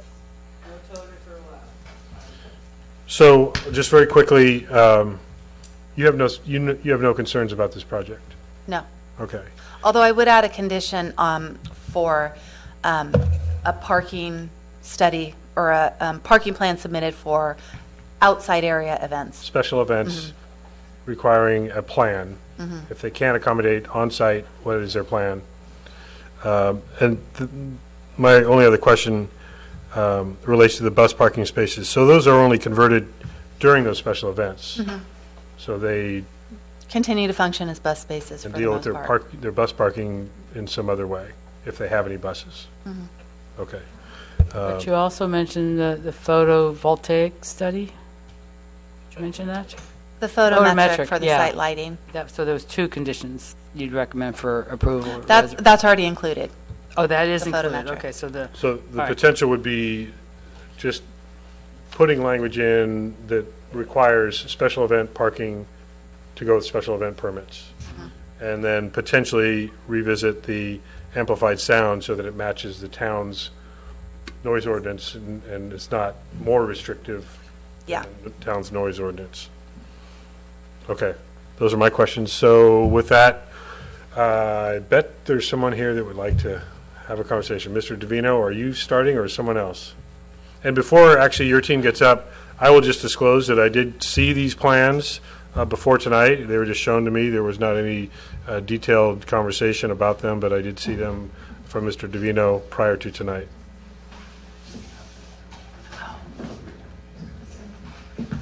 Good evening. I'm Bruce Wright, principal at SB Architects, and so I'm sort of leading off. And I think there's two sets. The original set that was on the screen earlier was for Zoning and Design Review Board, and I believe this is the current set that's been circulated with the balance of information.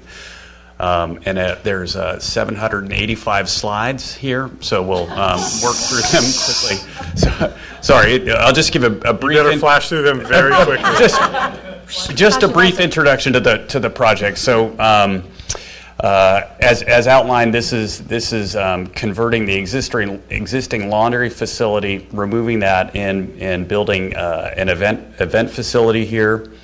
That's adjacent to the Villaggio track number 2, but also borders track 5, which is V Marketplace. But this particular event facility would service both the Vintage Inn and the Villaggio Inn with their current naming convention. Is there a toggle here somewhere? Sorry. Oh, great. There was one. Oh, where did it go? So just to hit on a few of the questions, this is the existing site plan. So there's two elements. Does this have a pointer? I'll point it no out. pointer. Okay. there is the existing laundry facility, which is roughly 4,000 square feet that lives here. There's a tennis court that's adjacent to that with a large fence that surrounds that tennis court. And then secondly, and importantly, there's a track line that separates track 2 from track 5, which is that line there. What we're proposing is to move FAR space from track 5 closer and adjacent to track 2 to help service from back of house and front of house to the facility. Let me just change here. So this is the proposed site plan condition. It's a little bit hard to see on this particular plan, but there is a 750 square foot service building that is being relocated from that position there where the pointer is to support this function terrace located here. There's an arbor that surrounds sort of that function terrace to give it a bit of intimacy. That leads into the indoor space, which is the primary function space that is the 29-foot high portion of the building. That then opens out to the outdoor event lawn. And the idea and the programming of this space is really that one group using that function space would have a series of events that would be staged outdoors, indoors, possibly outdoors again, so that it's not filled with people both indoors and outdoors at some higher level. The occupancy is based on sort of the use that's been described in the report. So just to clarify, it's intended for group events that sort of segue through a different a series of experiences on the different lawns and aspects of the project.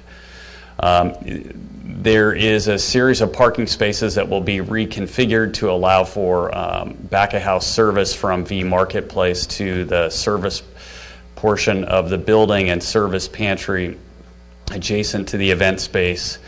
And it's all been sort of carefully conceived to work with the existing path that's shared by the larger community here. Let me just step this. These are some of the existing images of the existing laundry building.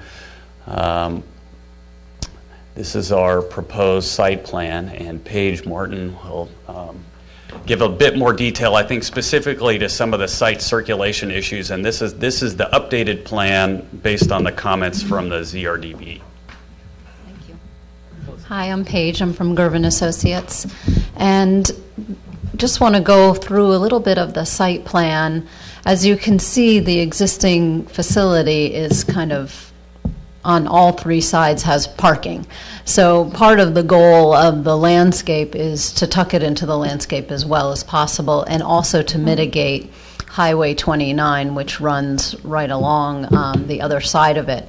And so what we've done is we've tried to put some buffer landscaping in, which runs along the creek. So there's the existing creek there, and we're not suggesting that we encroach into the creek area, but rather we protect it and then provide a little bit of a buffer and maybe some undulating landscape and topography in order to mitigate Highway 29 as much as possible. The path that was discussed with ZDRB and with staff has been adjusted so that it runs, it continues on in the same width that it is now, which is 6 feet wide. And it runs along from way down through the vineyard and all the way up along the back of the parking lot at Villaggio Inn and Spa. And here it's just going to slip around on the east side of the event lawn. In between, there's three really nice but short existing Canary Island palms, and those will stay. And so we've kind of tried to tuck it in between there so that people can still feel like they're away from vehicular traffic and on a nice pathway, and then hook up again with it running through the center of the parking lot like it does now underneath that vine-covered trellis. So it's actually a nicer routing than what exists today. What exists today is sandwiched in between the tennis court and the laundry facility. So this pulls it out and continues it in between landscaping, which I think is an improvement. So that circulation works nicely for pedestrians, and then the vehicular circulation is pretty much the same as what is existing today. There are, for the event space, there are outdoor rooms that connect to the event space, the interior space. So we have on the north side kind of a general gathering space that's off the circulation spine that brings you from Vintage and Villaggio, which is a nice little gathering space before you come into the interior space. And then once in the interior space, it's meant to open up and feel like there's a seamless transition from interior to out to exterior. Along, flanking on the two ends of the event lawn, we have outdoor seating areas. The one on the north is just a nice little lounge area that has ornamental flowering trees, which can provide some shade and some privacy between the outdoor space and the pedestrian circulation. And then on the south side is another little lounge area with a fireplace. On the east side, there's an outdoor terrace, which has been discussed a little bit by Bruce, that has trellises on the north and south side. And the trellises really allow for some framing of that outdoor space, but also to allow some mitigation of the highway noise. And you can see some of the vehicular traffic, so that'll mitigate some of the visuals as well. The service and cart path comes in along the west side of the parking lot, starting from the north, and will be tucked in along between the creek and the parking lot, and then has a little turnaround. That's what we had originally wanted to have the pedestrian path go there and have it be a multi-use path, but decided it was much better to kind of separate those uses and keep the service path on its own and have the pedestrian come around the other side. So really trying to keep the service away from the spaces in which people are congregating. In terms of the landscape, it's all kind of switching with what we've been wanting to do at Villaggio and Vintage, which is an agrarian type landscape, which we feel really fits in with Napa Valley. And it's all kind of low maintenance, low water use.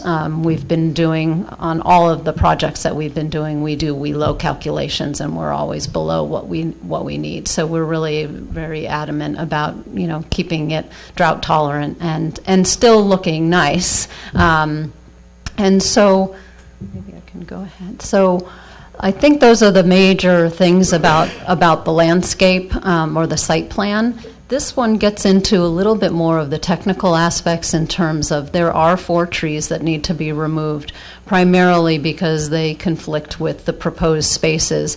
But we intend on bringing in quite a few more trees than are really necessary because we really want these spaces to have shade and to provide comfort to users, and also to bring some color and interest to this event space. And on the south side, again, I think there's going to be some nice layering of planting in order to allow for mitigation of the highway, but they'll be a little bit lower so that we can protect the views to the mountains, because there's actually some really nice views, as you know, because there's the view corridor there. So we really want to protect that, not only for the town and that view corridor, but also for users of this space. And part of the architecture really responds to those views, which are from the south windows. Let's see, what other technical things are on here? Planting berm, low accent planting. The event lawn and that area on the east side has shrunk in size since we met with the ZDRB. We felt like we wanted to really make that more of an intimate space and pull it out of the view corridor. There wasn't anything that conflicted with views. It was primarily just lawn and a low seat wall, but all of that's been pulled back a little bit so that it responds better to the interior spaces. For the planting, spoke about it already in terms of being drought tolerant, kind of a quiet color palette of purples and grays and greens and a little bit of accent color with whites. Typical planting that you see all over the valley of olive trees and lavender and things that smell nice as you're entering into the area. And also just allowing for vines to climb up and over the trellises to provide a little bit of comfort and beauty, and so that when you're sitting in the interior space, you feel like you're in a garden, and you have some nice visuals of the plantings. We also have included, which I forgot to mention on the plan, but it's shown here in a picture, is we have some water features to help kind of create ambiance and be welcoming as you're coming into the courtyard, as well as over in the terrace area. It really helps mitigate the sound of the highway, and as we all know from being over at Vintage and Bellagio, there are lots of fountains there that have active water that really help create the ambiance that we're looking for. When we met with the ZRDB, they asked for more specific plants, and so this is an example of the plant palette or some of the things that we'll be using. It's also a plant palette, or it's a more refined plant palette than the ones that we have at Vintage and Bellagio. It's going to be very simple, but very similar plants. A lot of these are being used throughout so that there's a consistency in look and feel.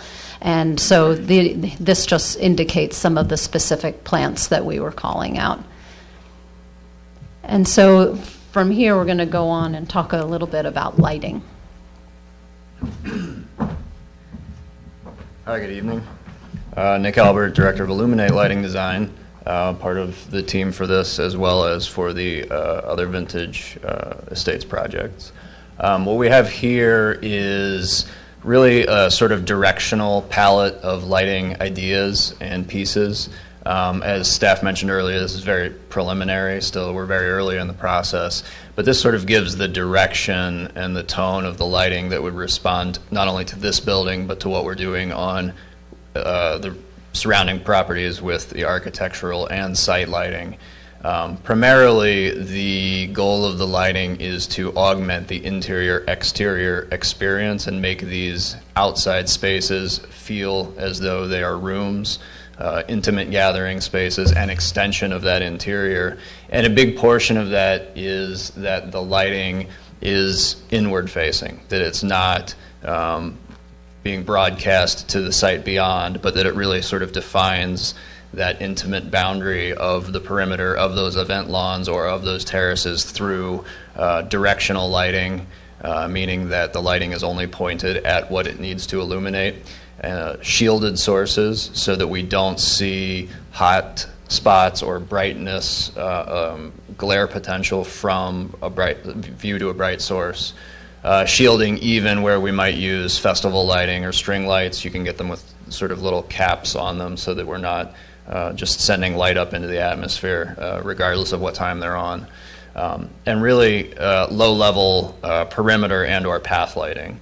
The path, the jogging or bike path as it comes up around the building will need perhaps a little bit more pathway illumination, path surface illumination than other parts of that trail do where they're in the watershed area, just because there's a higher interaction of pedestrians, more people mixing, cars, more use there, but that would be constrained to the boundaries of this site. One of the main features of the architecture are these great sort of vision spaces or these great pieces of glass that let you see into the building and see the architecture. And the interior lighting will need to be designed sensitively so that, again, as you see into this building, the lighting is illuminating those architectural moments that are an important part of the experience, but not, again, broadcasting light outside of the perimeter of the project or causing glare by view to the source. So really just a sort of palette of materials. And I think there's this goes to architectural character, but I think is also exemplary of some of how that lighting could manifest itself in a similar way. And later in the presentation, there will be a rendering that shows a possible way that this could manifest on the building as it exists. Excellent. Well, that's a great lead into the architectural character. So this is a shared space for Vintage and Bellagio, and the character really follows much of the precedent that we had set in some of our latest renovations that you see taking place right now. We love the idea of having an authentic agrarian space, intimate spaces where a series of events can happen over time, but we also like the idea of a signature building in this location to mark the importance of events that are happening and gatherings, and that the volumetric size and scale of the space, the architectural features of interior trusses, wood, glazing, all of them support the essence of hospitality and grandeur and events and special happenings. So we believe that larger size and scale for the event space, the architecture that's contained within it, can be expressed on the exterior through the use of glazing. We're also using glazing to capitalize on that same view corridor to the west, so that when we're inside the building, we can have that same visual connection to the western ridge line.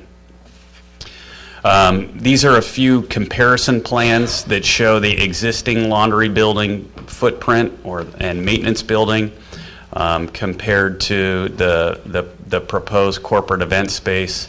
The larger area that's noted as 2650, that's sort of the larger volume space. The one-story space has service pantry, restrooms, and then as Paige and Nick were talking about, that all opens up into a series of lawns that are crafted with a series of arbors and planties to reinforce a variety of experience on that particular site. And then it's supplemented finally with a smaller service building that has a service bar that can open out into the function terrace. These are some of the elevations that were included in your package. So we're using materials of vertical board and batten, ornamental metals, and standing seam metal roof, and then highlighting areas with stacked stone, two-sided fireplaces, again, just to animate the courtyard and kind of blur the line between interior and exterior. This is some greater detail on what some of those samples look like. Metal arbors, vertical wood siding, stacked stone, natural wood siding. I'm just going to quickly interrupt you because we do need to take a motion to extend again. We have to do this every 30 minutes. Hopefully this will be the last one. I'll be on. So is there a motion to extend 30 more minutes? Is there a second? All in favor? Aye. Continue. Great. So just a few more exhibits to talk about the character of the building. This is a view corridor study. This is the existing laundry building driving south on Highway 29, looking sort of southeast. This is the proposed design, which, again, it's sort of in size and character and scale. It maintains the ridgeline views. It minimizes the impact, but still allows for that larger volume space. These are some of our studies talking about the Mulberry Street visual corridor, the existing tennis courts that are sort of blocking that view now, the proposal to eliminate that tennis court fence, move back this event lawn, open up that corridor view. This is sort of what you see right now with the existing pergola. This is through to that roundabout. This sort of describes visually, if you overlaid that with a grid to understand what that corridor and what those widths look like in perspective. And this is the proposed building overlaid on that same location. This is our same view corridor. So the building is fully outside of that view corridor zone.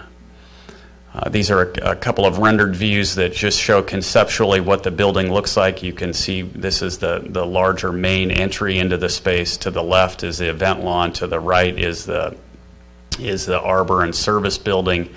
And you get a sense of the sort of grandeur of this two-story space. The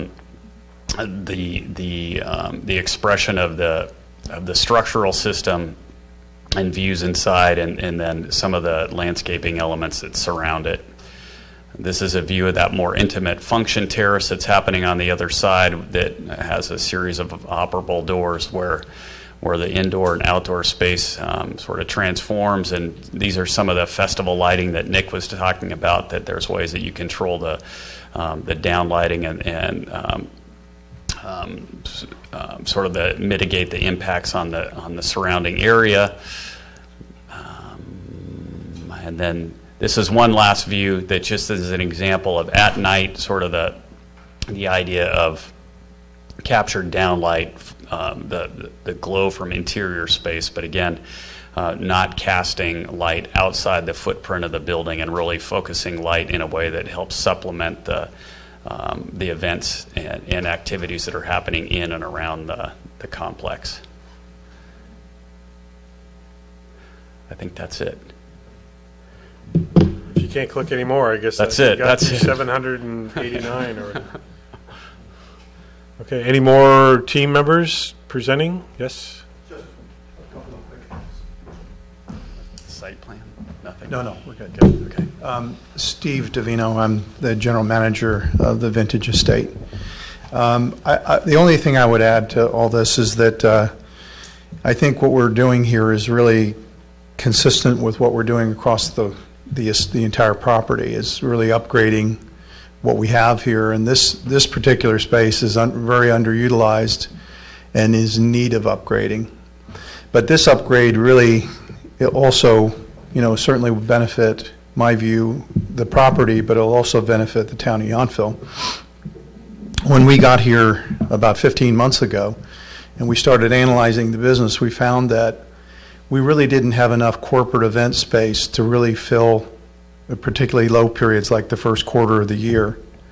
In Yountville, if a hotel property can run in excess of 80% occupancy in the first quarter, it's a very successful year for the property and the town of Yountville. Having this kind of a corporate event space will allow us to do that and bring more people into Yountville, into restaurants, et cetera, during the first quarter particularly. And I think the discussion on larger events, the discussion was, maybe there are events that happen in Yountville that we can have now in Yountville with this space that we didn't have before. And we're already getting requests for this kind of thing. And, at some point I didn't think maybe they would contribute to the occupancy of the hotel, but we're actually finding they are. Those events are contributing to the occupancy of the hotel.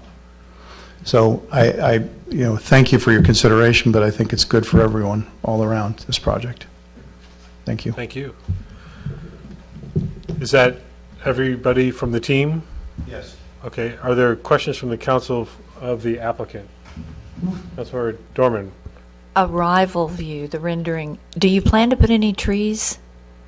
Yes. So. Okay. So it was just to show the building. It was shown This ball is more to show the building. architectural. Okay. That's all I wanted to know. Yeah. I think this site plan shows. The site plan showed trees, but Mhm. I thought you were just doing the rendering. Yeah. Any other questions of the applicant? I do have, I think I had one. I'm guessing you would be open to matching the town's noise ordinance with an additional hour than what is currently proposed based on your grandfathered in time for amplified Yes, that sound. would be preferred, certainly. Okay. And you would have no problem, I'm guessing, to put special event parking plans together as you need? Not at all. Yeah. Okay. One other question, sorry. Yeah. The aesthetic is, I mean, it's so beautiful on the renderings. I'm wondering, how do you expect to handle non-guests, or when you don't have events happening there, is this a space that anyone, including residents who are walking along the path, might be able to go sit in the area and relax, or what is your thought about access to non-corporate events? It's kind of interesting. It's kind of like the pavilion space currently now. It's kind of open to the public, and people often sit there if there's no event and use the space, and we actually have no issue with it at all. And you're eliminating the brand, the kind of the logo sign, little tower there, is that right? Or was that just removed also for seeing the rendering of the view from the highway? That signage is in development. It would be all new signage that would be presented and approved. Because it was there in one slide and it was gone in another, but again, it might have been to show the uninterrupted view of, of the new proposed building. Okay, Right. Great, thank you. Any other members of the public like to comment on this item? You've all stayed this long, I would hope so. But don't make me do another 30-minute extension, or I'm going to make you all stay till the very end. Eric. Thank you. It's late. Briefly. Eric Knight, 6638 Jefferson. So it's an elegant, beautiful building. I don't have a problem with the building. I guess my main, one concern I have, and I don't take authorship, it was a conversation from a recent former council member was concerned about just generally as you do a kind of organic planning on a large parcel, then projects come kind of piecemeal. And so, you know, things happen on one part of the parcel and things happen on another, and and the planning just can feel like it's piecemeal. And I think that may be a part of the organic process, but what concerns me about the project is really kind of the global development of the property. The ZDRB asked for a parking study.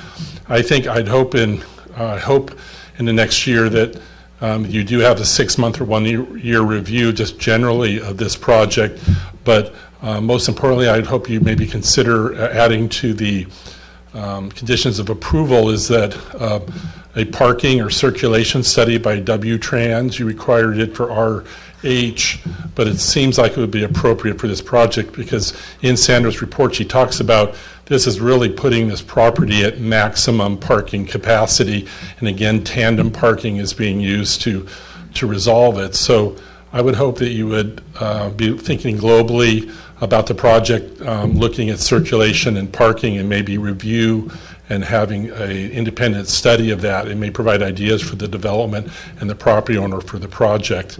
The other thing that concerns me is, you know, when the Egan's sold the laundry property to the town for the community center, I think for a while they tried an off-site laundry system and it didn't work out. I think we ended up with the laundry building because the off-site didn't work. So what concerns me about in the report real quickly is that it talks about the staff support services and some projects moving to an existing building, but it's not clear where that is, how it'll impact the property.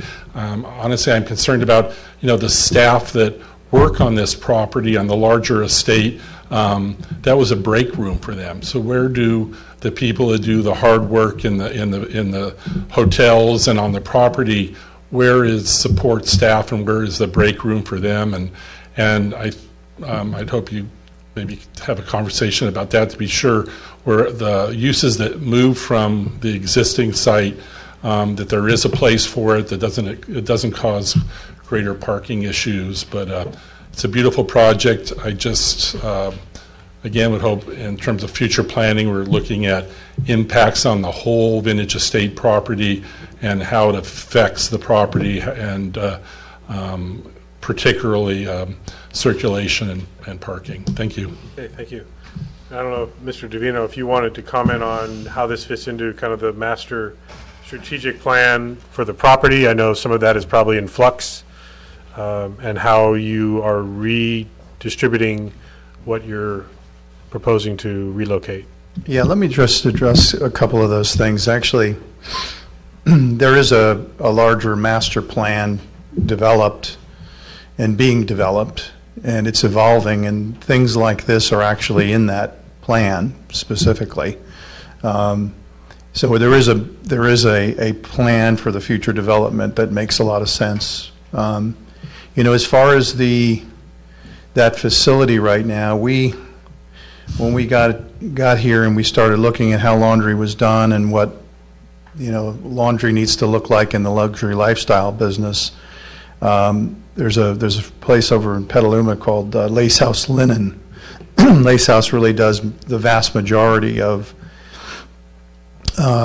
upscale lifestyle properties in the Napa Valley, and it's a much more economical and a much better product. So there is a great resource. We did it at Hotel Yountville the same way. So that space really is not utilized. We do have some break space for our employees, which, you can talk about all these beautiful buildings and Vintage House, which will be the first phase opening on October 4th. But internally, we talk about the people. We would not be successful if it weren't for our staff. So we take very good care of them. At Vintage House, we're actually developing a break room and a place for people to break at Vintage House in that property. The plan calls for a very nice break area for our Villaggio employees. And that space will be actually relocated, storage space and the like, behind the V Marketplace in a building that's about 1,400 square feet. So we've looked at everything Eric, talked about and as part of this. Okay, thank you. Yeah. Ms. Diver McAvoy, I think you were making a move.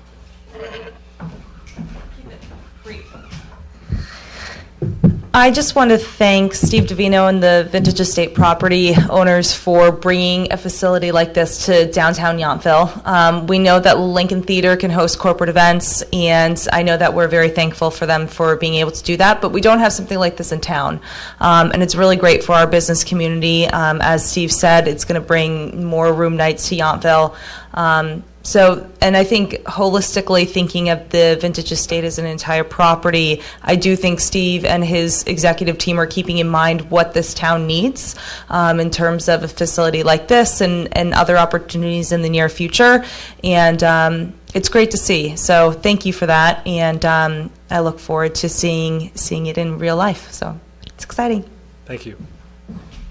Anyone else? You spent all night here too, Boyd, so why not?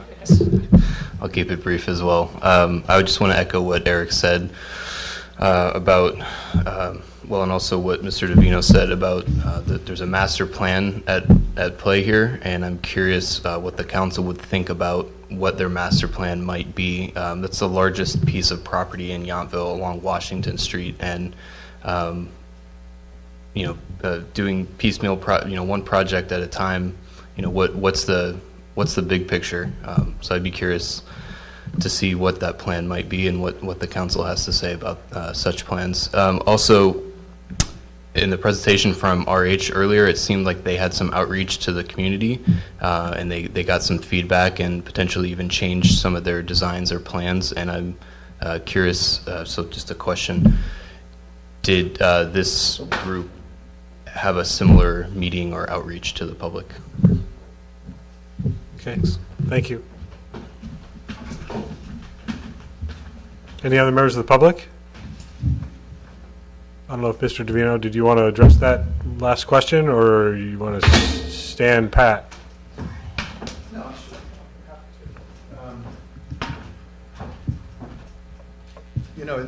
I think projects like this, our first priority was to really come in and update the two hotel properties. So we looked at Vintage House first, which was the old Villaggio Inn, and there was no change to the physical structure. There was architectural changes to the lobby and the pool deck areas, but it's an 80-room hotel. We elevated it from an upscale kind of category in lodging, vernacular, to a luxury lifestyle space. So, that really entailed not a lot of change, just really upgrading the property. The second phase is Villaggio, which in November, December timeframe will go under renovation. It's currently 112 keys. It'll remain 112 keys, and then the lobby again will be repurposed, same square footage, et cetera, and the pool deck area is redone and landscaping redone.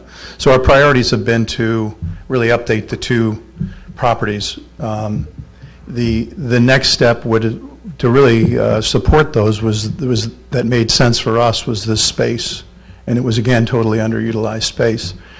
Our plan also entails upgrading the spa area and the Villaggio Spa. That's all part of the plan. There will be a master plan that'll be presented down the road, but that's where we this is as far as we've gotten at the moment. And we think, again, this is something that's going to be good for the property and good for the town of Yountville. Okay. Thank you. Anyone else?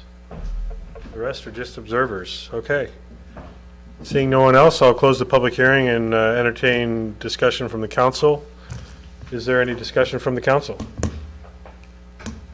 You're going to make me call on someone again. Thank you. I'll fall on the Councilmember sword. Dorman. Fall on the sword. So I have the same concern about where is the tipping point on having to ask the applicant for an amended master development plan, and I have discussed that with staff. So I am happy to hear that is in the offing. And the only other thing I would say is I would like to see a 6-month review rather than a 1-year review. Thank you. Councilmember Durham? Was there a parking plan that was asked for, as there was in RH, as was suggested by by the audience? The CDRB offered 3 suggestions on more information that would help the council make the decision, and one of those was a more detailed parking plan. There was some reference in the staff report that 3 or 4 of the ZDRB questions about parking were dealt with or resolved, correct? Well, I guess the ZDRB had requested a parking study. They shared a parking plan with details, and we thought we understood a little bit more, and so we were okay with it because parking is not a big issue out there. There is excess parking. They were explaining how to better utilize bus spaces and valet spaces for the event use, so we felt it was addressed. Because it is 10 to 11, I'm going to suggest something new. I would like to suggest that with this being one of the largest areas in the community that has parking, which is supposed to be for those businesses, but obviously get used by others as well, if we are going to ask for a parking evaluation, I must insist, given my love of autonomous vehicles and my constant reading about where we're headed, that when the time comes to do a traffic, parking, whatever study for this area, we need to rethink how we're looking at this area and how we're going to treat it moving forward.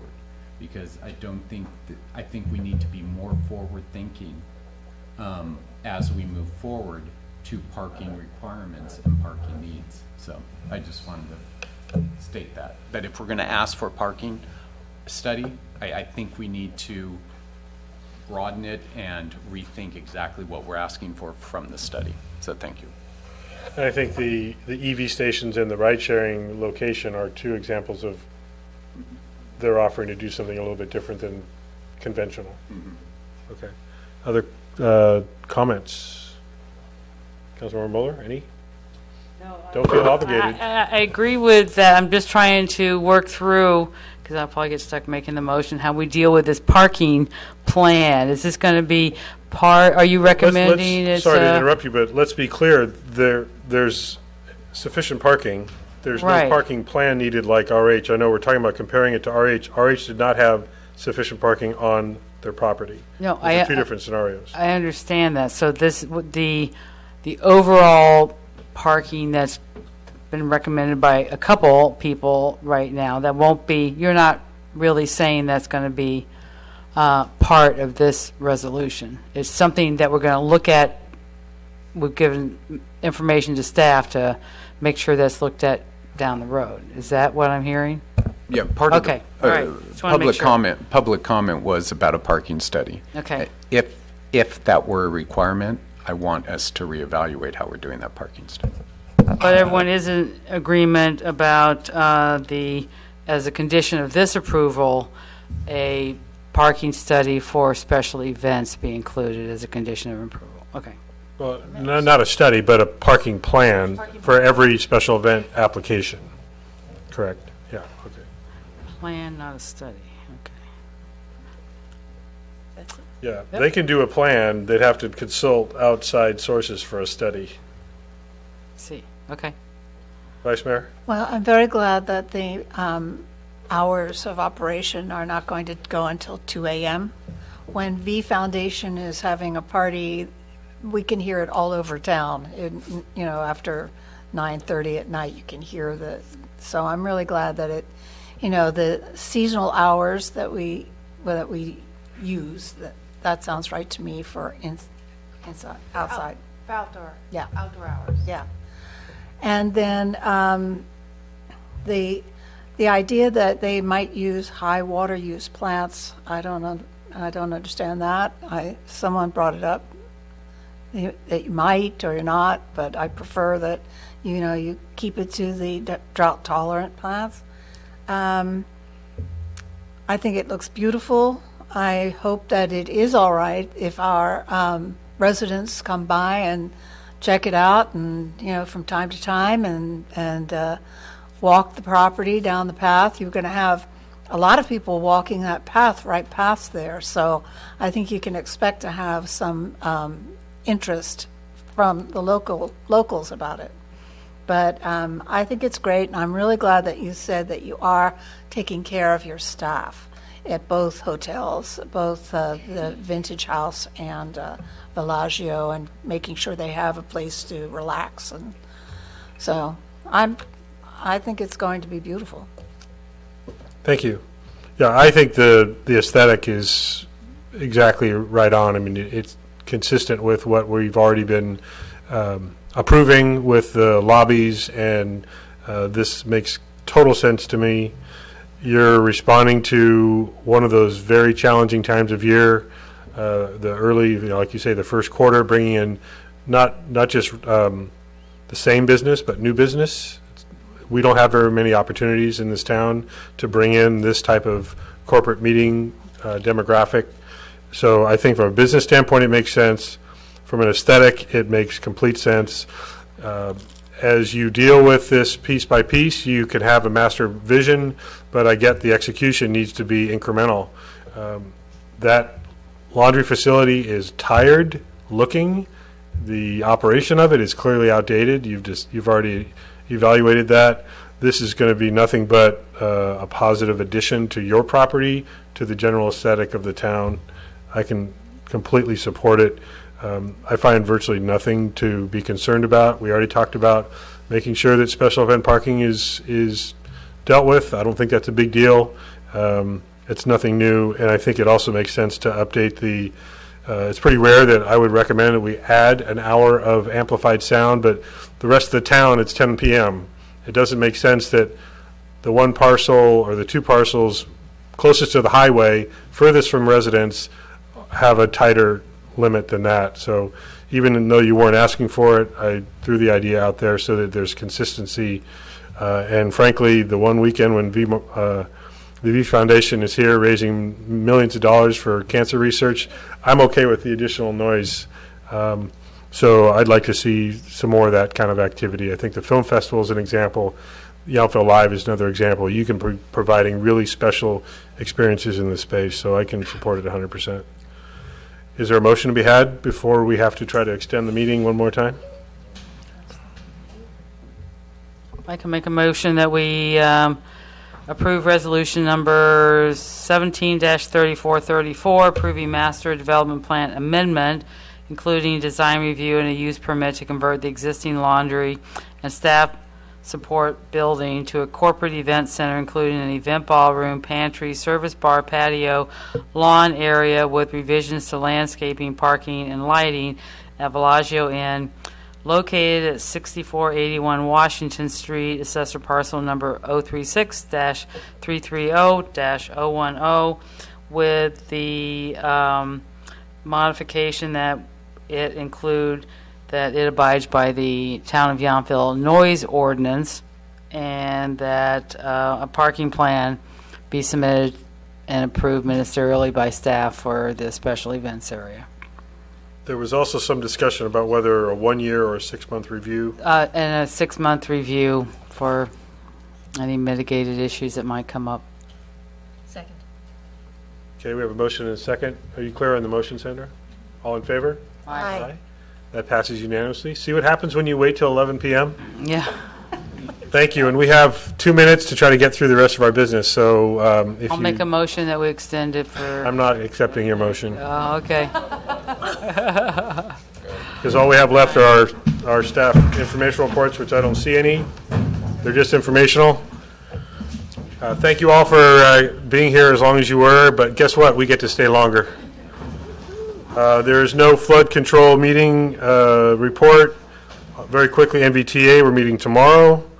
Is there really any necessary yet Upper Valley Waste Management? No, just in substitution, I'm going to jump in case we run out of 90 minutes and say how grateful and wonderful it is that Thomas Keller threw out the first baseball tonight at the Giants game in San Francisco. All right. On one other note before we adjourn, I will just try to kind of bring the tenor down a little bit more somber, because I do want to make sure that we adjourn in memory of Steve Bartisono.